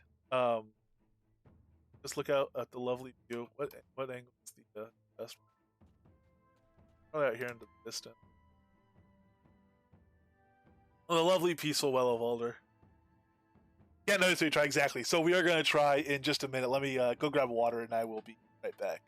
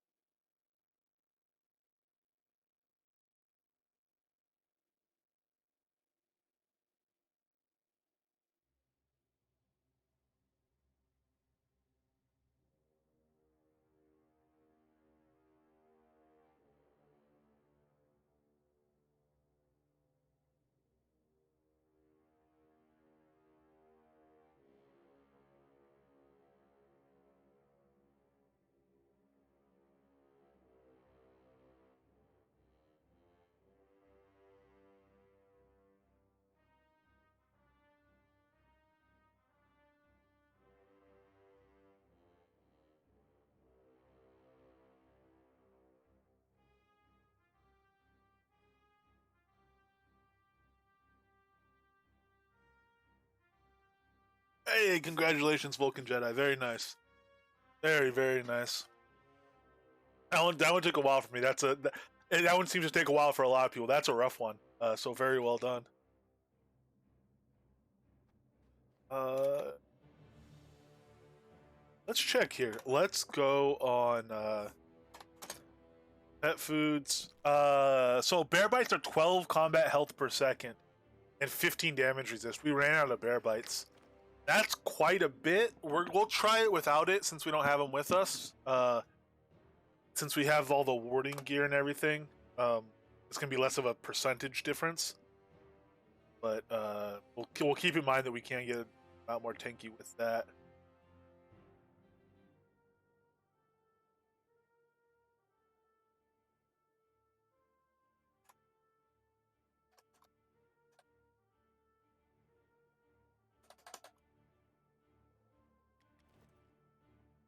We'll go Dragon Kibbles. This gives us some health regen as well. I guess just rabbit pate and again, fishing numbers 250 health. If 250 health is make or break, we can run it in the actual situation. Like if people are here especially and relying on us to tank, we can do the extra 250 just so maybe if it gets really low, we could maybe have time to get that extra heal in it. It might save us. Since we're here solo, no one's depending on us to tank. We'll just throw on the DPS food instead. Maybe we could actually chew through some guys and get a little bit of loot. And if we can tank here, it sounds like we got at least one guilty looking for air rings. I know we have a number of people who maybe aren't going to get game time today, but are going to be able to play tomorrow. They might be interested in some Sutuk waves. So this is something that while we're in this build, we wanted to explore and look at. So dip our toes in here and see what's going on.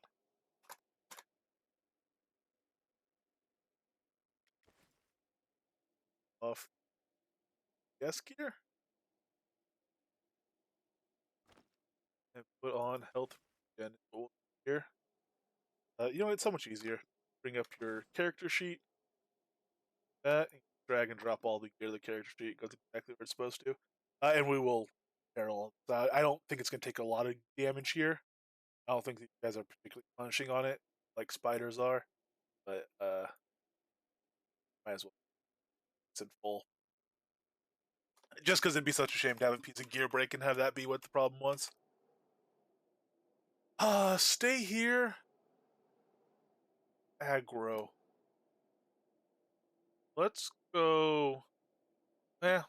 Well, I guess we'll follow close aggro.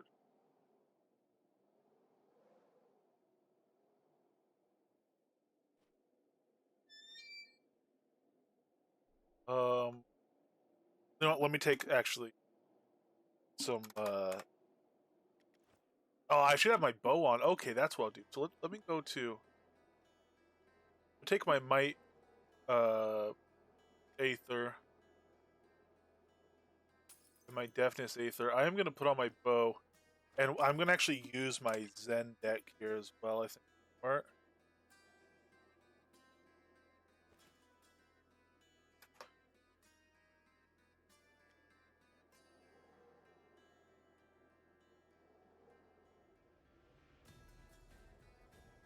I mean, yeah, I think they're gonna be kind of a commodity thing, which I'm totally cool with. So I'm selling them basically at kind of commodity pricing. They don't have any masterworks on a chance, so you kind of make them and sell them. That said, me personally, even without masterworking and chanting on stuff like that, it's fun to make stuff for you and your pet. Make your own stuff as well. So even economically, if there's not a whole lot of difference, it's fun to get recipes. It's fun to craft stuff. It's fun to make your own gear. So I don't know. I can see plenty of reason for it. That said, if you'd rather just go buy it, I've certainly done that too with stuff.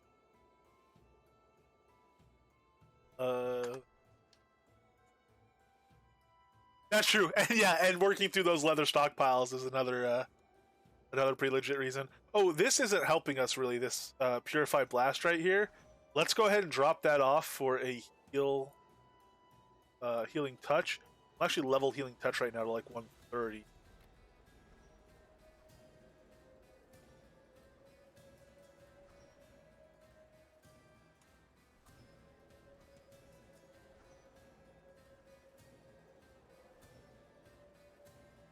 Oh, So that bug that was in with platforms and elevators where things disappeared, would your own pet disappear when you were on it? Because if so, we'll be able to test to see if that's been fixed.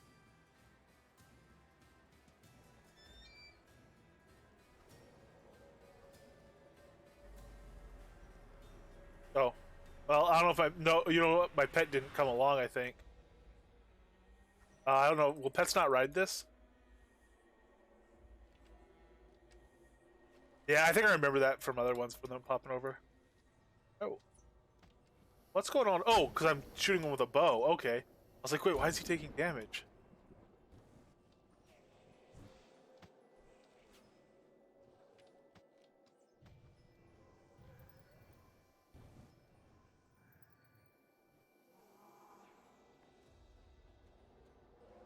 So I had to find one of these lightning spots when they hit. Once the pet has aggro. Maybe this one. This one's a little bit far, actually, but if I stand here, it'll come around every now and then and hit me. Ah, that's the one I want. Okay.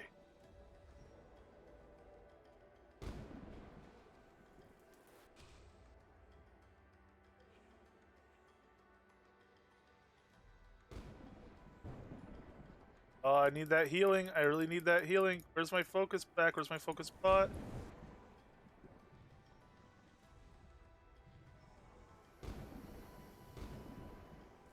Alright, and now that I'm on here, hopefully I'm okay. Or just jump that guy twice. Oh, whatever.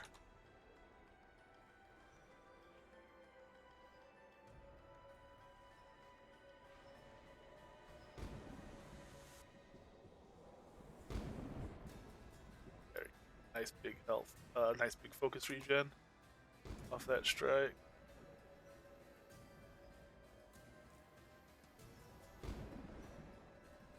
Alright, slow and steady is perfectly fine here. Opportunity though to give him a little bit of a boost since he's within range of that alacrity and he's got enough of them killed. He's not taking super damage. As we get the opportunity to drop it.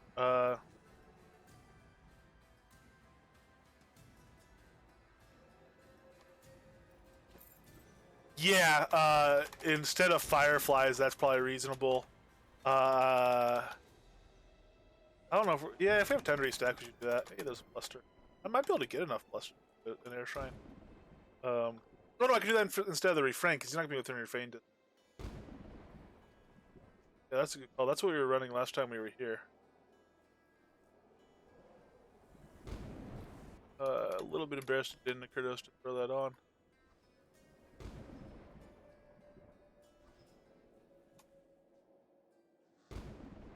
It's good. This is very much calm before the storm moments. Quite literally, actually. Um, but we got it there. Everything's going kind of the way it's supposed to. Put poison in for all it'll help. I don't think their regen is really something to worry about. Ooh, we stacked that wrong. That's it. I guess actually, if the buff helps us too, we'd fire arrows faster. Good.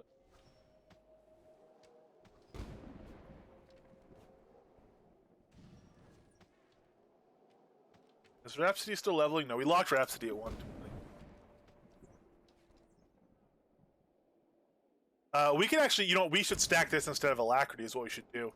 We'll make that bigger deck change another time. Let's run out. I think there's one over here that's not aggroed that we have to kill before we get to this one. Oh, double common drop and a, was that a shrine recipe or an imbued gem recipe? There's another right here. There's another one. Oh, ooh, is this the spawn? Is this the end of the first wave or a start of a new one? Okay, these are guys left over from. All right. Well, if you guys are gonna come over here, I'll stand in this lightning spot. Please don't get too close to me. Oh, alright, well, alright, nope, we're not gonna stand that lightning spot. A focus potion and bam, my heal.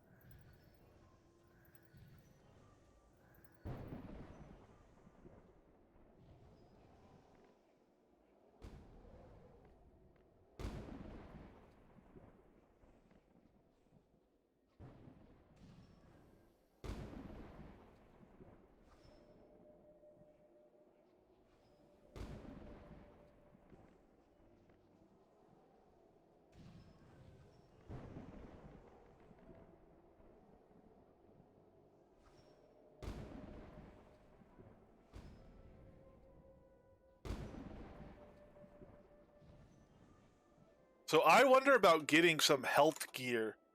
Maybe just like a second set, even if it's like common level, if we're able to do the tanking part. Although, I mean, at this rate, that's not looking very hopeful.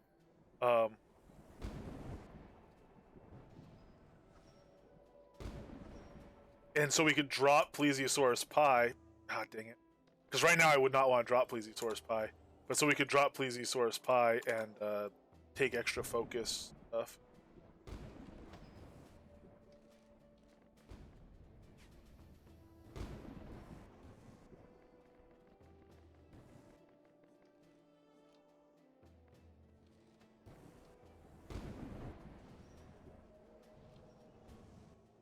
I go back to him. Why would you attack me? An innocent avatar. When over there's a provoking, chomping, gnashing crocodile. I just don't understand air elementals sometimes. Alright, we will, I'll res up, I'll resummon him. I guess down there and hop back in, I kind of like running over on the platform, but... That's your avatar might just taste better. A little bit less tough, probably. I'm getting soft. I'm not running around dagger fighting everything all the time. I'm getting nice and soft and delicious compared to that nasty, tough croc.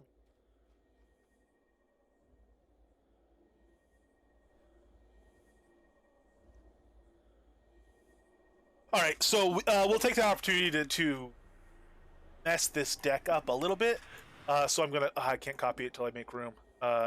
I am going to copy it first so that we're not just trashing our Zen deck, and we're gonna do like recovery on it and whatnot. So, this deck, that give us room to copy deck, whip, modify, then taming, Sutuk again.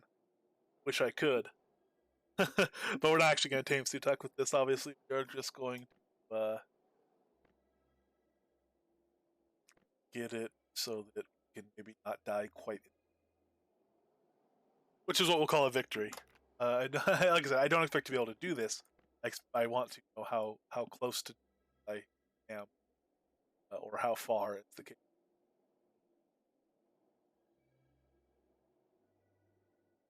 Now we are also going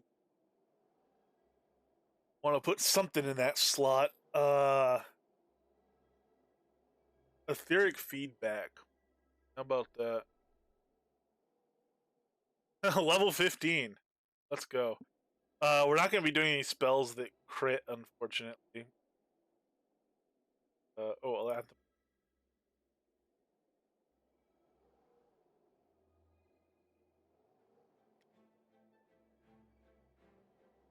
That's okay. If nothing else, it'll just give us more of a focus pool. Here, let's spam it a little bit here. A little bit higher. I'll just kind of spam that single stack throughout when I have a chance, and that'll give us a... Oh, it starts using focus, though. A deep amount.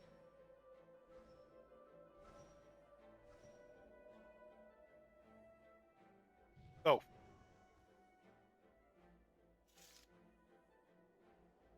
Let's put on a taming necklace. Oh, what am I doing? Why am I using... I'm going to use the spider here.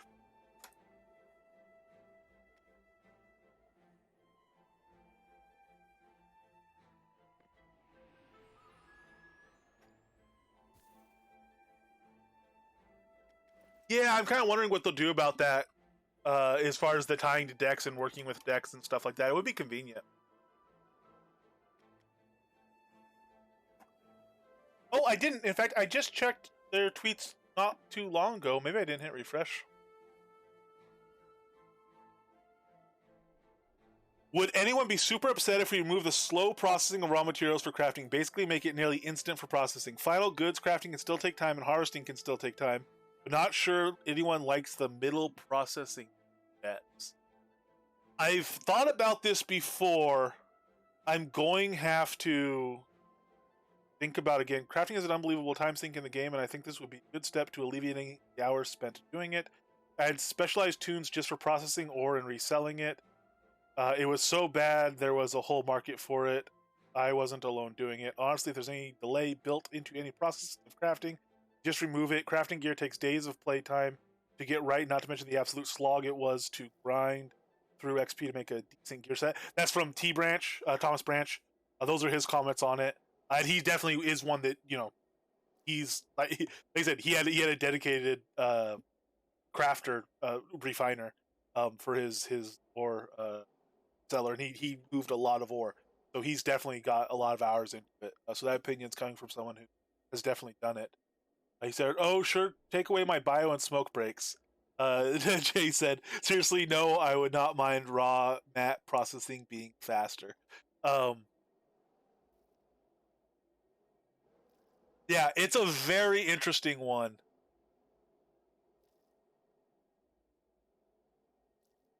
Yeah. Uh,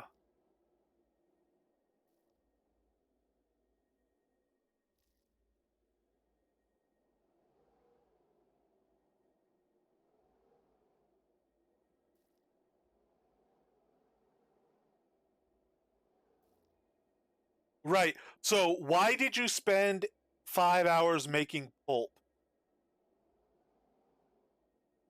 Why do you need 5 hours worth of pulp?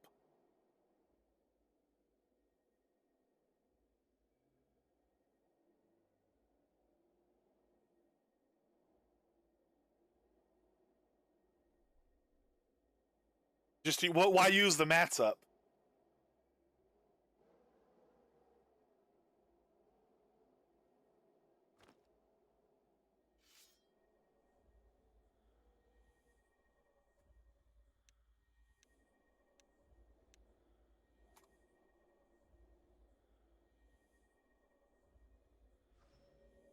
Well, what are you gonna do with the pulp sitting in the bank?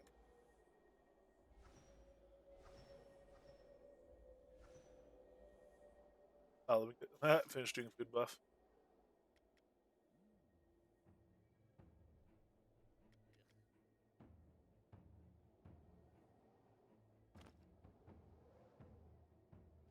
Why not just vendor the materials instead of using the gold sink on the wax it takes to process the pulp?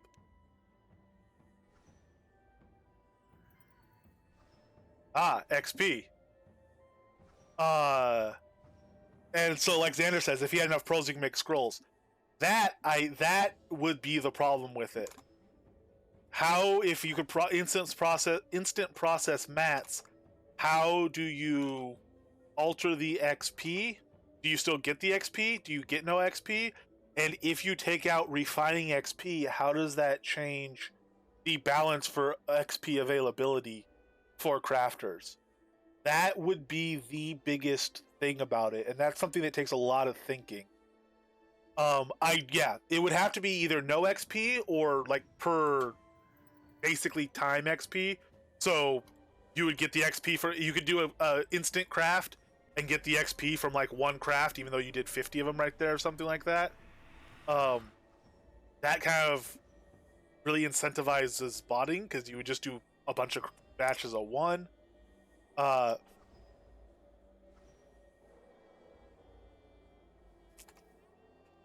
it seems definitely like something. So, as far as the idea of zero time refining, I like the idea of it. As far as converting the current crafting system to a zero refining time system, that seems. Hey, this is how you find the spots. Just look for the skellies. That seems very difficult to do with good balance. So I would be curious to see how they were going to balance that. A lot of the XP of skinning, for instance, is not coming off the mob. It's coming off of the processing of the carcasses and the production of food. Um, food. There are very few. Oh, geez, pet heal, pet heal. There are very few.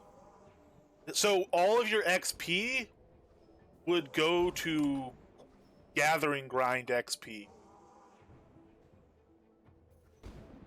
Well, I mean, it'd certainly be bad. That'd be bad for me, certainly. I'm not the only crafter like this. I don't gather. It would probably be the end of my advancement as a crafter, realistically speaking. That would be unfortunate.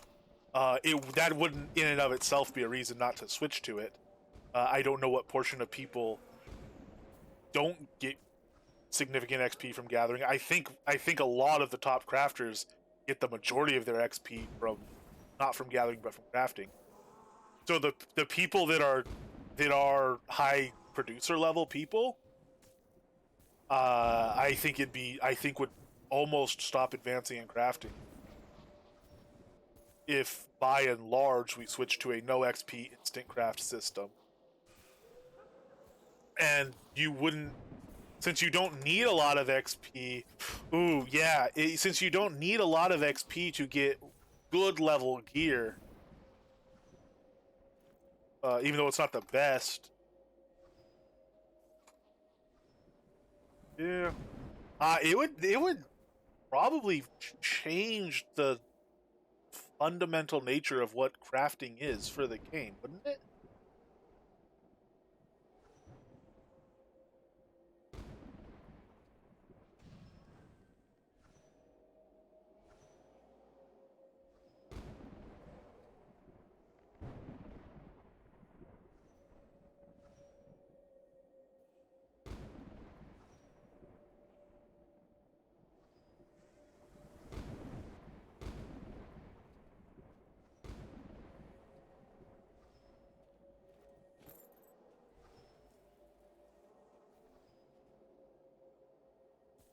You use blink.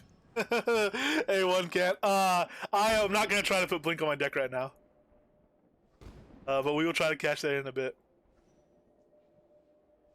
Well, no, it shouldn't depend on where. It doesn't depend on where you sit as a player. Whether you're in favor of it, not might, if you are considering it from your own self interests. But the difficult but necessary thing to do is to remove your self interests from it and consider how it would change stuff for the game itself.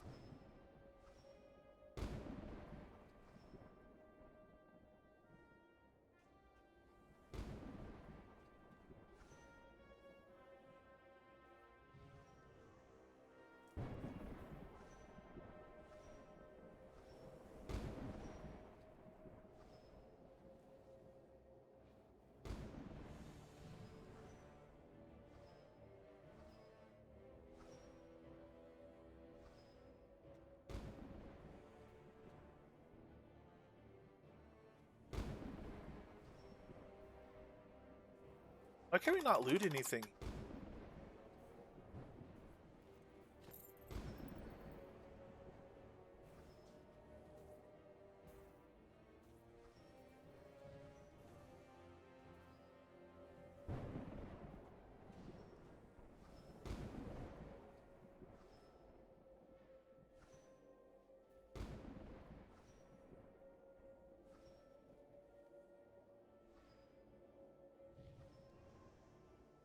No.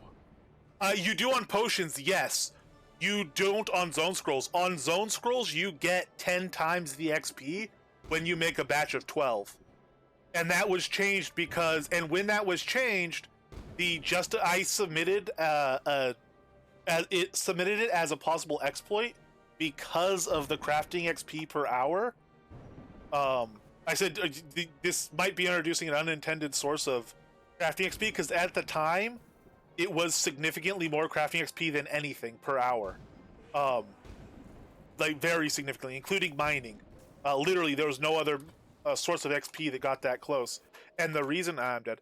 The reason it was the reason given for why it wasn't a concern was because of the extreme efforts required to secure the materials to craft at that scale. That's something that has been done. I have been part of multiple projects to craft literally tens of thousands of zone scrolls to get literally hundreds of millions of crafting XP.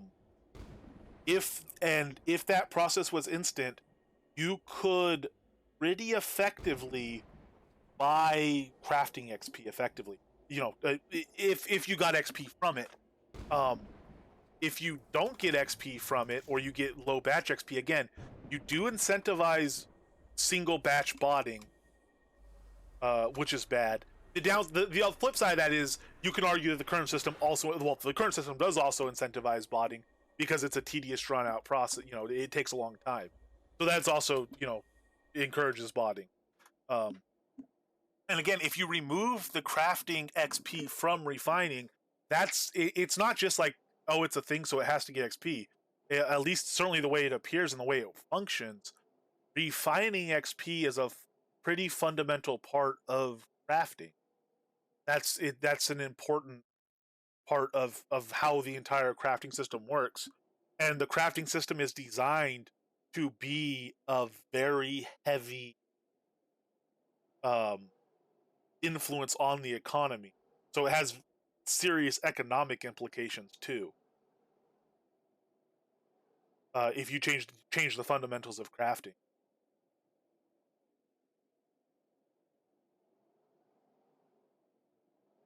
I don't know. I have to. So again, I'll try to evaluate is uh you know, as realistically as possible, as generally as possible. It does mostly see large. Make more people into it. Yes. So this is kind of what I'm trying to say. It might make more people get into it as well in the long run. My worry is that it's a conversion. It would lead. There are some ways in which it's a conceit to people who don't enjoy crafting. And if you make it so that people who don't enjoy crafting are able to still create their own gear, there is no more crafting. Um, you the That's done by trivializing the crafting system to the point that non-crafters are making gear, and then there's just not any more crafters. There would be to some extent, but it would again, and that in of itself, if it's going to be a game where people just don't want the crafting aspect to be as large of a part of it, so it becomes a game where the crafting is a trivial part and it's more of an adventuring game and all the other things the game has. Um, that in and of itself isn't necessarily something to fight against if it's largely preferred by people, but it does have very serious balance and economic balance it concerns because the current economy is structured and the current advancement is structured in a way that has crafting as a huge part of it. Hey, Chadwick. Yeah, I remember you buying those animal hides. So, uh, if you animal hides that would take 40 hours to make into leather, make enough leather to satisfy the server for like a month. So, what would the implications be of instead of that taking 40 hours, that taking a click of a button, and the entire server's leather requirement is created at the click of a button? I think that would be a bad thing. I don't it would have some positive aspects, but overall it feels like it would have more negative aspects. And if it again, if you were able to get the XP out of it at a click of a button, or even a decent portion of the XP, like half the XP or 10% of the XP, I think that would be really bad because that would be, you know, again, just very easily uh, buying producer XP.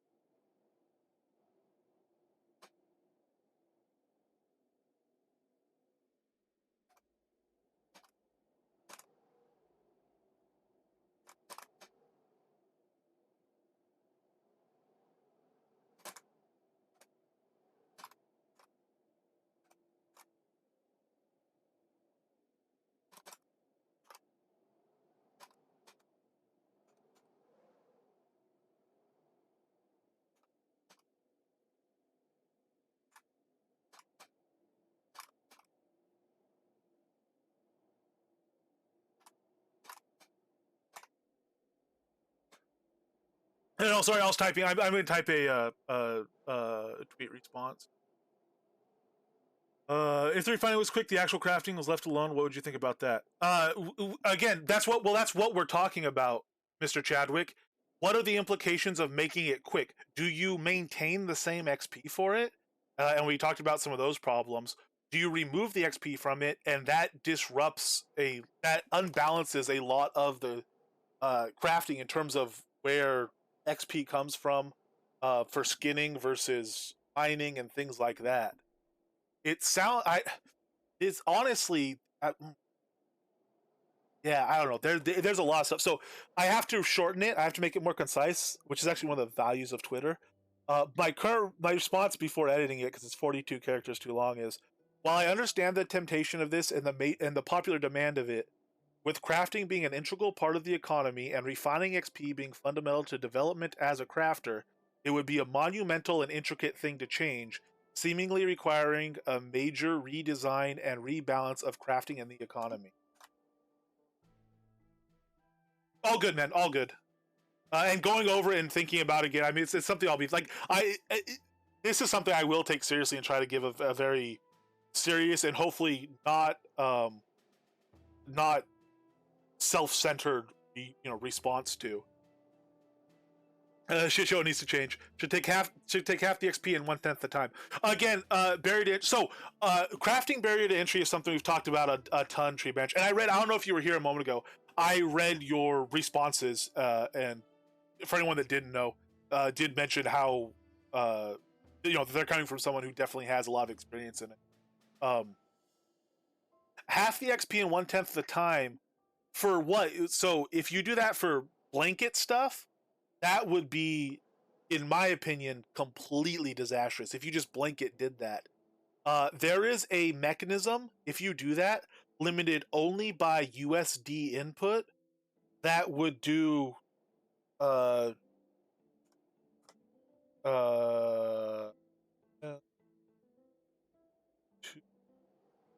times 2 divided by 2 times 6. It would give 258 million crafting XP an hour.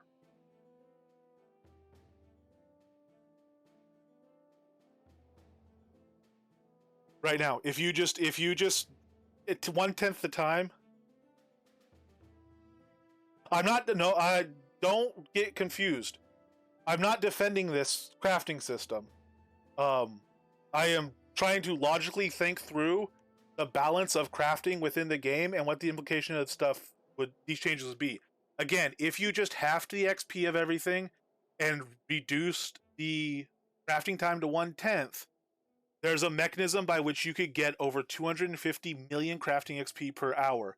It's limited, realistically speaking, only by USD input, by actual dollar input. No, that's not. I disagree that is great. If you think that's great, that's fine. If that's your position on it, I do not think that is a good thing at all.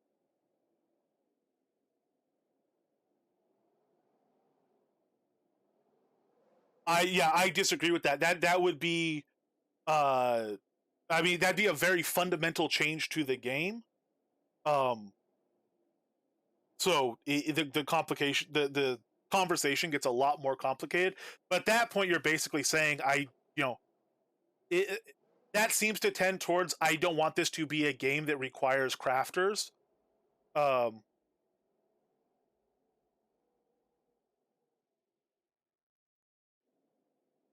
Right. This is a move to making it more about the haves.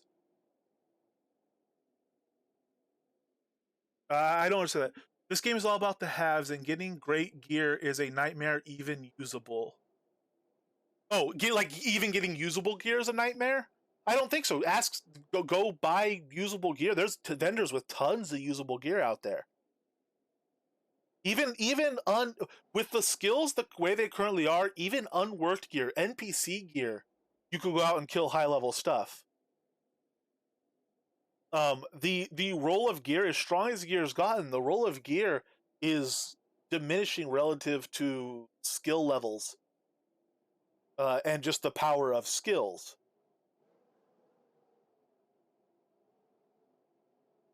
But that starts becoming a different conversation, and it's one that again is very much related to that. Right.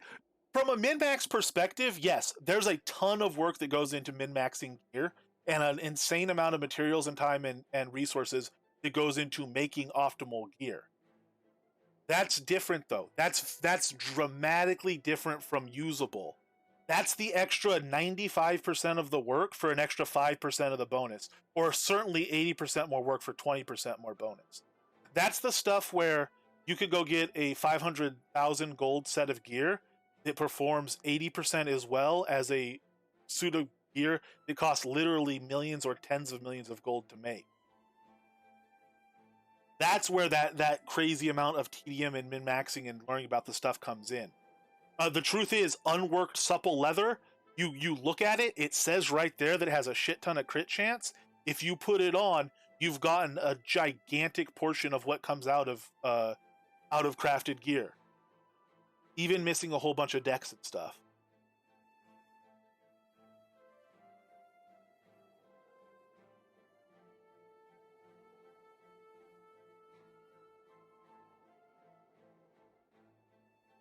The more complex solution would be to make refining process offline. Either you start the process, can do other things until it completes. Yes, and then so Dr. H, not only would that do that, it would eliminate the botting incentive for that. Um, that is another option. So we would have to think. We're going down kind of the. There's a lot of paths to this conversation, a lot of aspects of the conversation.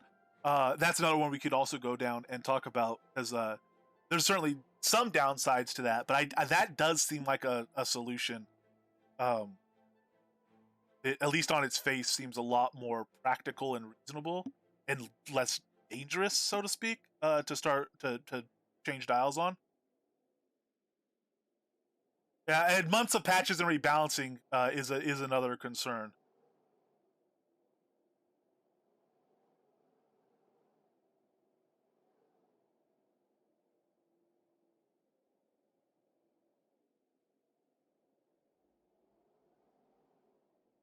Yeah, just double. Yeah, so go up, grab some random items, and get a huge DPS increase. Again, attunement and base material stats are a huge part. You know, attunement depending on your build, and base material stats are a huge part of what makes the gear good, and that's just blanks.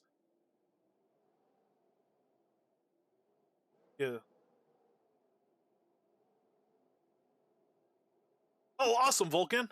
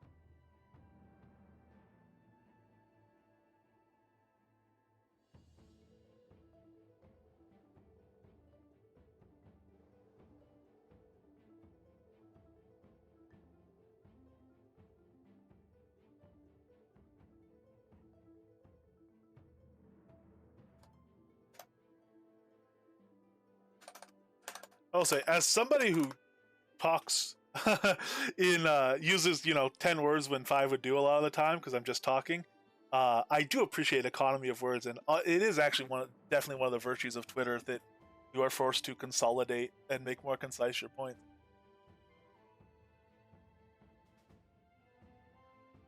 Although I'm also cheating by using ampersands instead of and stuff like that. Also tree branch. Another thing, an important thing, really, is whether or not you classes defending the crafting system or whatever. It is true that I do really enjoy the current crafting system. I do have to give that as a disclaimer. My opinion is through the lens of somebody who thinks the crafting system is genuinely enjoyable. I The other day we got a Clockwork Dragon head. My first Clockwork Dragon head drop after like over 2 years of playing, and it was one of the most rewarding things. It's the first trophy head that I'm actually going to mount and display because it's the first one I care about because it took me a lot of work to get. I do similarly feel a sense of accomplishment when I craft a good piece of gear, and it is in a reasonable part because of the work that's gone into it. So a lot of what is a detractor of crafting for I know a lot of people is something that I do genuinely enjoy. So I do have to give it as a disclaimer, for my opinion, because that definitely influences my opinion, and I do realize that most people have a different opinion. So when they changed the loot to drop more artifacts, that was contrary to a drop system that I enjoyed. I do like a rare drop system, obviously with the Clockwork head. But I do recognize that increasing the drop rate on artifacts and stuff like that was a very good loot change in terms of enjoyability of playing the game for most people, and it didn't make it worse for me, really, because there's still rare stuff like that head. And I hope we continue to get rare stuff. But if it's trophy stuff and trivial stuff, that's fine. At the same time, there are, in my opinion, really serious implications about just changing stuff.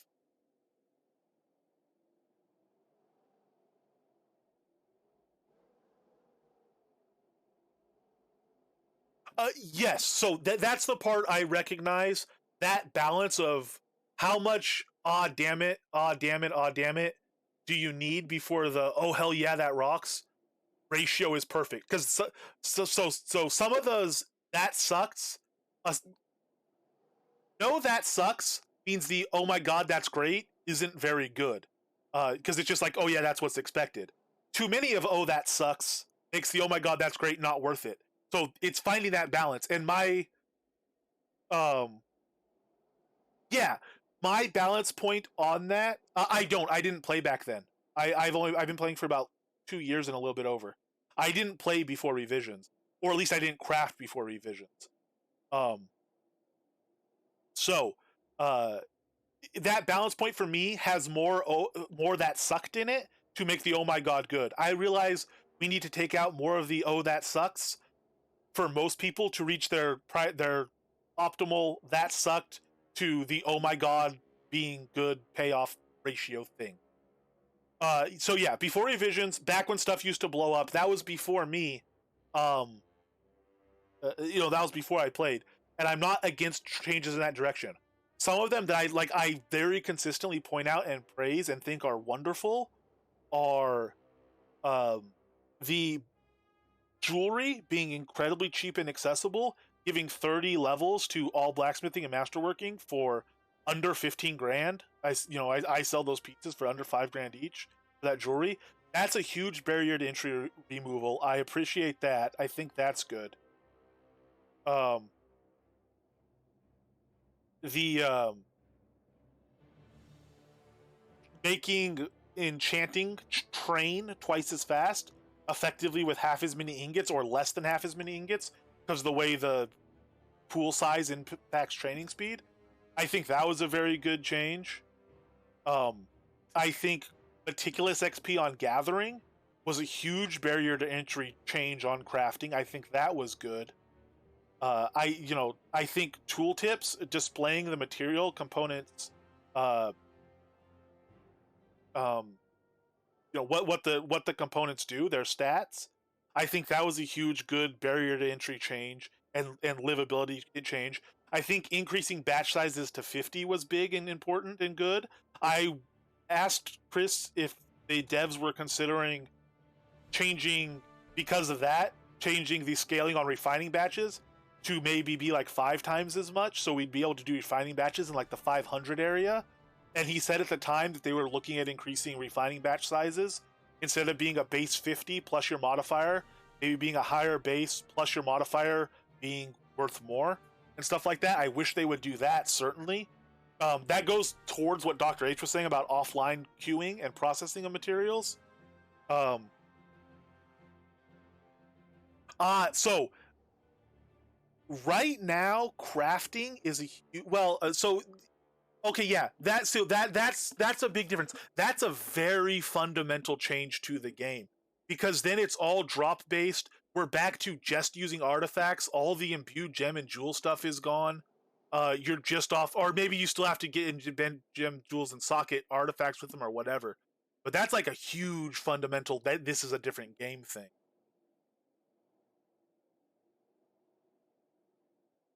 Yes, so I agree. I'm totally for rebalancing it, looking at it and stuff like that. Um, and the contract. Yes, so both of those statements I do agree with.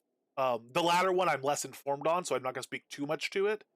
Um, but I think it's pretty universally agreed upon that people working on a project should be familiar with the code. It should follow the code guidebook and all that stuff, and be you should be able to touch your code.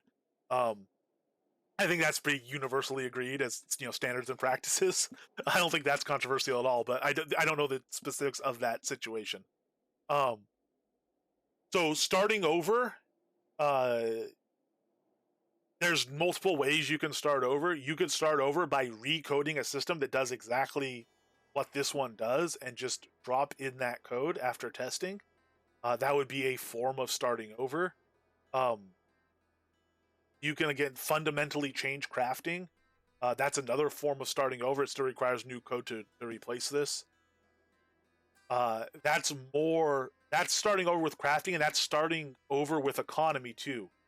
And or at least it has a huge impact on economy and on what it is. There's a reasonable portion of the population that is crafters, either solely or heavily. I do consider myself a crafter. I adventure as much as I love it primarily so that I can craft.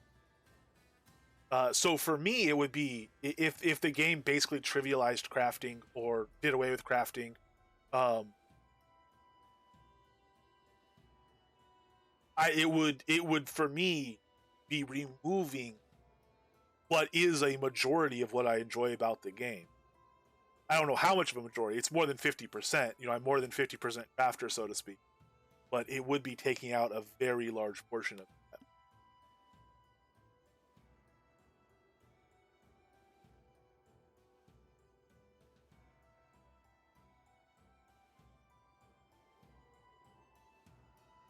So yes, that's a balance point. You like making your I like making my own gear too, but this is obscene. What you see as obscene is a lot of what I enjoy about the crafting, and again, what I think is genuine fun of it.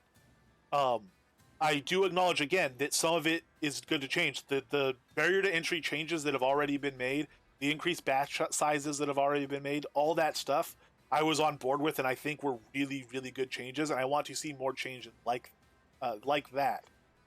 Um, yes, so that's something I've said in probably like a third of my stream. Is I've mentioned how much time I have to play, and how much of an impact that is, and how much time um yeah, and how much time even when I'm not playing I am, you know working on the computer anyway, so there is a client open in the corner of my screen that I can mouse over to and restart batches on and stuff like that. That is a huge thing. Um, that said, I probably am one of the highest XP active crafters. I have seen people come into this game, and this has happened on stream. A player came into the game, he started playing. Within 2 or 3 weeks, uh, actually, it wasn't 2 or 3, it was within 2 weeks, he was crafting stuff that was 90% as good as mine. He didn't understand as much about crafting, but he was, he had a lot of time to play too. But he was understanding um, everything pretty much he needed to know. He didn't understand builds, so he didn't know what gear to make ideally for builds. That's because he didn't understand the adventuring side of it. The crafting side, he knew what the materials were. He knew what they did. He was at like 120s in his masterworks for a small fraction of the XP, and he did that within 2 weeks of playing. And he was playing 10 hours a day. He was playing more than I was, and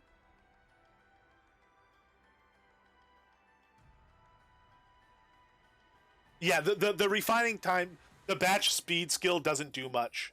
Uh, Making that way more expensive and way more powerful would be another thing you can do. But anyway, in the course of 2 weeks, which even let's call it that 140 hours of gameplay, um, he was crafting stuff that was like stat wise very close to what me or Elron or Denarion or anyone can make. Period. And that not those are the only three. There's a lot of other high level crafters, super high level crafters. Um, so I think a lot of the barrier entry to changes, and with the current XP rates, and with the meticulous mining XP especially, I think a ton of that has already been removed. You do not need to do all that grinding and all that refining work. Again, those 40 hours of leather refining is like a server load of leather for a significant period of time. The only reason to grind out that hard on refining is if you'd rather get your crafting XP that way, as opposed to getting your crafting XP by mining.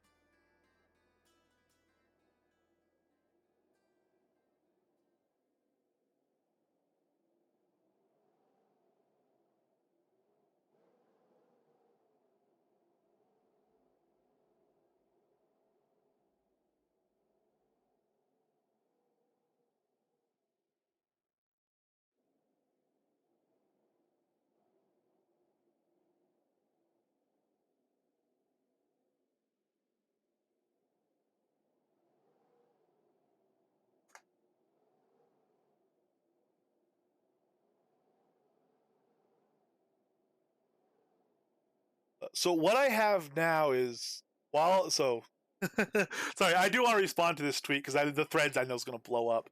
But while I understand the temptation and popular demand of this, which again I understand the temptation of, I understand why it's good. I do understand how many people really really want it. Uh, with crafting being integral to the economy, which it is, the way the economy is currently set up, crafting is a huge part of that, and those mats. Beetles, if you make it a lot easier, beetles are no longer the best, a great way for players to earn money, new players to earn money, even when they can only run around T4 scenes. Beetles are cheap and worthless and don't help with that. Things like that. There's huge economic implication of changing crafting in a major way. So with crafting being integral to the economy and refining XP being fundamental to the development of, I shouldn't say the development of a crafter, as a crafter, development of some crafter. Um,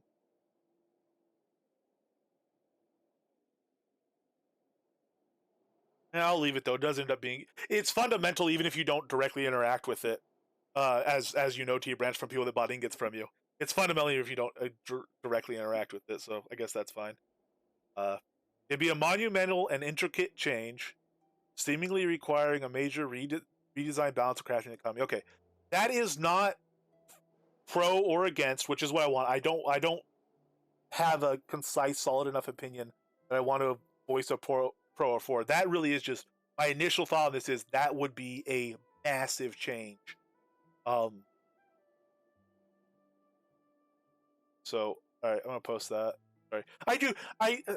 As much as as much as I ramble on and jabber on, I do try to be reasonable and judicious when I actually especially like a written reply, even though it's just Twitter and about a video game. If I'm gonna write a reply to someone, I do try to be genuine and you know, I don't know. I try to interact in a way with people.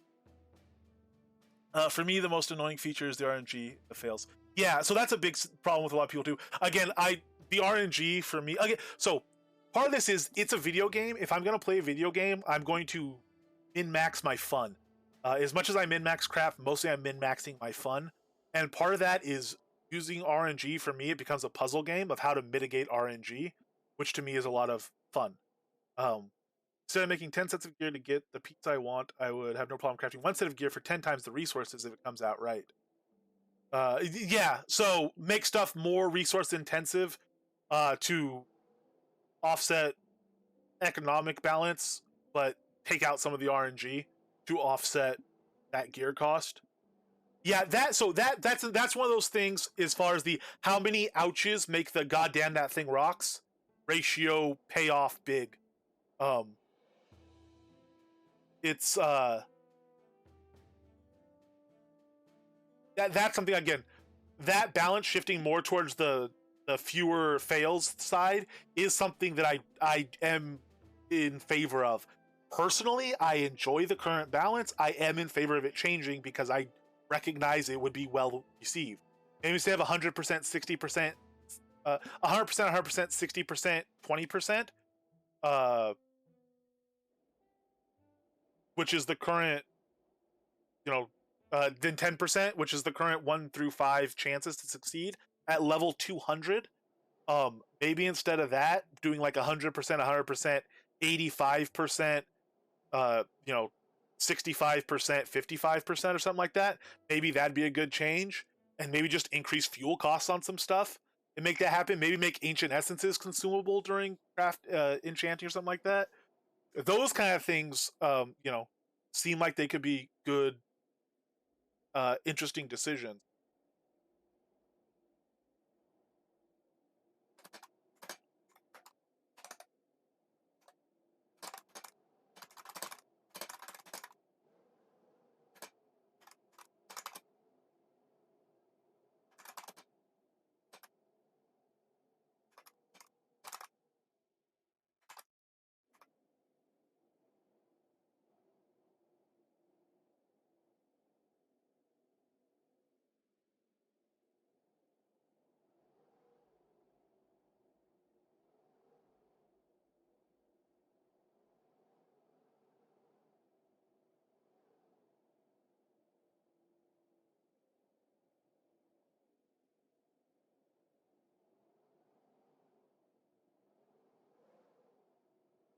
Hey, oh, sorry, Vulcan. Yes, for sure, dude. Have a wonderful night yourself. Thank you very much. I'm sorry. I think Vulcan might already be gone, but let's collectively wish him a wonderful night.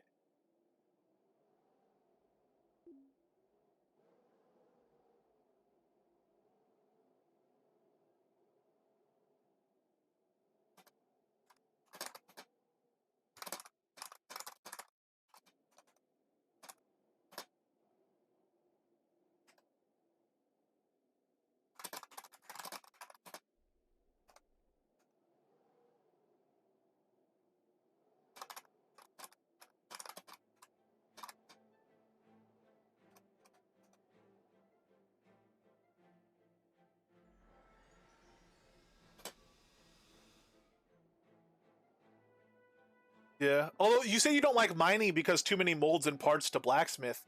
You can mine and sell the gear. I mean, mine and sell the ore. Uh.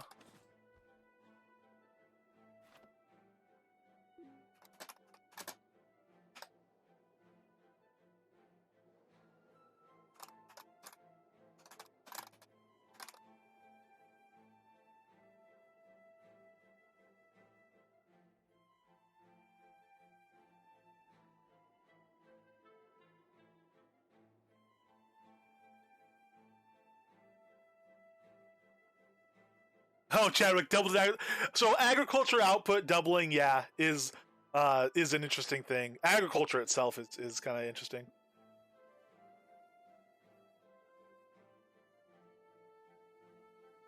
All I craft currently is things that aren't RNG other than the random chance for +1s. Yeah, resource time. So again, yeah, making crafting more accessible. Although again, there's people that sell blanks as well. You could buy just blank gear to go masterwork and enchant on, as far as time taken. And there's people that sell them, for cheap, or at least there were. I don't know. If, I haven't been to those vendors in a long time. For in some cases less than I could make them for.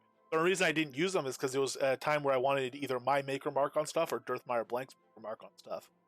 But they were a lot of times cheaper than I could make them. So you can buy blanks again if there's a demand for this stuff. Um,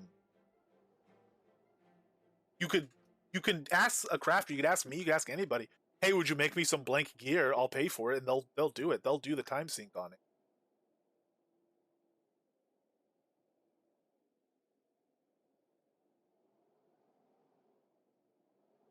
Right, Doctor H. Exactly. And like you said, uh, with change to use 10 times as many resources, you could have a skill affect the resource you make at a higher level. After it's more efficient. That's true. You could add efficiency. I mean, you said originally, that not exactly, but in that direction. Maybe you did mean no RNG, but I took that as meaning reduce the RNG, reducing the random aspect of it, and increasing materials use as a compensation, and not completely take it out. But I do agree that shift towards less RNG dependent, as much as I love the RNG aspect of it, is a good thing, and I would support that, even though it would be for me marginally less fun, because there's plenty of other places for me to find fun in crafting. Yeah, some RNG, but tone it down for folks. I would support that. We were hey Primo, we were testing out some Sutuk stuff.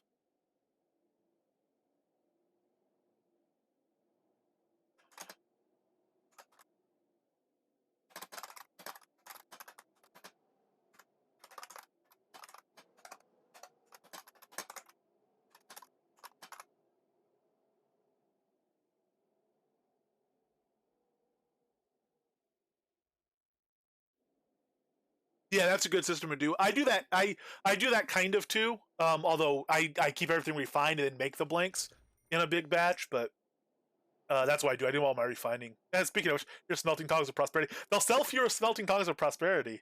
Or maybe not. Tool durability use would be another big thing. How are you going to handle that?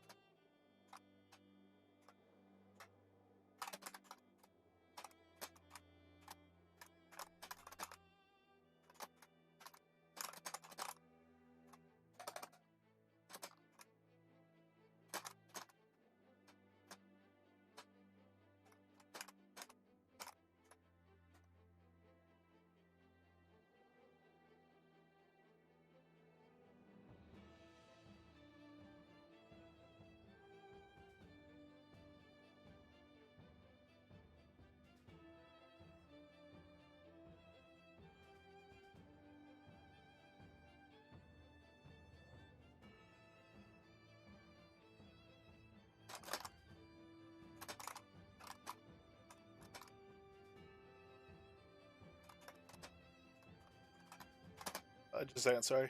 Uh,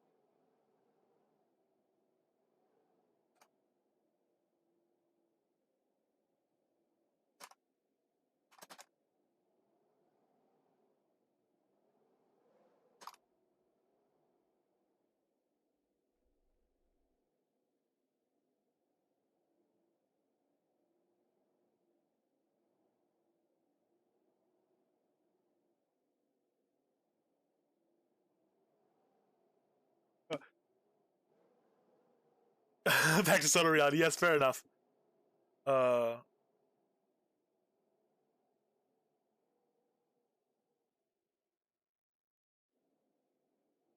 yeah, that's true too. So it just sucked down big things. The tool, but the thing is, you are if you're not batch size limited, and you have if you're batch size limited, you have a prosperity tool. You can again do eat very quickly, burn through mats. That is a very good point though. Is this isn't there is still the hiccup of the batch sizes. Uh, that's not going to change the botability situation. I don't think very much. Other than it might be harder to detect somebody botting in that style than botting for like literally 48 hours of crafting, which is probably I imagine very easy to detect because nobody plays for 48 hours straight. Or if they do, they're not just sitting there crafting.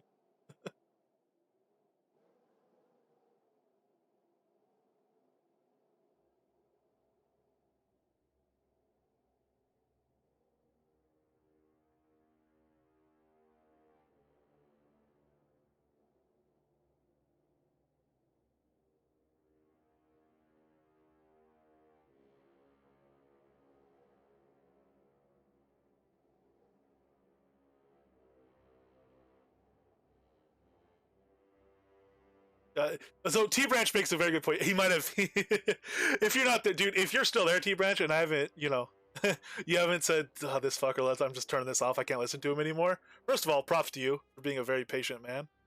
Second of all, you do make a good point. Sean Butts and Coswell D won't leave the game until servers shut off.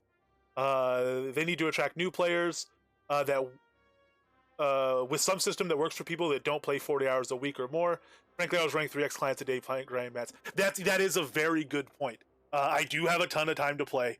Um, I play a ton, and I can't imagine not playing anymore because they dropped crafting. I would probably play significantly less. I don't know. I have other stuff I do enjoy, a lot of it.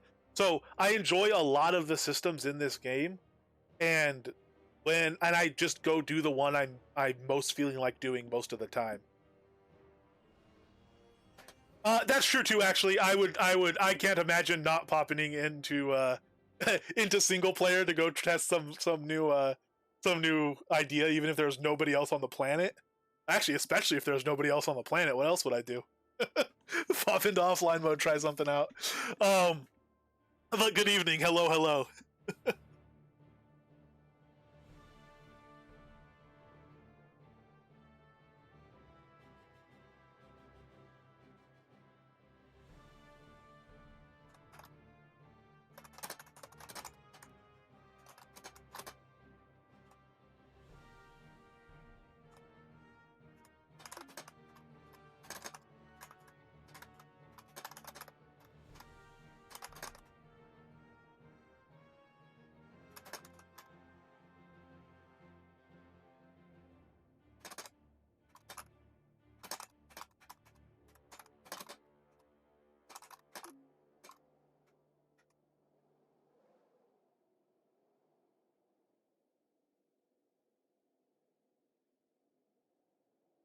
Yeah, I started playing in offline mode.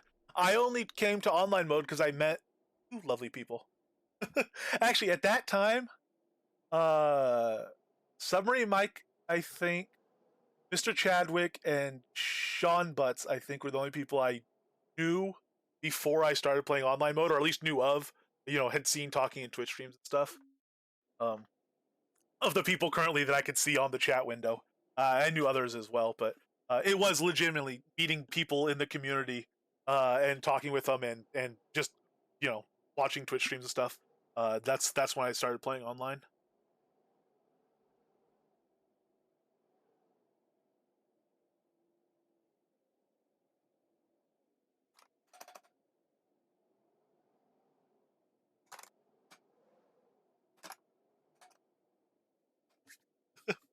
uh Comes right potion, faster refining. Yeah. Oh, that starts pushing into other buttons.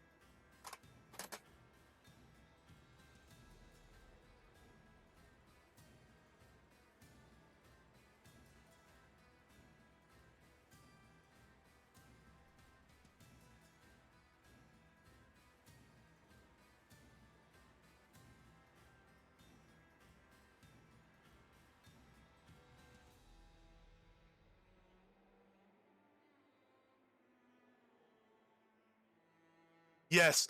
So you played back when Producer XP was super rough. I don't know when you got that Producer XP you're talking about, but it was really rough before like the Meticulous Collection XP and stuff. Meticulous Collection XP, as someone who doesn't gather, so gets very little benefit from it. Although I guess I get more ore than I would otherwise because more people are gathering. I think Meticulous Collection XP bonus was one of like the best changes to crafting. It made it way more accessible, especially for players who don't have nearly as much time to play. Like I said, someone in 2 weeks, and they ground really hard. They were grinding hard for those 2 weeks. Don't get me wrong, but someone in 2 weeks did become a very good adventurer, but also came to a crafting level where they were crafting gear that was stat wise very close to what any of the top crafters were making.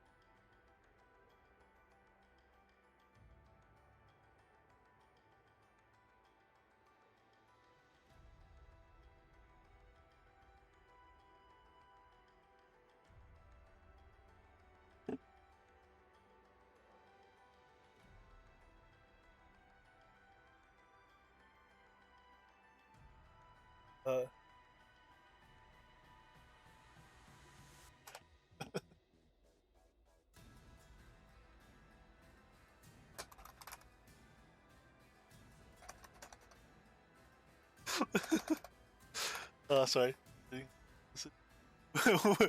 Which me commenting on reading a message might get reported back now.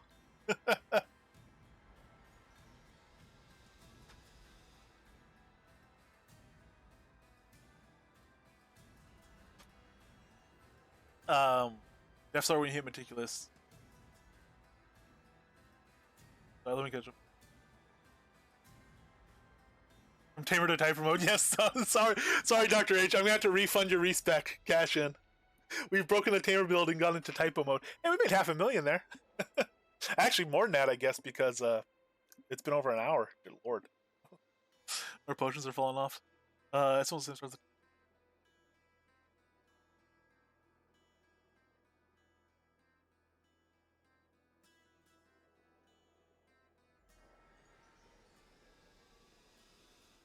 right. Yeah, those were the days. Skip the meticulous. It's just extra stuff. If you're mining for silver, you're mining for gold, fine. But why not just run to another node and get it there and refresh the zone?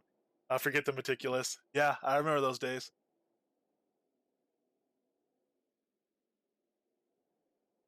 Xander, well, I'm still on the fence about that too. Um, the reason I always class them as absolutely not in any way pay to win was because they are so insanely accessible on player vendors for in-game gold, and even the amount of crowns they cost. Crowns are incredibly accessible. Thank you, Sean, if you're still around. Um, and even through in-game gold off vendors, and even then they drop. And you could use the potions, maybe not all the time, but just off drop crowns. Every now and then you'd be able to afford a like a training potion to burn through your current pool, save up your pool until you get enough drop crowns to get another one, even if it's quite a while. Take it and just burn through your pool really quick. So that's always been, you know, I always thought there's no way that's pay to win because look how crazy easy it is to just do it in game through in game mechanisms. There is no way to do the extra 50% through in game mechanisms. That power stat buff to it is only through um, gold. So now you do actually have to consider the legitimacy of these are convenience buffs, not power buffs, which is something I don't have any qualms at all about until it gets to the gathering ones, where I kind of start thinking, well, they're not power buffs, but they're not just convenient buffs. They are kind of in a middle ground in my opinion. So I definitely understand how you're saying these changes. I can't. I'm not 100% on them anymore. In the there's no way that's at all pay to win. What are you even talking about? Category. It's moving to, well, I guess if depending on your perspective, whatever type conversations. Oh, we owe a blink. One can't. Poor one can't. Oh man. Sorry, Angelus. You deserve a blink. You earned a blink. You bought a blink. We are blinking. Blink. There we go. Yeah, I'm a tick 14. I don't know if I've hit a tick 14 on skinning. Probably like a very low one. I don't remember what my max meticulous is.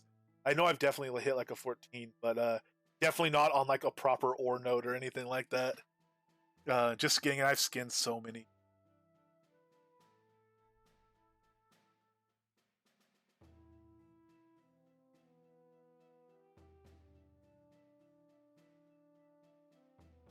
The trunk and slow down on EVL vendor lot for free. Very nice. Yes. Oh, speaking of which, let's do that right now. Let's port over. I have some books to add to Haven Ridge. I was very kindly given permissions on a shelf in Haven Ridge, and where I can display books that I've written. And we have 3 more on pet stuff to add up there. Speaking of nice informational books, hopefully they're nice and. That went from extra link. Yeah, yeah, that change just kind of went what? In fact, Econdis was looking at the tooltip and goes, "Oh, nothing changed," because on some of the pots they didn't change. The reduced reagent use pot potion, that one's not reclamation. That one's not efficiency, whatever it's called. Um, but anyway, that one didn't change, and another one didn't change. And so he posted a picture of the capacity didn't change. I think was the one he posted the picture of. He posted a picture like, "Hey, this doesn't say 14 days," and like as a bug report. When really there's no change on that potion, which is probably a bug. But there was a change. It just wasn't duration. That's how, and Condis is like super informed on stuff, so that was definitely a change I think out of right field for most folks.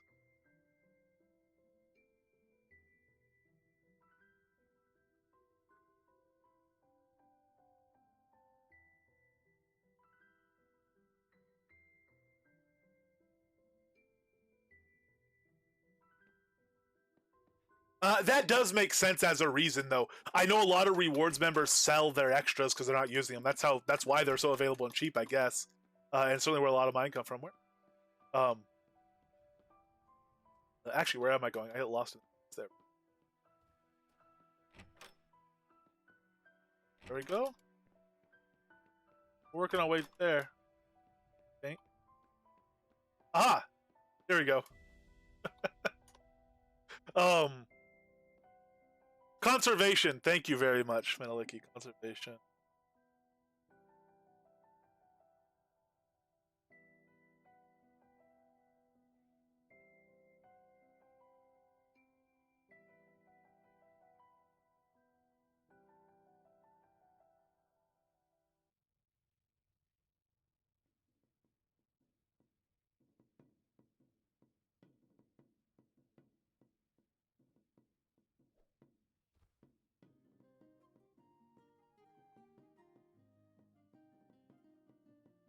Yes, yeah, preservation. I put them all on. I used to not, well, because I definitely couldn't afford it to run all of them. Um, just because I only ever bought them with in-game gold. No, I've bought a few with Kodos. But uh, I started running pretty much all of them because I do so much skinning. Again, that's the only type of gathering I've ever really been good at and enjoyed is skinning. So I'd run the meticulous and the well, I didn't run meticulous. Then they added meticulous XP, so I started running meticulous. And I run the expediency one um, for the gathering time, most definitely. Uh, Guidance, I run a lot. Like right now, I'm respecking, so I'm running it. A lot of times, I'm doing crafting chains, so I'm running it. I'll turn it on for a day of crafting, and it lasts a week. And by the time that week's over, I'll usually do another day of crafting that I'll turn it on for. Um, and then it got to the point where and capacity because I'm lazy. I run capacity now, and all this stuff added up and got to the point where I finally said, you know what? Instead of starting, maintenance over because it fell off, and then waiting till I'm going to do a lot of skinning to bother putting on the skinning ones, then going out and doing the skinning, and then I have to craft this stuff and train this. So I'm going to put on the guidance, and oh yeah, my carry capacity one, that one fell off in my inventory. I can't hardly port after I get 100 pounds of stuff. I'm overweight because there's so much locked gear in my inventory. I'll put that one on, and then by that point I have so many on, and they're on different timers, and the maintenance one fell off, and I didn't even realize till I had to repair my gear twice in the same session. I was like, why is it dying? Oh yeah, because I forgot to re-put the maintenance one on. I finally said, forget all that. I'm going to put them all on at the same time. They're all going to fall off at the same time. And if I can't realize that 5 icons fell off my buff bar at the same time, then maybe I deserve to take some durability hit or something. Um, so I finally just started saying, I'm going to run them all the time. Oh, not all of them, all the ones that I make use of all the time, and they're just going to be on the same timer. And now it cost me maybe 50% more gold to run the potions this way, but to me it's worth it. It's I'll gladly spend some gold for some good. So some of the fine books here: helpful guide to agriculture, indeed. Uh, Newbie guides around attack guides. Almost all these are player written. There's quest guides. There's PvP guides. There's the wonderful Pendragon Taming guide, which I need to go back and read. I've read it like a long time ago before I was even a gamer, but I need to read it again. PvP basics books. This is shelf where I have some stuff. What do I have? I have bowstrings and their effects, and Oracle Colossus puzzle solution. So pretty straightforward. This one has a nice page. I need to start doing this again. First published. First published is important because it tells you how outdated. But we have some more books to add here. So let's go to pet. We have pet component and drops, and these are just in Hospitaller books. I'm not gonna. Well, I'll display them like this. Yes, because they're all pet series. So this will be the pet shelf, I guess. Um, so we'll do. Let's do this. Let's do over here. We'll do recipe, gear recipe drop locations, and component recipe drop locations. And then over here, I'll have gear stats. Leather harness to speed, elves and shaman hills, etc. This is copper strip, satyr and fawns. This is pet foods and their effects. Cool. Been needing to get those on there. I have some other books too. This is like a guidebook, so I don't have them on here, but I have like, you know, fiction books, just fun books. The selling is why they. Oh yeah, okay.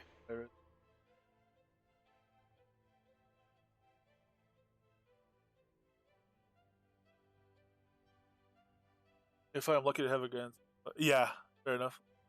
That's true. Lightbringer auction, usually 2 a week are up for auction at Lightbringers, and they usually go for a pretty good price. Usually cheaper than the average I see them for on vendors. In fact, I've almost every time I've been to a Lightbringer auction, I've bought either the Obsidian Potion Reward 3-pack they've had up there. They don't have that up as much lately. Or they haven't the last several times I was there. Or the two packet generally is of the guidance potions. So I've gotten one or the two almost every week I've been there, just because I've managed to get them cheaper than the cheapest I knew of on a vendor. And a few times someone else got, so I've got them cheaper because I didn't need any. And a few times they've gone for about what you'd expect on a vendor, but you're there, and if you need them, grab them for what's still a very good price, a price you're not going to get better than. One moment, I'm sorry. I'm actually going to take this.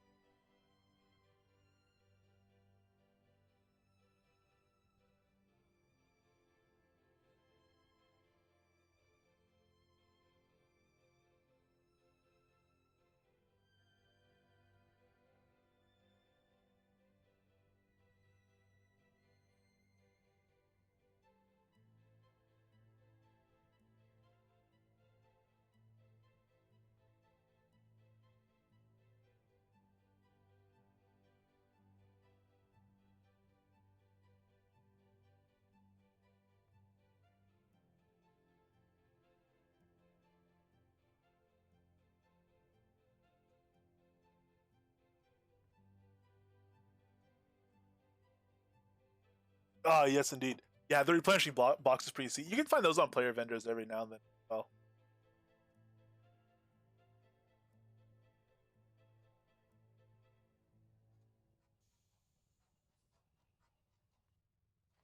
Anyway, if anyone wants these books, as you can see, I have a giant pile of them. You are free to have some, including multiple copies if you want some to drop in a chest somewhere or something.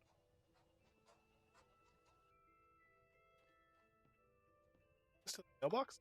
Brilliant.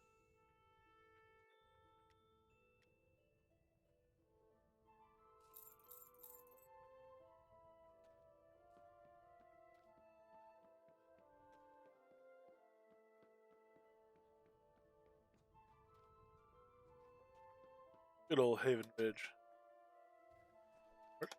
So these nice trophy jack-o'-lanterns out here. These are 3-6, 3-5-1, 3-7. Really? They really taper off. So when they get to the threes, they start getting bigger really, really rapidly. And then towards the upper end of the threes, they stay pretty much the same size, I think. Definitely big ones. No wonder I couldn't. So I thought they were both about 3-6. One's 3-5, one's 3-7. So I guess I get partial credit, maybe, if you guys are generous for guessing the size on them.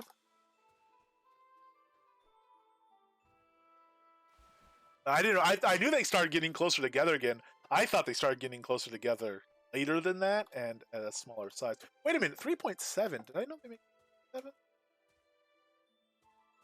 I thought 3.69 was the largest. Right?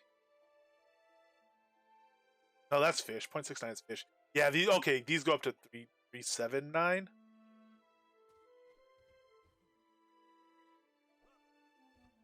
Massive pumpkin though, man. It's a really cool town. If you've not checked out Haven Ridge, check it out. And if you see any people in nearby players window, by the way, their chances are they're pretty cool. Most people live here are pretty cool.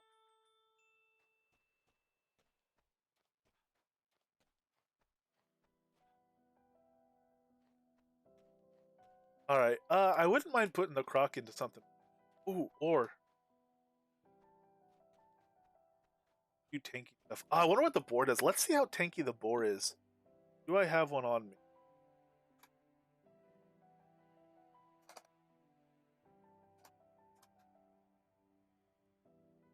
I have a massive crocodile. I'm gonna put on my massive crocodile and go tame up a boar.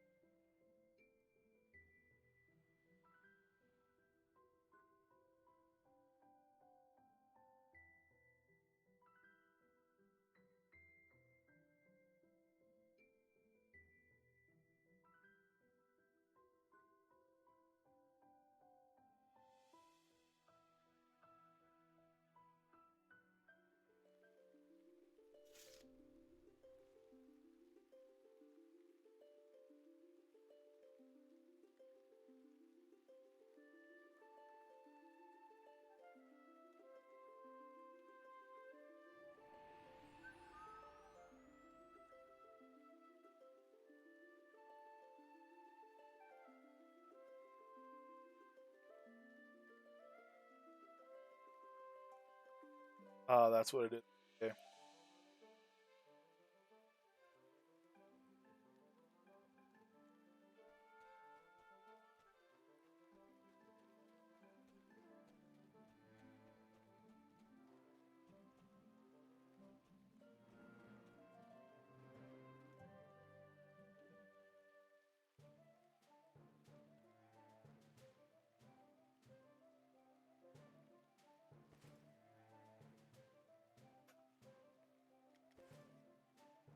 So we don't have bear on him. That's fine.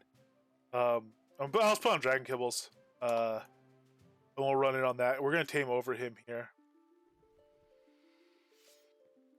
Uh, let me get. We'll do it instead of all that fireflies.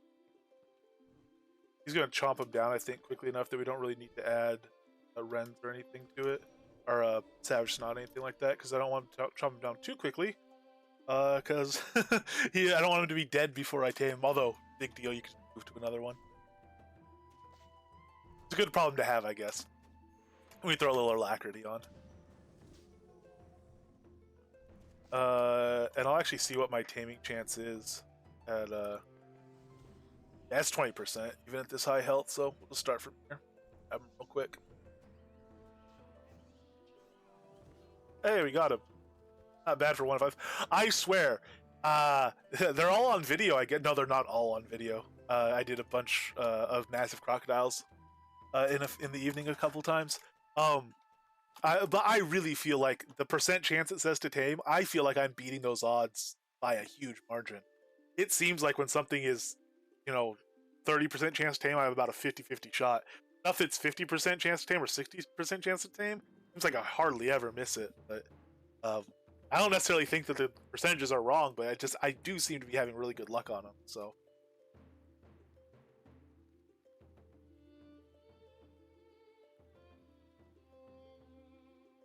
Let's head over to Arlia and grab bear bites. That's what we.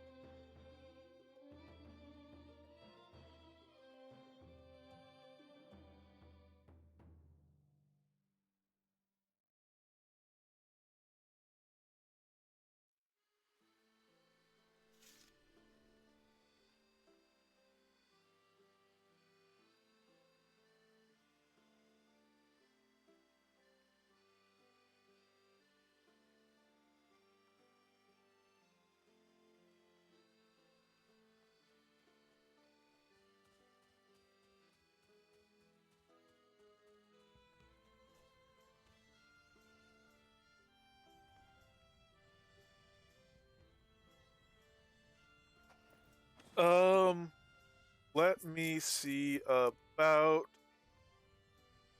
Bear bites is fine. Let's grab some bear bites and do that.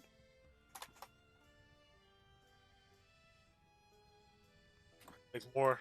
You know what? Let's hit up trade chat.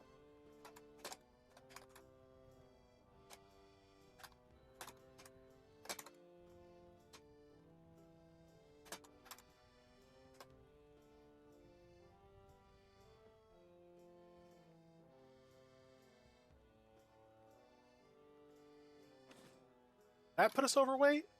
Really? The bear bites put us overweight? That's how marginal we were? Alright, we're gonna buff up to port out, I guess.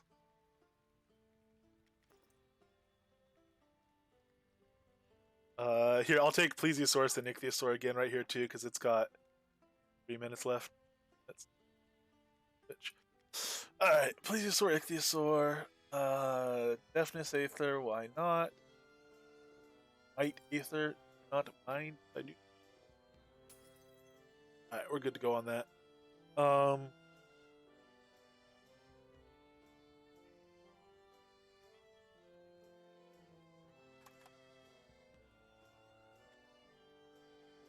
If there's one thing tamers seem to agree on, it's that there's many reasons for agreement amongst tamers.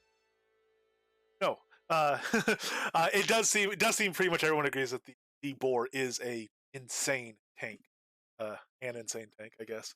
So I'm gonna put on I'm gonna pull out the boar. I'm gonna put on the defensive gear. I don't care if we can kill her. I don't care if we have the damage to kill her. I just want to see what the boar looks like. I went the wrong side. I want to see what the board looks like doing the Spider Queen waves. So we can go check that out. Went through there pretty good. I was feeling pretty good on the croc. It was, it's hard. It's a lot of healing. It's hard. It's a lot of healing on the spider. I'm guessing even if the boar is more healable, actually, if the boar is tanky enough, I could put down Sonata, and boar with Sonata might be faster than croc without. Oh, seems kind of doubtful. It does a stun. That's big damage mitigation. I still don't think it'd be tanky enough for me to get down Sonatas. You have to be able to do like a 6-second cast or whatever it takes me with Spellbinders on, without needing to heal the pet. And I don't know if I could do that really, realistically speaking, during the fight at all. I couldn't do it, I'm pretty sure, consistently. Just to say, I would have to stack it up, start executing it, go, oh no, this time they got a big crit, I have to cancel it, heal the pet, restack it, start it again. Oh, this time it didn't go through either. Try that again, do it the third time. Okay, maybe that time it goes through. I'm guessing it'd be kind of in that range.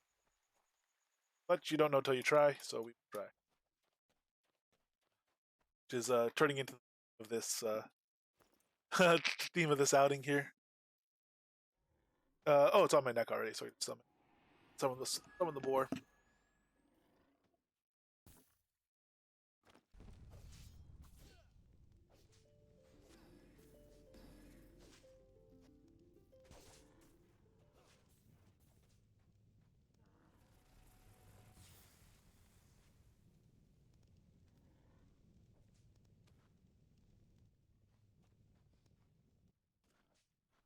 I mean, he's not exactly doing no damage.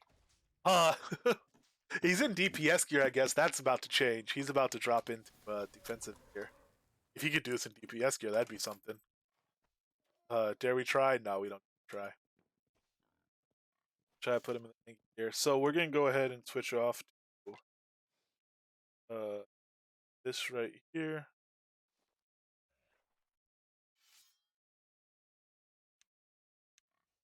Spellbinder stance. Do this food. There were good old days when food went down easier and faster if you had cast time modifiers on. Not that they should have. In fact, it makes more sense that they don't. I enjoyed it. Always enjoy doing stuff a little bit faster. Although, actually, it used to take you like 10 seconds to eat something. They changed that to 3. That was a good change. Same with porting. Porting used to take a lot longer. That was also a very nice change, I think.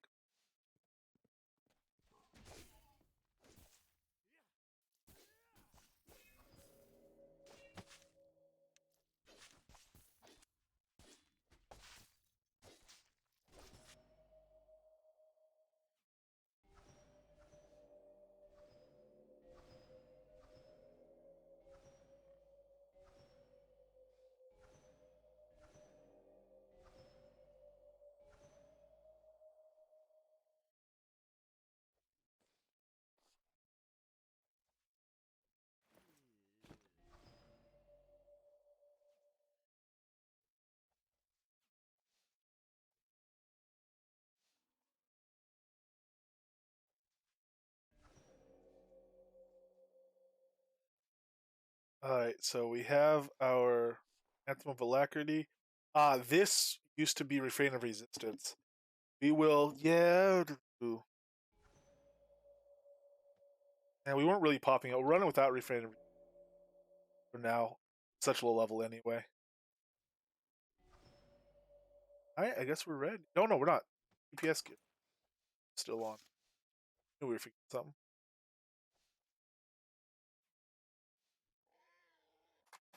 Alrighty.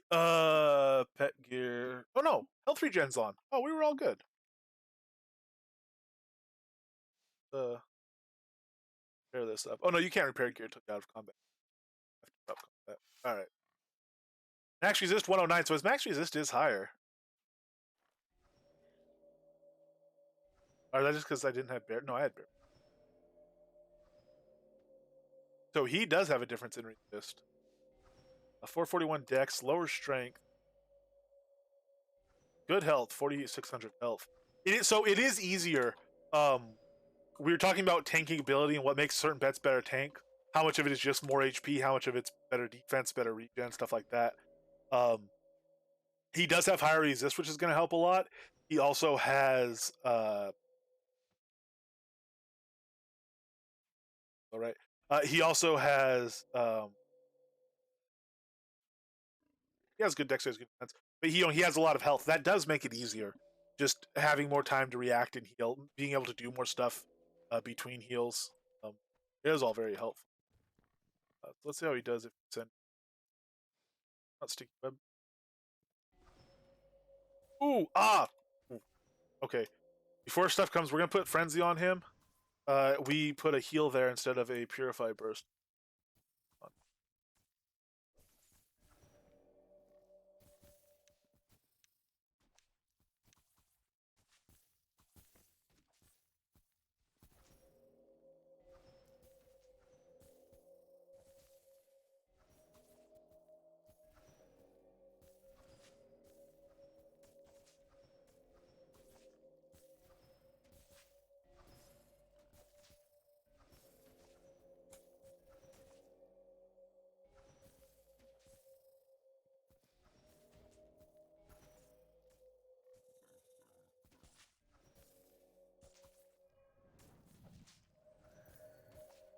His damage isn't bad. We could get Sonatas off here, no problem.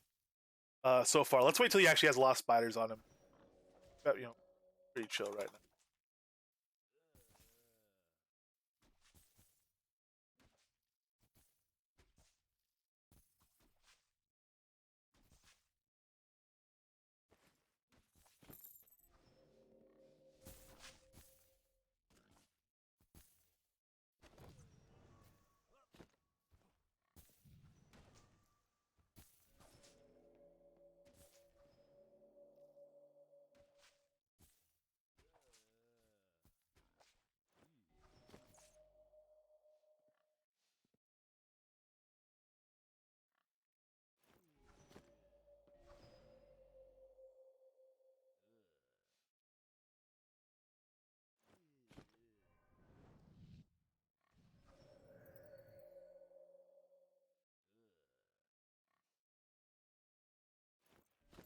Let's go over to the main bulk of them.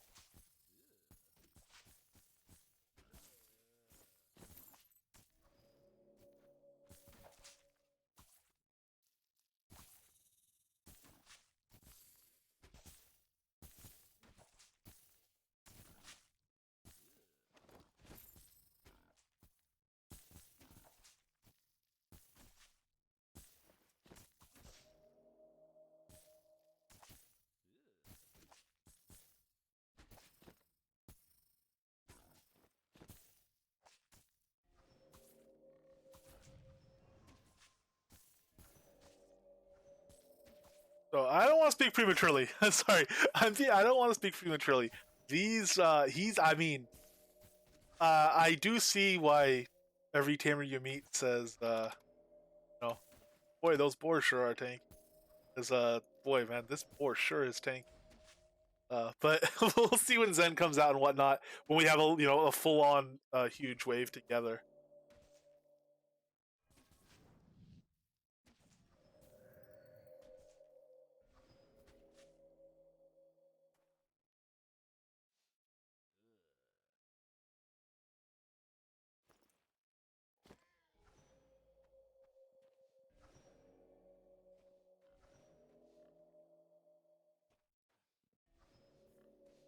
It protects me, boar. How's his aggro gen? I think pretty good, right?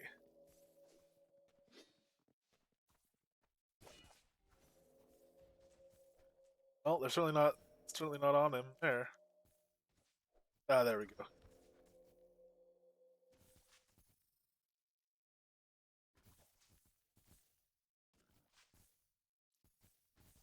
Sick. Uh, 204. Oh, good lord, that's really high, isn't it? Isn't that a lot higher than? I imagine there's going to be an aggro gear item at some point as well, pet gear item.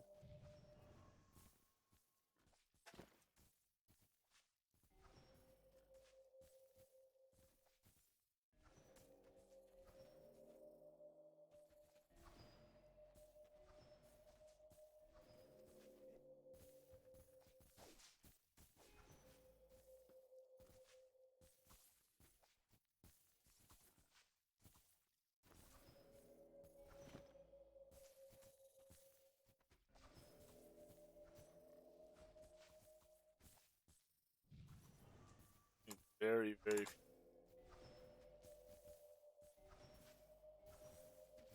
But so, I mean, throughout this, I could definitely keep Sonata down. So pet. I mean, actually, throughout this, I could probably swap a piece of gear for a DPS piece as well.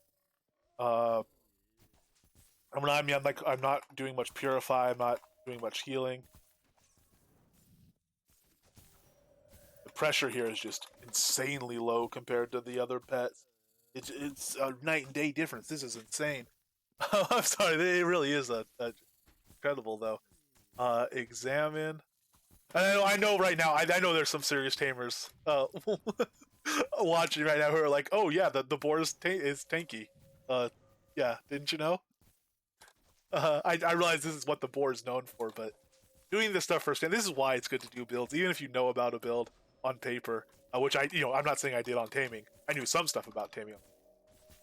Uh, Actually, any build, even if you know everything about it already, actually playing it is a different thing.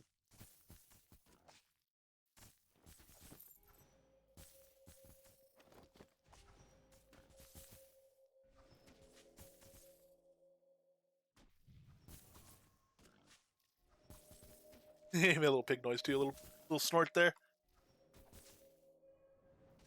Pretty much, actually, I bet you I could go through a round of these babies without healing, just constantly doing Purify Burst. If I had Dynamic Purify Burst, certainly. Keeping up Frenzy Heal, keeping up Purify Burst is every time the cooldown went off. I bet you we'd be able to go through without. Look at that. Go through without healing. I get kind of close until he started killing one or two. But as long as you break through that initial of them, there's constant flying poison, doing constant damage.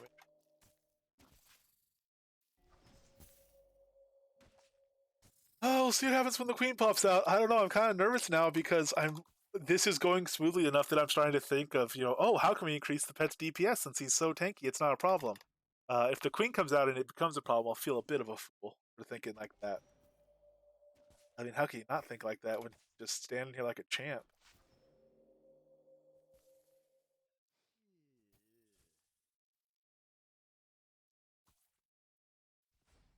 Interrupt. I'm not gonna be standing here if they said they want to kill me.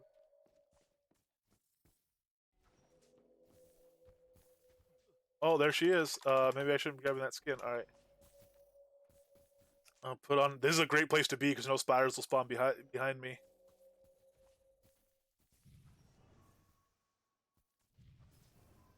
So he's on defensive right now. I'm going to switch him to aggressive. Oh, not passive, no.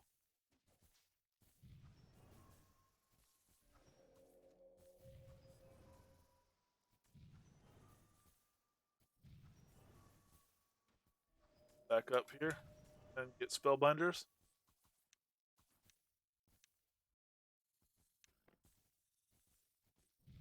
And I think by switching to him to aggressive, he will follow the. Yep, he's fighting the queen now.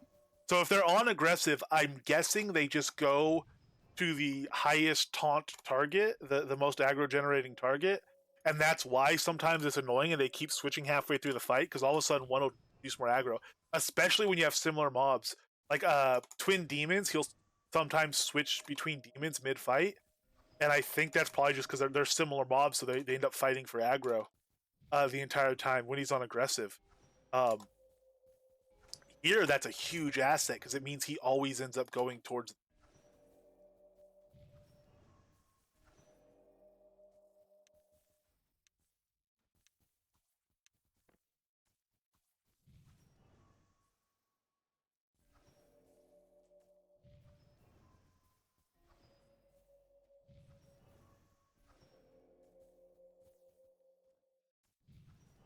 So I don't think my Purified Burst will reach him, or no.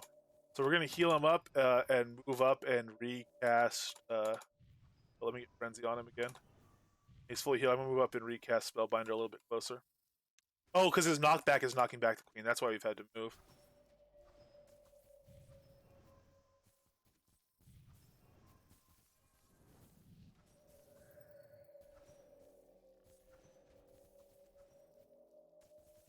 It's insane. This is less healing pressure against the queen here than I had to put on like with the crocodile during just the baby waves,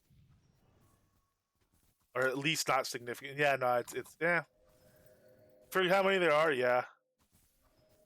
When every now and then you get if we aggroed the entire baby wave first wave together, it'd be about this much, and it'd be more difficulty keeping on top of it if we had the croc on. I think.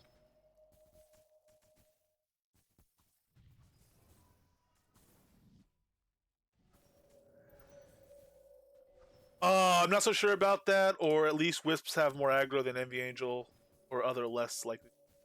Ah, okay. So maybe it's a different reason here. He wants to target her, or maybe it's a number of things. Or maybe the wisp confusion messes up their aggro stuff. Lean, thank you very much. Hello, hello. Um, I. Oh, dude, Lord. This is where it's bad. See, this is why I like to be in that little corner before the knockbacks kicked in. I gotta purify and heal. There they go. They're on the spider. Um. All right, that's interesting. Then more to learn on that for sure, Gwendolyn.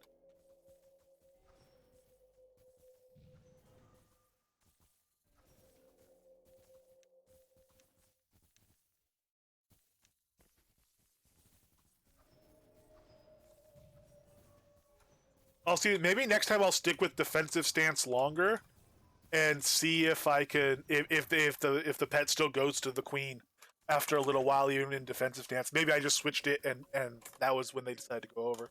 Maybe they're over there first. I don't know. I wasn't paying that close attention. I was watching my deck because it's a very stack intensive thing here. All right, so she's half down. What I haven't done yet, and it has been a big failure of my playing here, is drop a Fireflies on her. Just gonna do a single stack so I don't have to wait for it to charge, but I don't have to be that active on the healings because he does regen.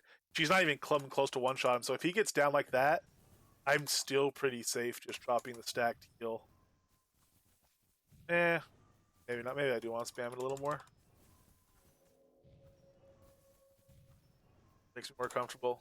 Well, he's technically silly and wasteful, but what am I worried about wasting heals for? Uh, Wasting focus, I guess, is another issue. But I could get as long as if she's fully healed, I'm fine taking focus spot. Yeah, and if I have to run around because spiders spawn and they're aggro to me, if I have to run around, I want her to be full healed so I have time to purify and all that stuff. Take a health pot if I need to. No. Juicy, juicy, yes. They certainly treats the boar like it's a nice juicy pile of bacon there. Beneficent Blessing at 120 will lock. Purified Burst is still leveling at 92. Agent Transit drop. Execution time's down. 1 second since Spellbinder.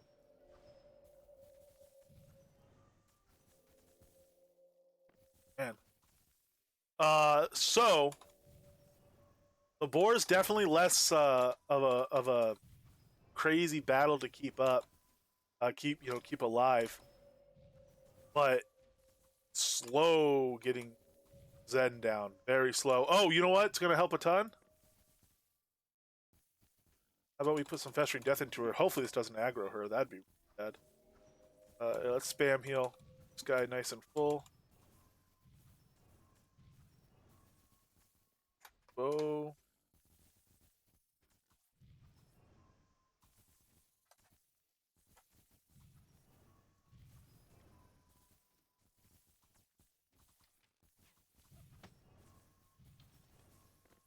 Festering Death.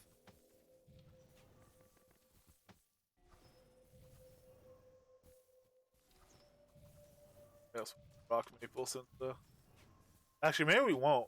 Yeah, we'll switch to Rock Maple to see. We might be dooming ourselves, but I wouldn't mind the. Oh Lord, I wouldn't mind the Rock Maple. If the Rock Maple damage is gonna cause her to aggro to me instead, I wouldn't mind knowing that. So if it happens, it happens. And these babies are new spawns, is why the nope, I thought I was turning. Then, but they're new spawns, is why they are after. I'm rooted. Let's get. Oh, look how much faster with that, man. Of course. Why weren't we doing this the whole time?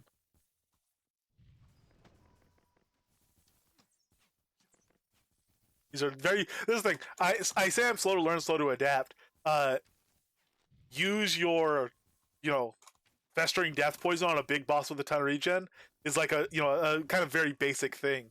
It's something someone taught me very early, and I've been doing it ever since. Until I have to start focusing on other stuff, and I'm trying to learn about other stuff, and then I forget the most what have become ingrained things in the way I fight.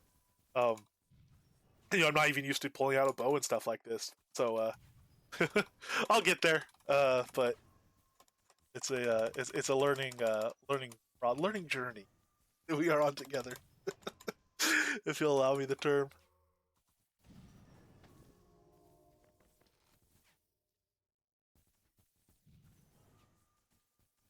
There she goes. Oh, Boar, you are amazing. What are you doing over here? Doing a little happy dance? Little Boar happy dance for getting the queen down. I let my lock stuff fall off. Oh man, look at all them little babies. Yes, Zen has been busy. Death may be a welcome relief for her, as busy as she been. I think my frenzy was falling off at the end there too. I wasn't putting that back in. Oh, we better keep the boar alive here, though. We would be quite embarrassed if Zen doesn't kill the boar, but these guys do. That said, the boar is losing gear at an alarming rate. This dodgeball has 0 durability on it. This has 3, and it tends to lose in chunks of 2. Um, so that means we went in with whatever we went in with, 70 some odd durability. That means we have to start replacing tank gear if we want to make sure it lasts the entire time above that threshold. Went down to 1 durability. We're about to lose a second piece of it, maybe. Let me put Frenzy back on and get the Zen skin. But the good news is we could run Sonata with that boar. That we have time to cast Sonata. Maybe not probably not when Zen is up, I guess, but for these baby waves, certainly. So the extra time it takes to kill Zen, which because it's more relaxed, maybe it won't. We'll be better about keeping our festering on. We have more time to stack a little less frantically, make fewer mistakes and stuff like that. So Maybe it won't even take more time to kill Zen, but even if it does, maybe 4 with Sonata will go through the babies as fast as Croc without. Possibly, maybe. Oh, we could also though. Oh, you know what? If we're killing her slowly like that, oh, we have to drop combat to put gear on though. And we're not gonna get to the point of killing her with a locked deck, not a chance. So yeah, I was gonna say we could repair mid-fight, but if you want to repair weapons with your armor out, if you want to repair any gear, including pet gear, drop combat.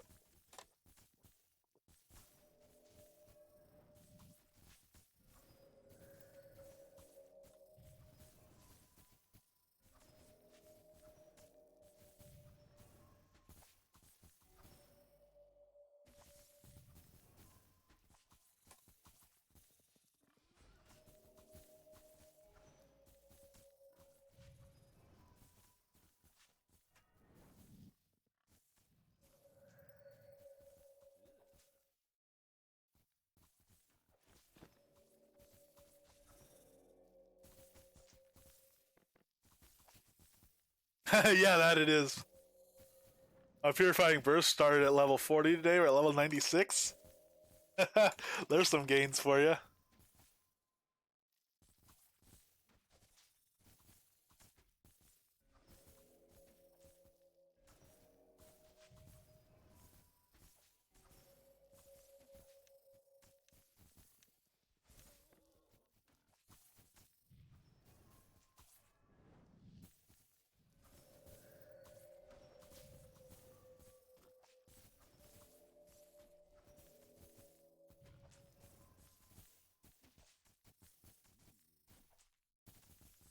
Dead, dead, dead.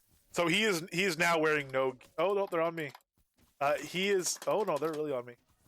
Purified Burst. He is now wearing no gear. Happy Halloween, Prankster fan. Hello, hello. Oh no, heal, heal, heal. Don't play high energy song. Heal. Oh man, that might be the lowest I've gotten a pet and gotten back 18 health or something like that. Drop a. There you go.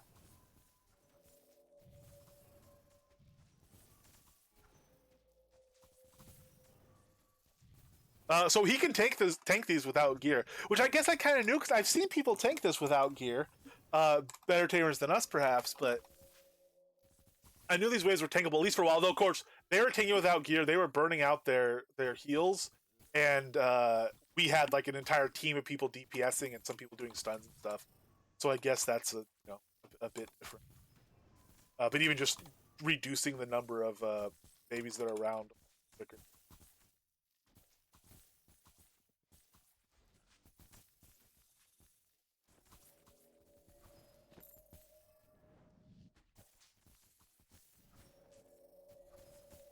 Incidentally, on account of the holiday, I'm gonna turn into a ghost. I don't still in purify. On account of the holiday, we could hand out some delicious treats if anyone wants. Um, if there's anything you want me to raid the stash for at Lava Lunch, I have at least one of most foods. So if anyone has any food item they want or any pet gear item they want, let me know and we could send out some Halloween treats.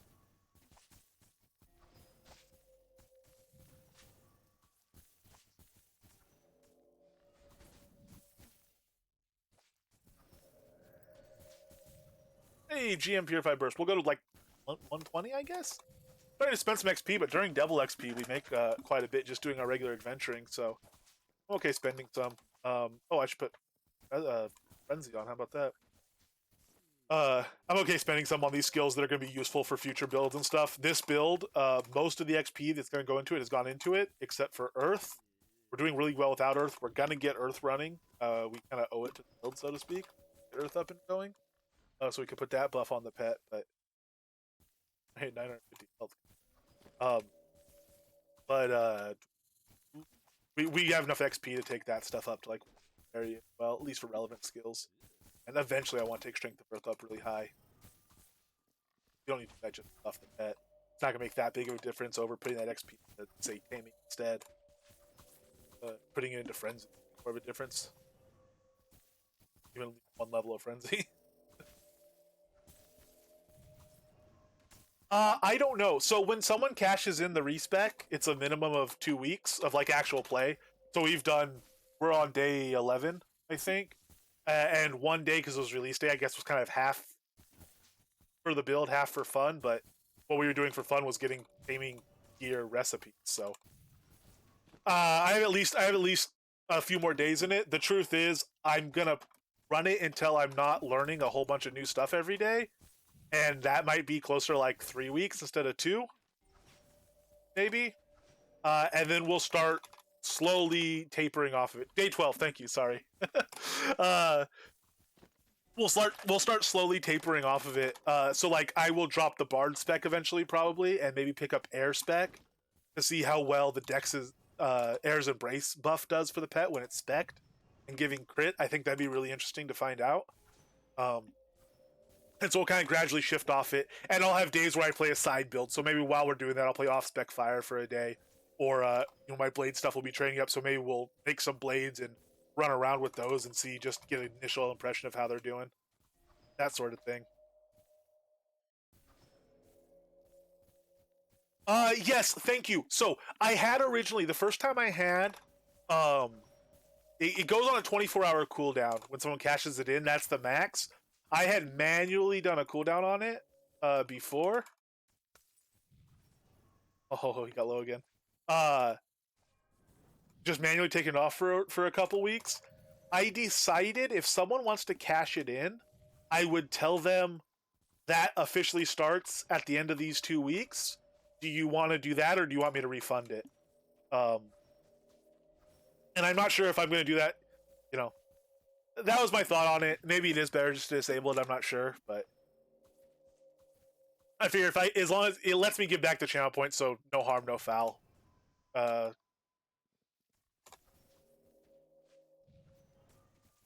we are just like an infinite spider loop now with this board, because this board does not kill quickly. So I don't know. It's an interesting choice. Let me get a few more skins in. See if I can get without this board going down. I'm just gonna break meticulous because I'm just gonna grab basically the spider essence here for my troubles, and then we'll head out. Remember calls without chaotic feedback. Oh lord. Oh lord. Is that what 288 is? 2 solid weeks of Farmer Coswald without it. I might consider some of those 288s. Okay, I might consider some of those 288s adversarial and start coming up with stuff as long as I can justify it. You know. Oh, I'm a farmer without chaotic feedback. You know what's good for farmers is um, strength, so they can carry lots of seeds and water all day, and crops. Move really quick with crops. So let me go get my earth tree all up to 140. How are we gonna train? Strength of earth. Oh well, I guess we might as well train it while we're fighting trolls. So spend a day harvesting trolls in the name of farming. We'll see how shifty I get during some of those harsher respecs.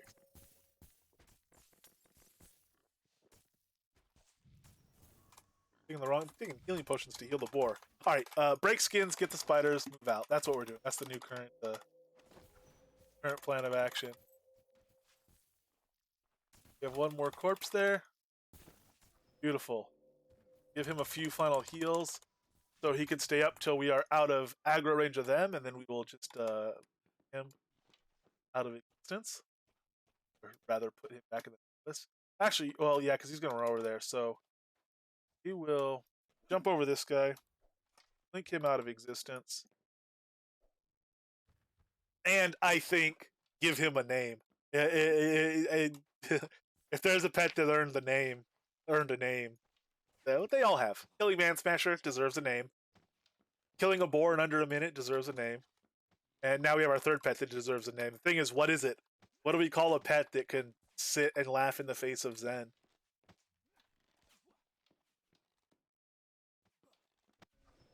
Aha! All right, I got it. She's a red spider. All right. Sorry, I'm being. I'm being. This isn't as clever as I think it is, but it came good. She's the red spider queen. She is the red queen.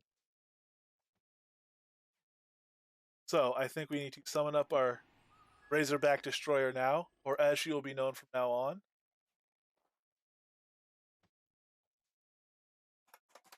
Alice. And we will definitely be returning to this Wonderland to get more spider essences for those totems with lovely Alice here. Now we need to go tame a dormouse.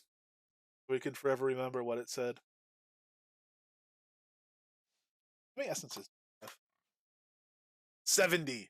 Ooh, okay. So we got we had like 31ish and we said we're getting about 40 around. Uh we didn't miss skins there, and we did more than a round. Although actually we didn't do more than a round. The next wave started, but we still hadn't killed the first wave even close. So yeah, probably about 40 essences around is what I'd say. Bacon the first one. Uh, Bacon the first of many. It's so tanky. How many can I go through? Maybe I shouldn't ask that. All right. Oh man. Well, I do hate to say it, but I think that pet gear is done for Zen. How do you? Okay. I think that pet gear is done for Zen. Um,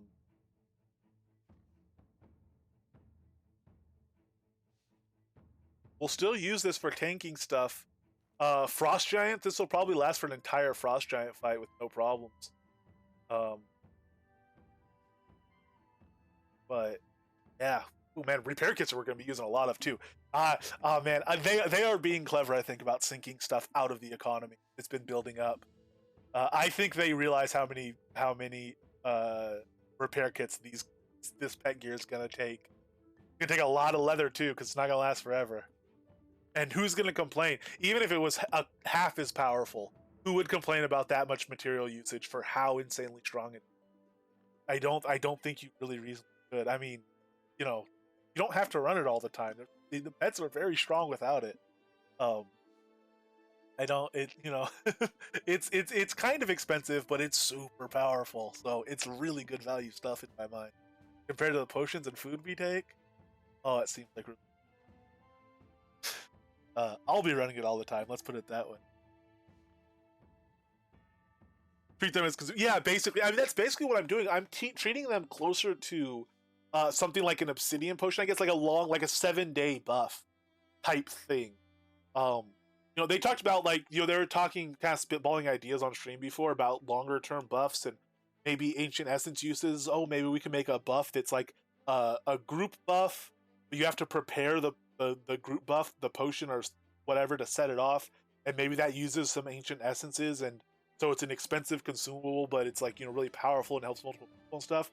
Um, this I'm basically treating as an expensive consumable, and it doesn't go. It doesn't. The gear doesn't wear out this quickly, so we've lost 42 durability off this harness. That's because we've been fighting spiders. We've done that over like basically 3 hours of spider fighting. This harness, our DPS set, we've worn like 3 or 4 times as long. Maybe more, maybe 5 times as long, and it's at 96 durability, 97 durability, 96 durability. It's the collar actually is fairly. That's why it's at 97, I guess. It's at a lot higher durability. And even though we've worn it way, way longer, because we're not tanking a mass of spiders in it. Spiders destroy. Yeah, I'm almost off my potion. Just a little focus one time to time. Yeah, healing time. I'm still using healing, though my life magic's coming up. So, I have to say, if this was your clever means of getting me off potions, and you just legitimately said what's not going to be using potions, oh, boars, or not boars, taming, and constructed around that premise, that would be a very legit way of doing it, as opposed to saying just do a build that doesn't use potions, which you also could have done. Because this definitely is just like, oh, potions don't need them. I honestly, if I wasn't allowed to use Vader Focus, I could do full um, focus stack food, and I could do etheric feedback and stuff. I compensate for it further. It's nice not having to do that for sure, and being able to take Pleasing Source Pie and stuff like that. But um, you know, or just more strength on gear and stuff. Put health on, straight health on gear. Put focus on gear. Uh, Fuchsian pants. Well, actually, Fuchsian pants take care of most of it. We were talking about that as something we might have to do. Put more than GM into my. You know, I'm at 102 concentration, just a hair above GM. I could raise that up as well. Get a little bit of focus back. So yeah, I definitely see Tamers, the focus deal. Using Bard, it's a lot easier for us because we don't use a lot of focus, but we're able to get Rens in, we're able to get Kuz in, we're able to spam a ton of healing and keep Frenzy up. Um, and we have to occasionally take pots, but there's other ways we could counteract focus use and kind of make up for it. So I can definitely, you know, I understand the focus problems, but it seems like there are a lot of ways to compensate for that, which is cool. You could Atonal Stagnation Sonata and kite mobs while a pet picks off the ads. Yes, you can. That's arguably not supporting the pet, even though I'm kite tanking for him. So the fundamental spirit of this build is that I am here to make the pet awesome. So that kind of pulls away from it in that sense. In a practical sense, as a way to do it, it could work. I don't tend to have fun playing like that as much. I find it a little bit cheesy, unless I just absolutely have to do it. I might do it occasionally. I've tried a similar thing. You know, I've tried really cheesy mechanisms to beat Sutuk in certain builds. So I'll try them, but Ashen Shepherd Crook of Uber. Yeah, that's true. Ashen Shepherd Crook of Uber Tameness. Plus, you'd be able to do knockdown with it. So another thing we're going to do fighting Zen at some point is knock her down with a staff, and you know, probably hopefully be able to do Croc with her like that and chomp through her really quickly. Maybe. I'm gonna have to see about. That might be a risky thing. It might be one of the things where 9 times out of 10 we do it. 1 time out of 10 she just destroys us because we missed something. The knockdown doesn't apply. I screw up a stack or whatever. But I, you know, we're gonna try different stuff. She's a really good mob. She's kind of, you know, she's hard to do in a lot of builds, and this build can do it. It's kind of, I admit, get some slight masochistic or sadistic. Maybe a mix of both. Pleasure out of destroying the gear fast is because it's perfectly justifiable. It's a really reasonable thing to do. But I also, you know, it means I get to sell it into the loot table and just craft more, and I can use it around in other places. And just, you know, I like using stuff if it's justifiable. I like consumption. I do admit I do find it slightly fun. I might have to rethink that as materials get more scarce. But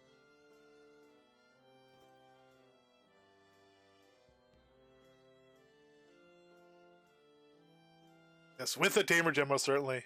Our bow doesn't have. Incidentally, we were supposed to today. I wanted to get around to crafting bows. I haven't. I won't. But when we make a nicer bow, we'll be putting taming gems in that as well. We were losing 10 pet levels by switching to bow over sword. Well worth it for dropping in that festering death.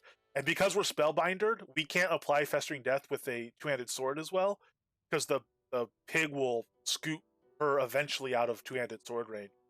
So we probably have to post up with spellbinders about twice as often, maybe. See, going from my head and the rough distance of two-handed swords. Really? Well, I am leaving a lot of durability on it because for her, so this pet I have right now, I mean, this set of gear I have right now, I'll keep to use in places other than the Spider Queen where I need tanking. So I'll keep this one, but if this one's still got a bunch of life in it by the time I have another one that's down to 58, I would totally start selling the extras because I don't need 20, you know, harnesses that are half health, you know, to last a lifetime. That's a little bit overkill. I'd rather have someone else use them if they're dropping. I can maybe, you know what I might do? I might send Elgarion a message somewhere that is prefaced with, "Hey, when you have some time, when you're not super busy, if you just could give me a heads up on how the loot table stuff works." I don't think it's under wraps. Chris has talked about it and stuff. I don't think that's under wraps. It'd be nice to actually know the system and what, you know, make sure, is everything flagged once it's been through and it doesn't go through twice? Does some stuff go through twice? Is it all durability based? What's all this? You know, how's it work? I wonder if he is at liberty to say. And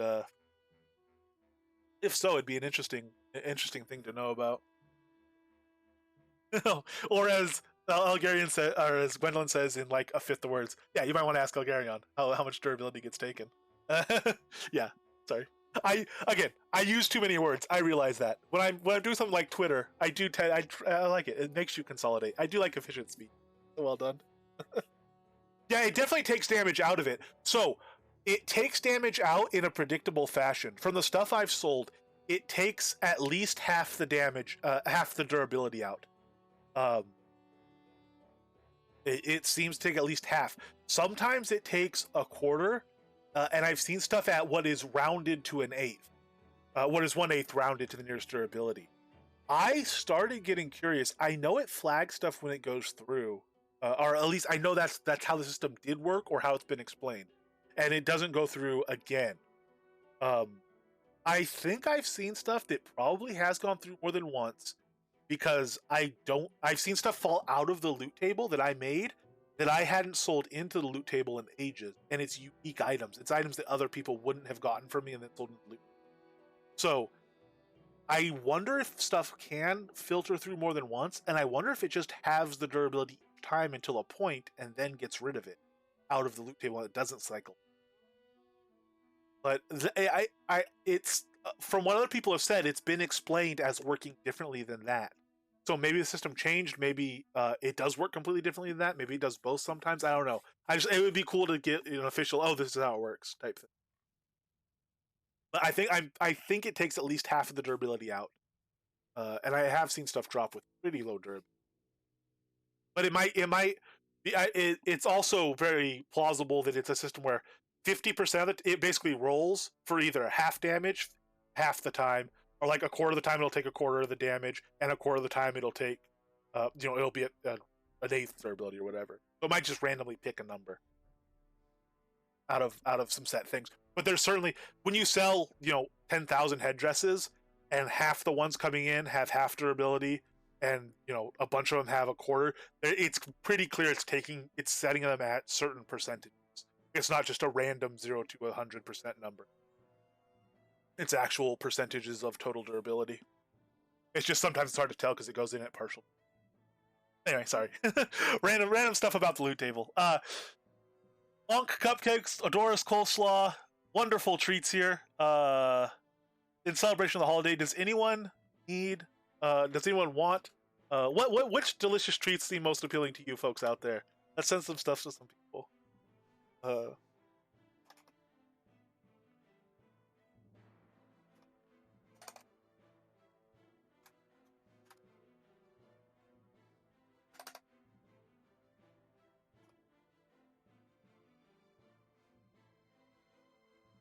Oh, I can't spell. There we go. I don't know if you use Yosard stew, but it's a wonderful Blades food.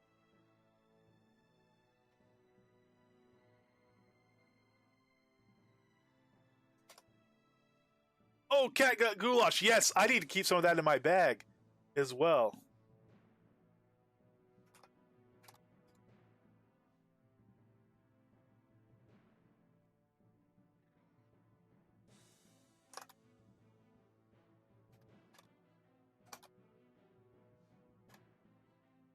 Mondravis meat shield.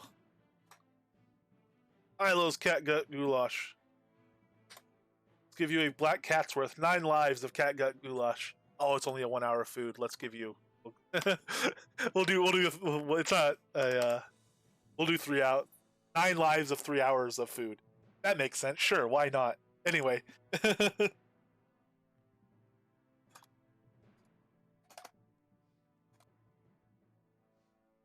There you go. Garlic coated garlic balls with a side of garlic, extra garlic, please. Use your garlic. Use your garlic so you need more garlic. I always need garlic. Gem from the chest piece, yeah. The plus 10 tame creature levels from the Ringmaster vest. Indeed.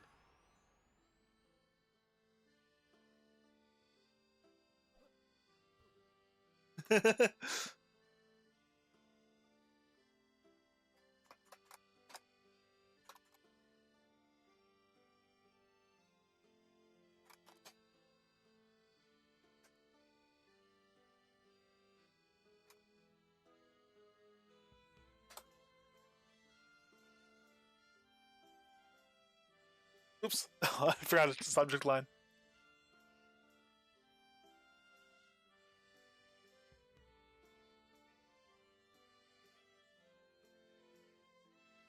Does anyone else? Who else has what else? What is quite useful?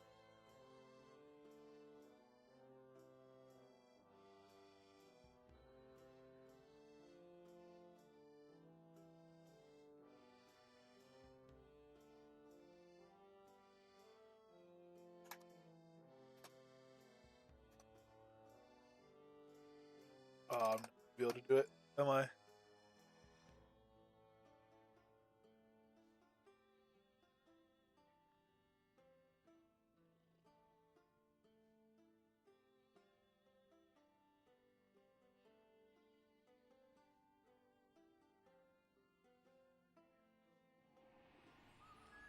I would have been able to do.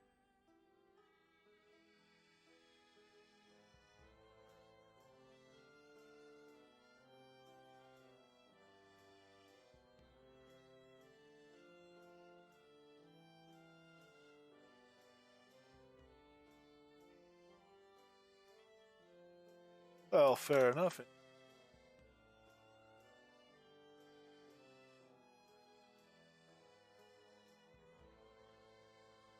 Chicken pot pie is now. It's actually one of the. Oh, it's the. Oh, chicken pot pie. That's right. That's the one slot focus food. Probably carry some of that too. Oh, speaking of which,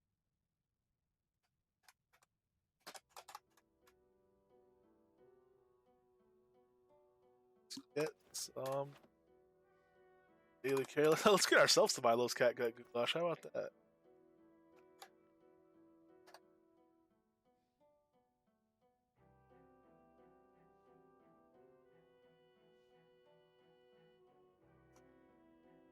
Indeed, enjoy.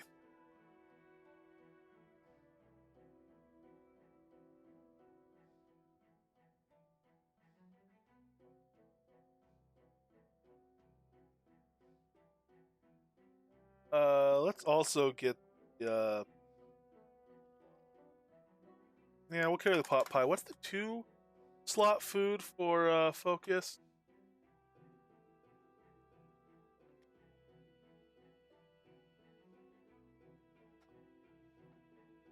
And check. Incidentally, if anyone wants to check out the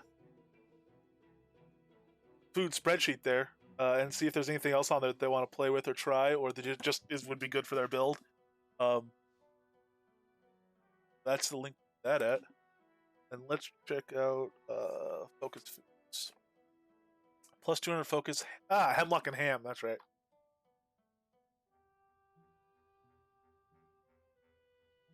Here on some of those two, just in case we need them.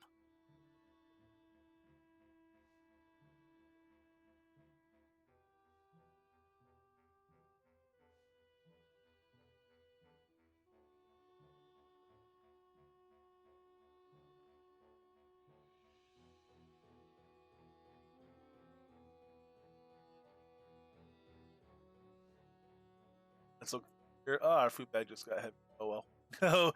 We just need to clean out inventory. That's the way it goes. That's the guys. A little bit now.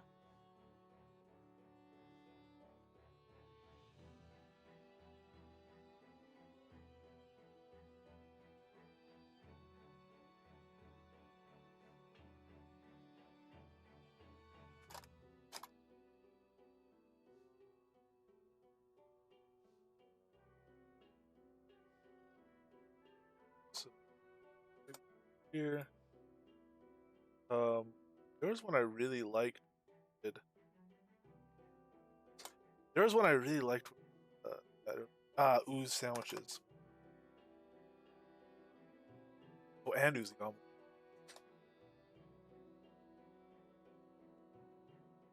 A lot of blood, man. Bludgeon has a lot of.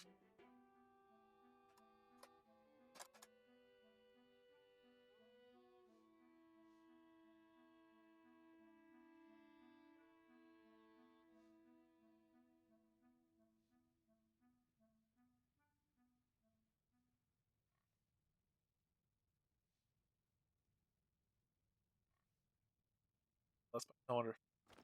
All right. Does anyone else have any delicious foods they would like? Ooh, oh, let's do. Who wants baked paku? You have some baked paku here.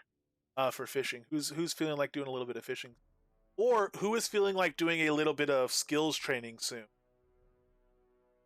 We have some learning foods as well.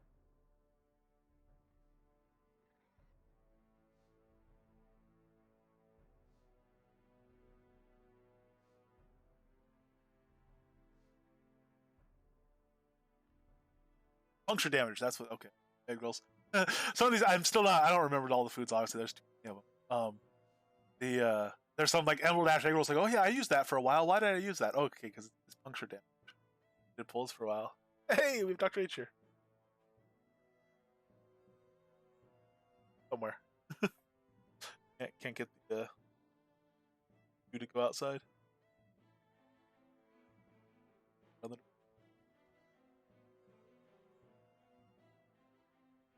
Do some level on it. Nice. Ah, ha ha ha.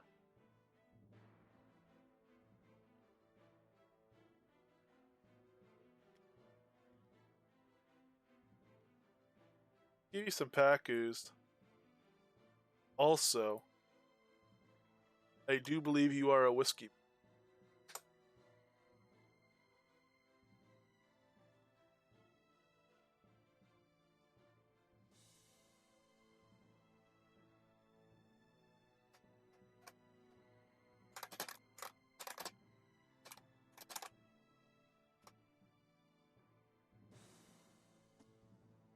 There we go. Hey, we found Dr. H. What are you doing? Is he creeping on the window? What pose is that? What emote is that?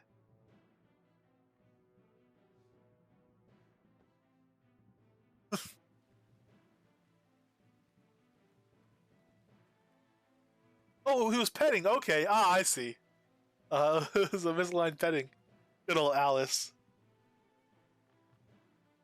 Alright, she's still a little tender after the billions and billions of spider bites, so forgive her for shying away.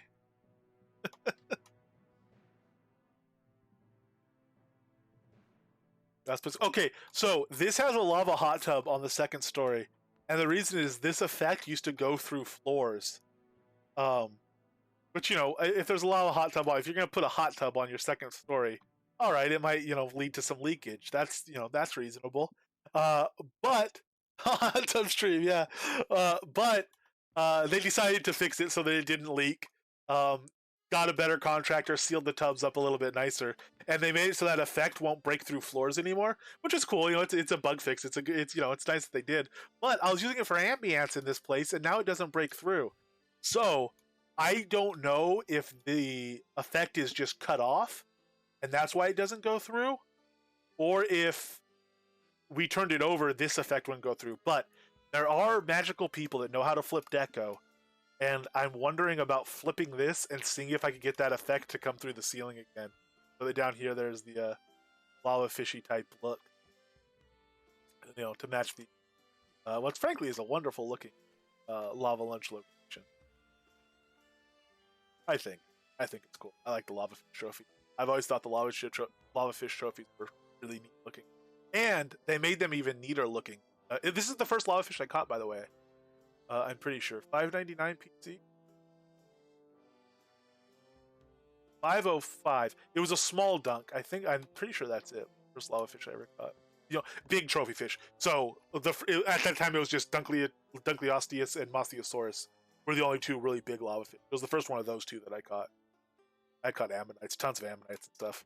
Billions of ammonites before my first big fish. But anyway, the ichthyosaur, this one right here, when this one's mounted, has a really cool pose as well. But they make a nice trophy.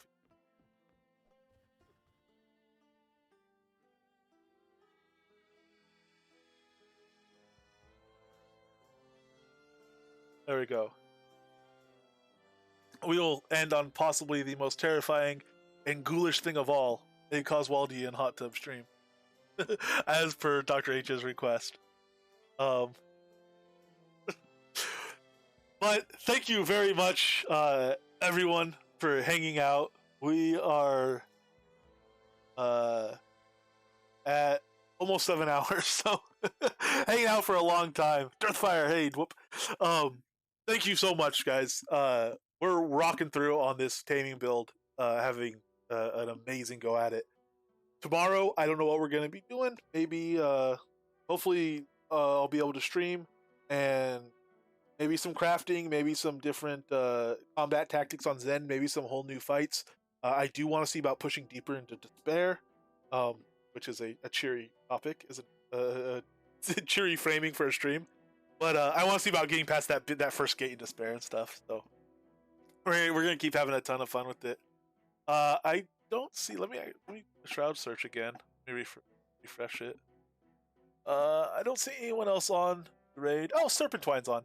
Uh, I don't know if he's going to be doing any Halloween festivity stuff. He's mounted though. Oh no, he's AFK. All right. Serpentwine is on. Check him out if you would like to. He's AFK, so I'm just going to shut down the stream. And everyone enjoy the rest of your Halloween night, or enjoy your day after Halloween, depending on where you are in the world. And I will see you guys tomorrow. Take care.